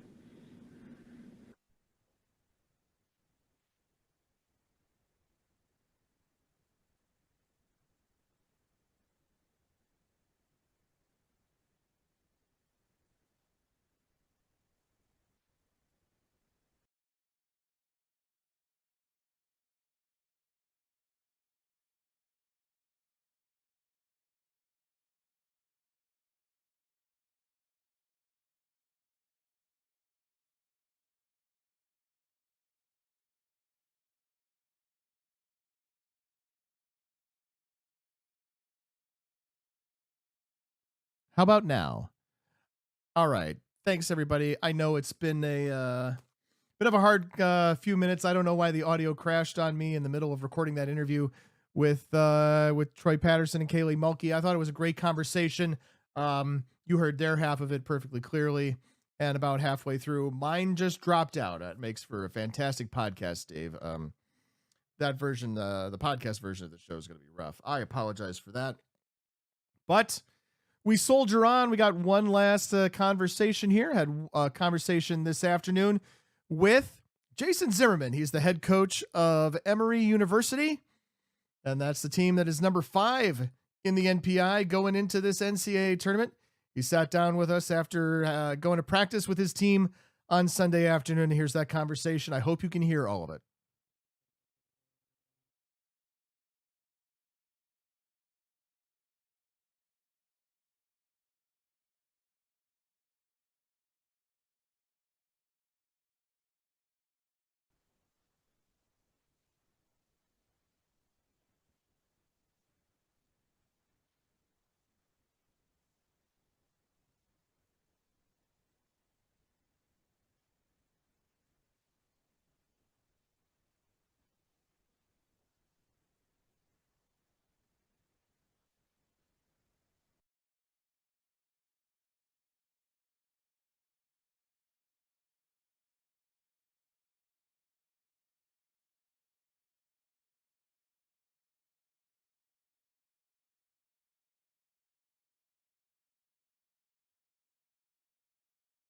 All right. That's not a good sign. That's it's a pretty terrible way to end this show, man. I have to apologize to Jason Zimmerman and everybody at Emory University. It's a good conversation. I think it's a really good conversation. I don't know that I want to sit here and put you through half of the conversation where you only get to hear his answers and not mine. We'll try this, okay? I'm going to tee up some of the things that he and I talked about. This is it's going to be weird to not have my audio in there. So thanks for anybody who's sticking through that. We're going to soldier on. The show must, in fact, indeed go on. We talked with Jason Zimmerman. We talked with him. We talked about a bunch of things. We talked about the great schedule that they played this year. We talked about the fact that, they started off the season number 8 in our preseason poll, despite finishing the season last year with a 15-10 overall record. Our voters clearly knew that Emory had a bunch of great stuff coming back, and that they were going to do some great things this year.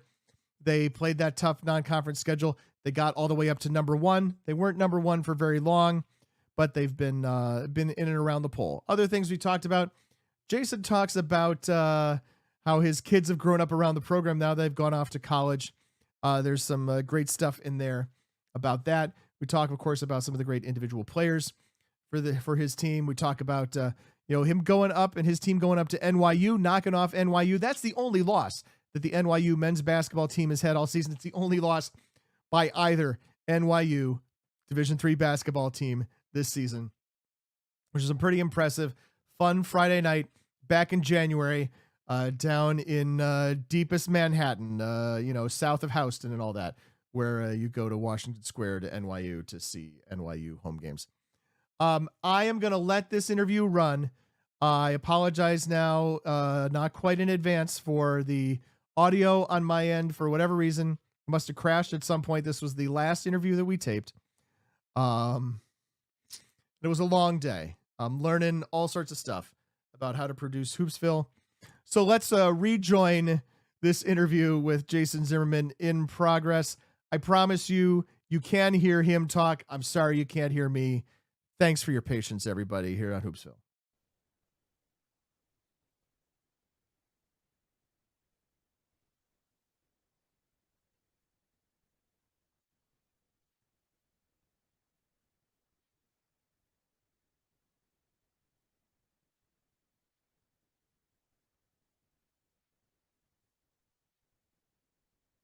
Well, hello, Pat. Thanks for having me. We're excited. We've had these years are always very challenging. It's a long year all the time. 25 games. I wish we played more, but 25 is a lot. It's if you play 30, it's a lot. If you play 25, it's a lot. You go through a lot of those peaks and valleys throughout the year. But we've had a great one. Really have a good group of guys to coach. They've been really a joy to coach all year. We've had a great UAA battle, this year. We've had our league's tremendous, as it always is. We had a great non-conference schedule. We had some really neat experiences for our guys, and they've handled all the tests. We haven't been undefeated, but we've had some really challenging tests that we've handled really well. We've gotten better from all of them, and we're really looking forward to this new season starting this week. And I'm glad you think you know who's coming to our place. I haven't. I don't know who's coming to our place yet, and I hope is at our place, right? So that's what I hope so. But been doing this a long time. We've been blessed to be in this situation many times where we're waiting for our name to be called and see if we're hosting or who we're playing, and it never does get old though. We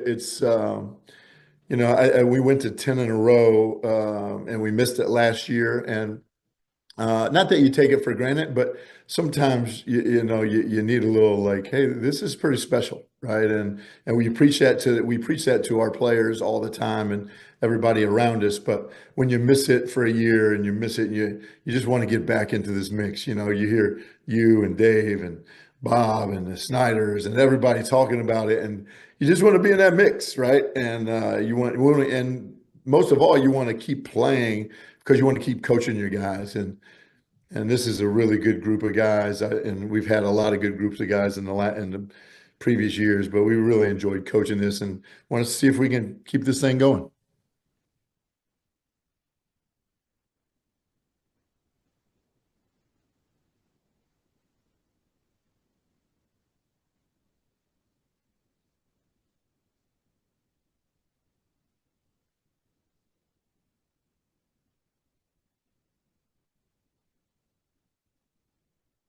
Yeah, and I think when something goes right, and you're winning helps obviously, but you're winning and something's going right, and your team meals are special.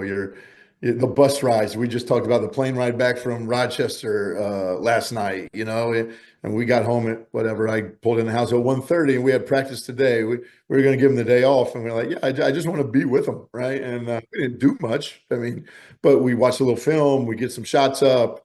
Uh, I just want to be with them as much as possible. I think I had a really good friend of mine when I first started coaching says this time of the year it either gets better or it gets over, and neither one of those is real bad at some point in time. Uh, but it gets better. Like you're playing for something. Um, yeah, and we don't have a conference tournament, which we can talk about, but this playing for your life, you lose and you go home. You lose and the season's over, and it puts a little bit more excitement to it. But we're excited about the next couple of weeks. This week till Friday.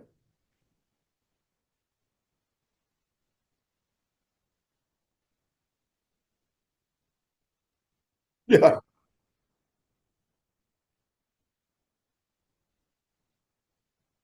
Yeah.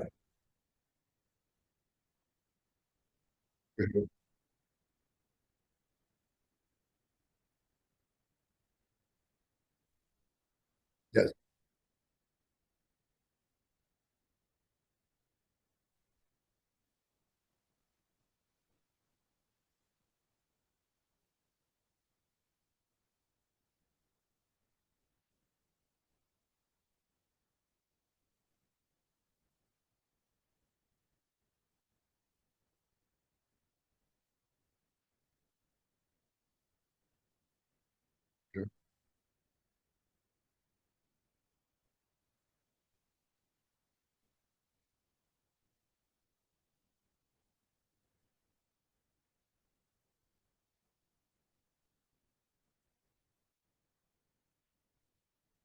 Yeah, we try to do that before conference play for sure. We try to get like we played in Great Lakes Invitational this year. We played in the UAA Challenge. We have our classic, so we try to do that a couple times.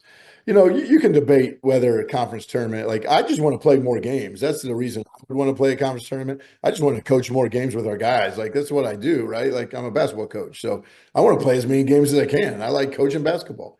Um, but for us, for example, if we have a conference tournament. So we've been gone. We were in Pittsburgh and Cleveland 3 weeks ago. Then we were home. Then we were in Chicago, in St. Louis, in Rochester the last 2 weekends. If you try to add a conference tournament to that, and then you don't host and you go to the NCAA tournament for 3 weeks, like, hey man, you could be on the road for 5 straight weeks, and it's not just a bus. Like you're talking about flight, and we're not complaining. I love it. Don't get me wrong. I enjoy it. But it is a challenge that way. We can debate conference tournament or not. Again, I just would like to have it just to play more games. But yeah, and I think the MPI, the regional rankings that we used to do, all that stuff. We can again. There's a lot of debate. Is this better? Is that better? What we go with here at Emory is like we're going to try to play the best games we could possibly play, the best teams we could play, the best competition we could possibly play, and then in the best experiences we could have. Like this year, we played the Great Lakes Invitational. So we want to play the best teams that we could play, for the best experiences we can give our student athletes, and then when we're not trying to game the system, right? Like it all comes out in the wash. If you're good enough, you're going to be in. If you're on that borderline, then hey, you probably could have won another game or not. Like it's hard because you do it so many times and you want to try to be like, well, we deserve this and we deserve that, and sometimes you do. Like we've talked about, we've been part of it in 2011. We were 20-5, 11-3 in the UAA and didn't get in.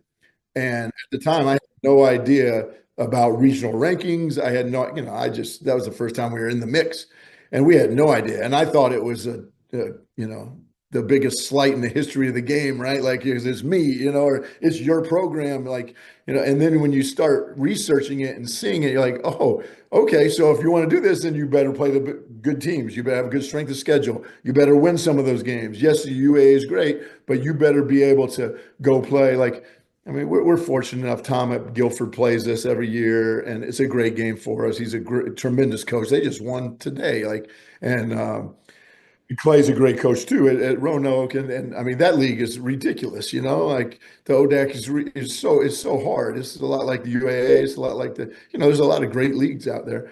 But we've been fortunate enough where those guys, we like to play. And we played Christopher Newport this year. Yeah, and hey man, you better play well. You're going to lose, right? And even if you play well, you're going to lose. You could lose, right? So. Yeah, it's a great experience.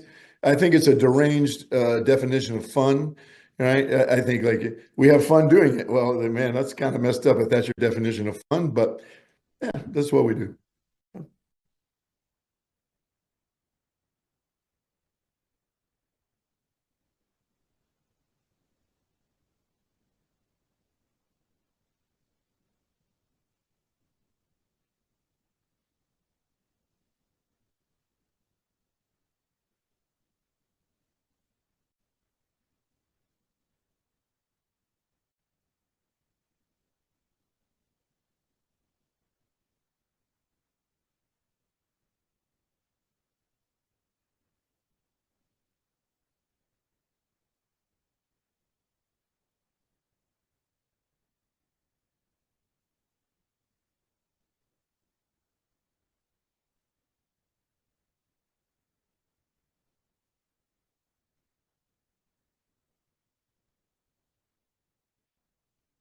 Yeah, for sure. If you look at it, like, last year we were 15-10, 6-8. I think if we win one more game last year, we're probably in.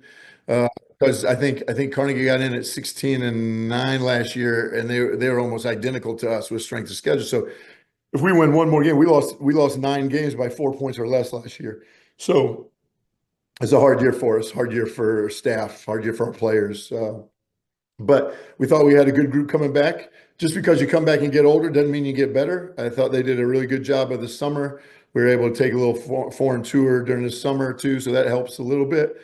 And then, we just started off really well. Went to the Great Lakes Invitational, played Calvin, and Calvin had lost a bunch there at the beginning, but they're phenomenal. I think that was one of the best games we played all year, and they played really well. And I told our staff after that game, like, look, they're not going to lose very many more. And I think they've lost one since December 1st, maybe something like that. John Carroll played John Carroll. And once we won those 2 games, and we played Guilford right before that. Once we won those 3 games, I thought, man, we got a chance to be pretty good. Got beat by Christopher Newport, and then we beat NYU. So, but if you look at our losses, we got beat by Christopher Newport on the road. I think it was tied, or we tied with 2 minutes ago. Got beat by Chicago. We were up 6 with 2 minutes to go, and Chicago hopefully is going to get in the NCAA tournament here. They're right on that. They're towards the 20, whatever it is, 18. I think they were 18 last time. Yeah, looks like it. So we got beat by Chicago, and then we got beat by Washington, another really good team, twice. And then NYU home. So the 5 losses we had, all NCAA tournament teams, right? Like, hey, man, like it's a long year to play these games. Like you're gonna like Wesleyan just. I mean, Coach Riley's great. I mean, they slip up today, but they went winning 26 in a row is crazy. Like, whatever it was, 24 in a row, it's nuts. What NYU does is crazy. It's hard to do, but we're really excited at where we are. I think we've learned some lessons from those losses. We've gotten confidence actually from those losses, and understand like, hey, we have to play well and have to cover our base to win. And we're excited. We're excited to start 0-0 and trying to go 1-0 on Friday night, wherever that may be. Hopefully it's at home. Okay. All right.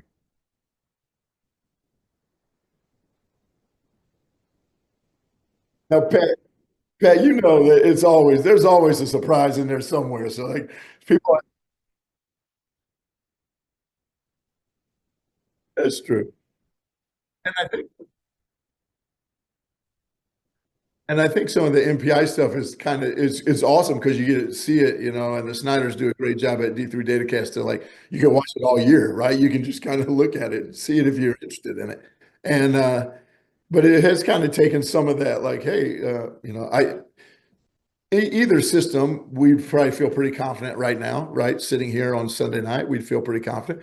But it's just a different way, and it's yeah, good and bad.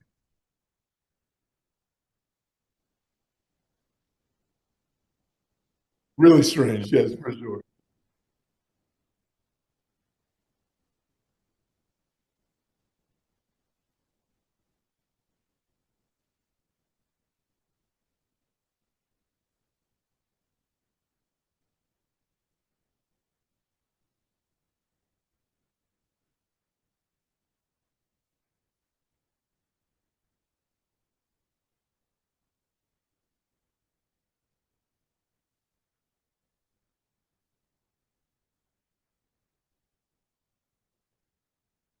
Yeah, I don't. Yeah, yeah. Again, that's something we can debate, right? Like, I just want to win.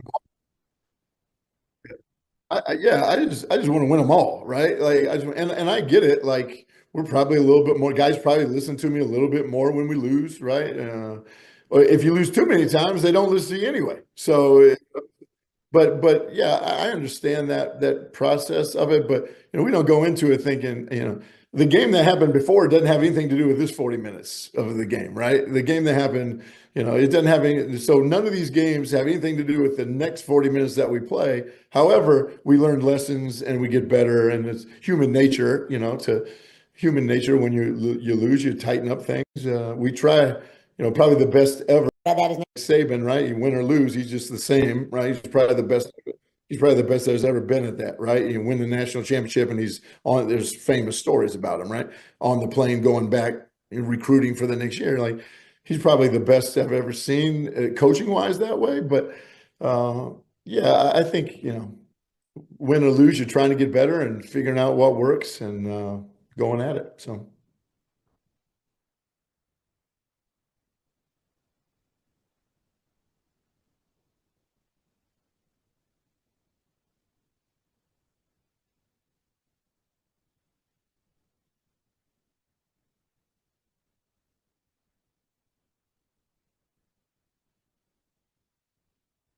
Sure. We do, excuse me. We do play fast offensively for sure. Our defensive numbers this year have been as good as they've been in the time I've been here. So that helps. But we try to play fast offensively and try to take advantage of the first 8 seconds we can.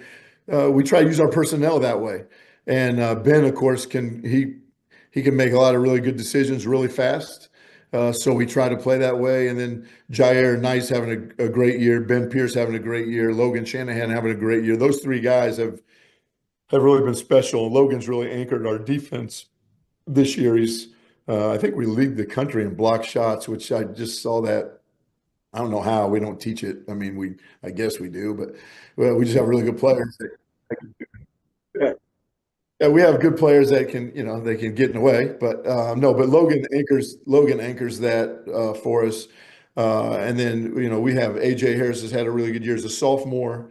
And then Albert Fowler starts for us as our fifth starter, but we have guys coming off the bench. Like, we just have a really good crew this year who have been through some of the battles. Like, Ben started at point guard for us for 3 years, and he didn't have anybody when he came in as a freshman. We gave him the ball, so he wasn't like looking at somebody, how do I do this? He was just me and him trying to figure it out by film, right?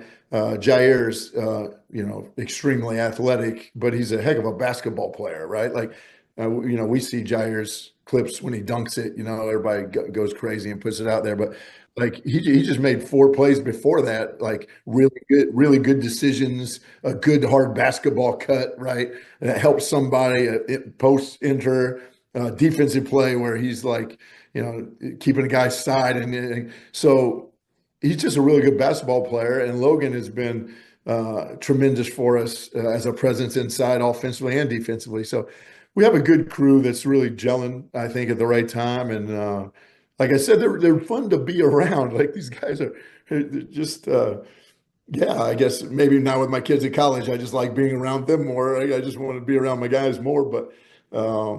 But yeah, they're a good crew that have been through some battles. Like I said, we lost 9 games by 4 points or less last year, and I thought we could have we could win a game in the NCAA tournament last year.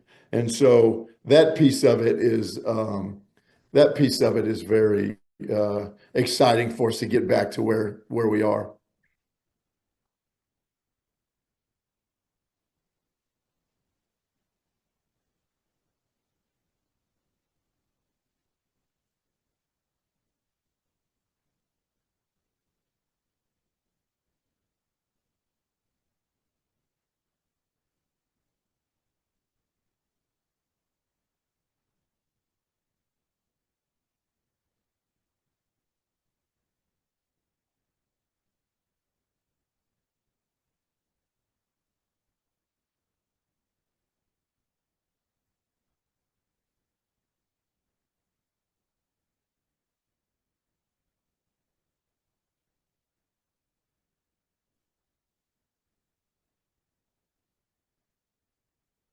Yeah.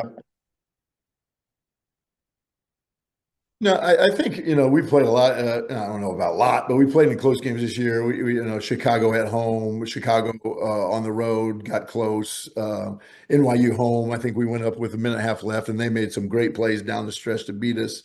Brandeis at home, we had to go overtime and win. So, like, we played in enough close games where we can say, hey, we've done this before, right? So, but with that, a lot of times you talk about close games, but sometimes I have a really good coaching friend who said, you can't be worried about the dollar bills. You got to be worried about the change that's on the ground, right?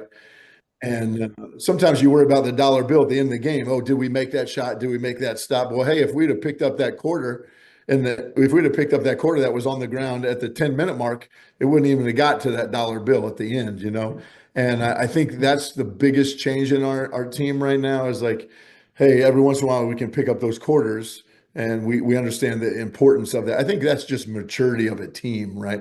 The maturity of a team. Like, hey, this block out at the 12-minute mark is the same as a block out at the 10-second mark, right? This free throw, talking about the margins, right? An offensive rebound, a free throw line, the turnover margin, like those things are just as important at the 19-minute mark as they are the last minute of the game. So I think we've done a better job there. I think we're able to focus a little bit longer through those 40 minutes, which has helped us down the stretch. And then, hey, look, when you care as much as our guys do, you're going to feel the pressure of wanting to win, and that's just part of what we do, right? If we didn't want to do that, if you didn't want it, then you need to go into something else. You need to go do something else, right?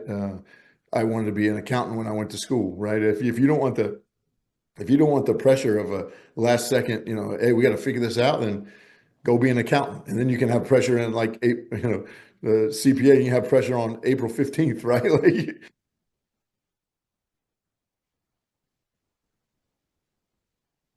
yes, as I went to school, I thought about it, and then I realized like that is not for me, right? And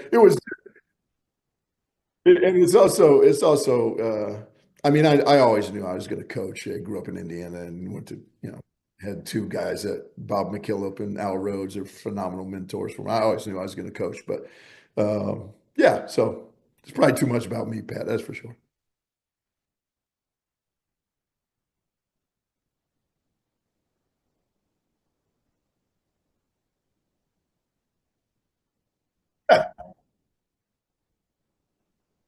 Yeah, well, it's coaching basketball is such a blessing. It's hard, and it's you're either really high or really low, win or lose. But when you have your family that goes through it with you, and your kids, like my kids grew up Emory basketball, right? That's how they grew up. My wife is phenomenal. She's a saint, right? Put up with me, let alone the schedule. But when you get calls from your kids, like into the game, I'm in my office after the game, and you get a FaceTime from your son or your daughter saying, "Why did you not rebound?" And I tell them both. I say, "Look, you guys are in college. You got to get a life rather than watch my game on Friday night. Like you got to get a life." But that's how special Emory basketball is to not just our players, but my family and the families that have come through. The text message that we get. You talked about being number one. We are able to get to number one in the country this year, and it was really special. But I think I've said this. The most special part about that was the text messages and the emails and just the former players, former parents, that have been part of this, that that are excited for you, and that's why you coach basketball, right? The relationships we have with our players, with players' parents, with our alums, with the kids. So yeah, it's been a great ride. I want to keep this thing going as long as we can this year. We'll see what we can do.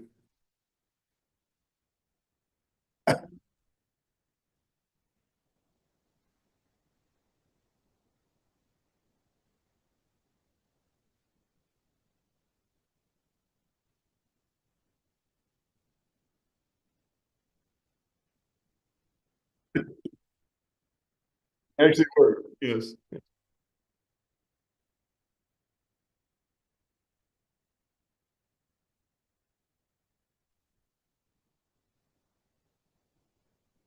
You're good. That's a good thing. That's a good thing when the sun comes through. Yeah.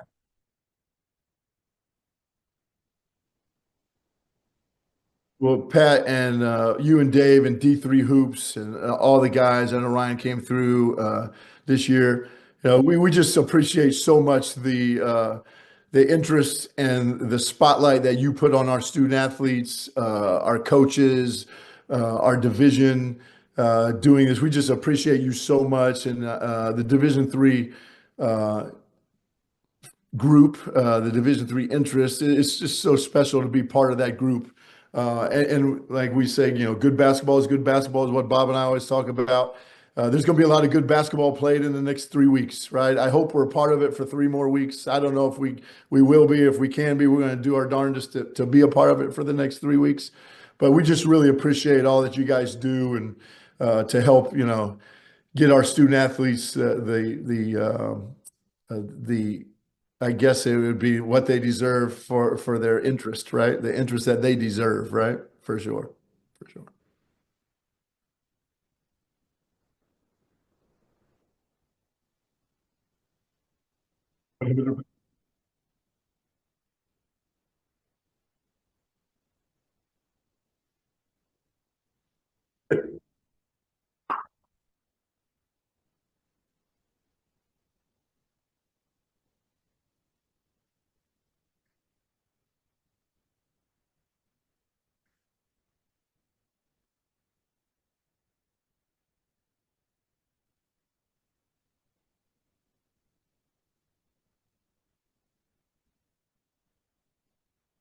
And that's how you remember the birthday. That's how you remember the name. It's pretty easy. You got it for sure.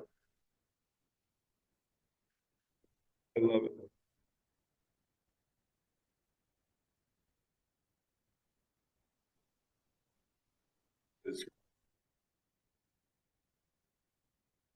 Yeah, thanks for having me, and we'll look forward to watching you guys the next 3 weeks.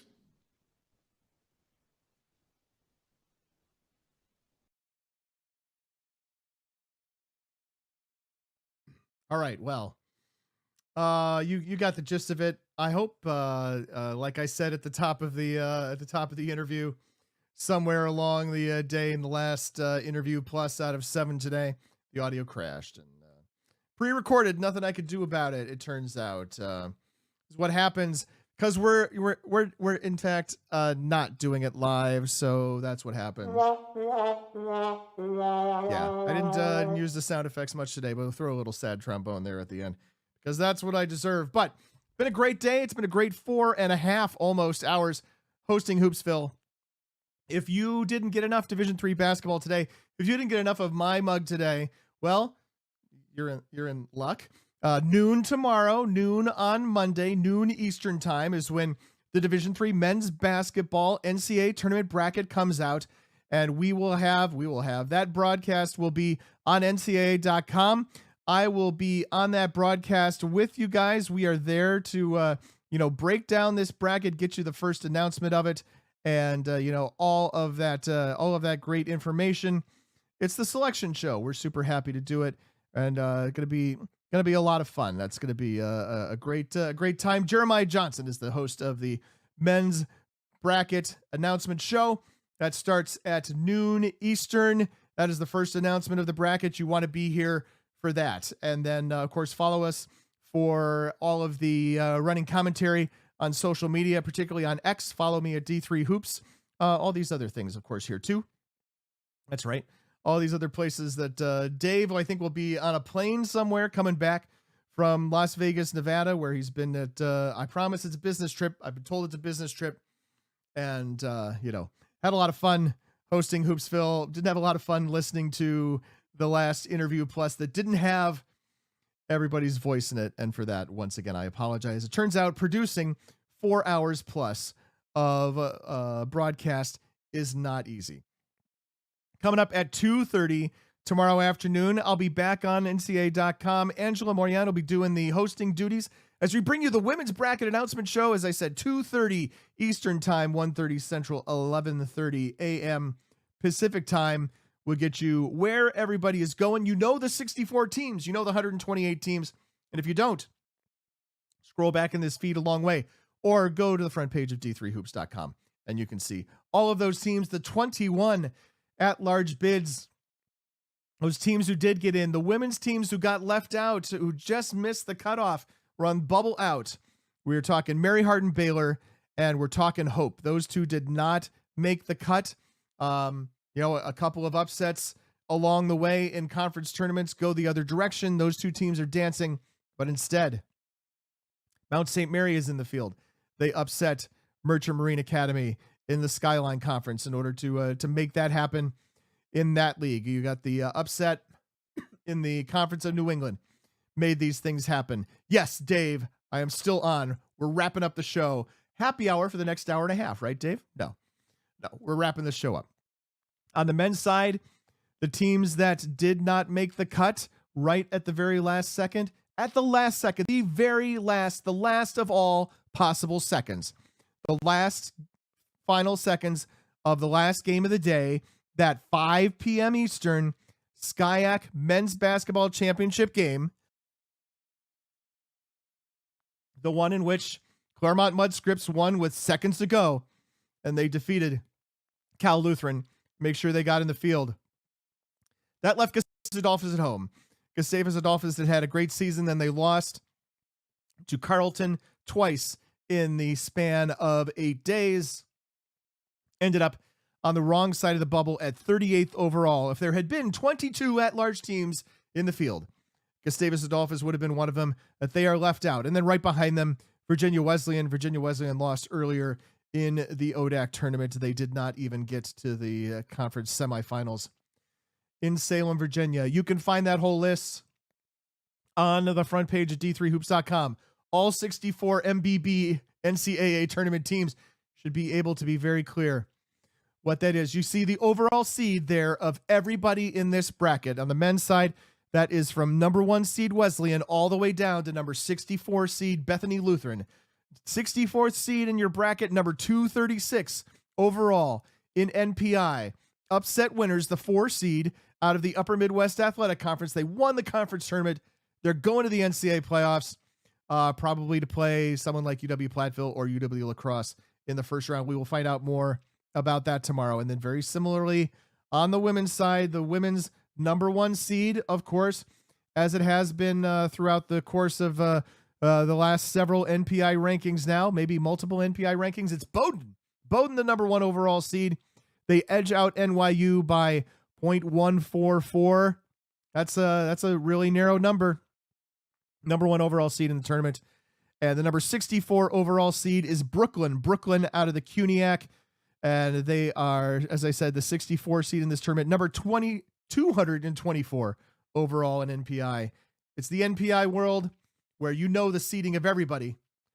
You can't tell me there are no seeds in this tournament. You can't tell me there are no seeds in this tournament. I've heard committee chairs say this for, I don't know, probably about 15 years, claim there are no seeds. There have never been seeds. There are seeds. Ha, there are seeds. I outlasted you all. We're still here. We're going to sign off. For Dave McHugh, thanks for entrusting me enough to put me behind the wheel of your show. Thanks to everybody who appeared on this show. Bethany Danley and John Alisi, the chairs of the Division III men's and women's basketball tournament. Thanks to Ryan Highland at John Jay for appearing. Mark Christner, the head coach at Calvin. Thanks to Lori Kelly at Gustavus. Thanks to Dave Arsenault Jr., head coach at Grinnell. Thanks to Troy Patterson and Kaylee Mulkey, the head coach and the most valuable player of the SCAC tournament. They are with Texas Lutheran. And then thanks to Jason Zimmerman, who, as far as you know, did all of the talking in that last interview. He's the head coach of Emory. I've said all the things that you can do next. Tune in tomorrow. There's way more of this. Come back Tuesday for Dave's Brackdown. It's Brackdown now. That's the official branding. Breakdown of the brackets on Tuesday with the one and only Dave McHugh. For Dave, for Ryan Scott, who did his bracketology on with us, for all the folks in the background, especially for Gordon Mann, who's done so much work on the D3Hoops.com platform over the course of the season, over the course of the weekend. Almost all the work today because I've been so involved in doing this. And of course, to Dave, who does this so many times a year. Yeah, it's just a 4.5-hour show, right? That's like 3 D3Football.com Around the Nation podcasts in one weekend. Turns out we can do it. I felt we had some great conversations. Go back and check them out if you're skipping around. I think there's some great stuff in there. It's been a lot of fun. Thanks to everybody who's been watching. And don't forget, if you want to know about Division III basketball, you got to watch Hoopsville. Good night, everybody.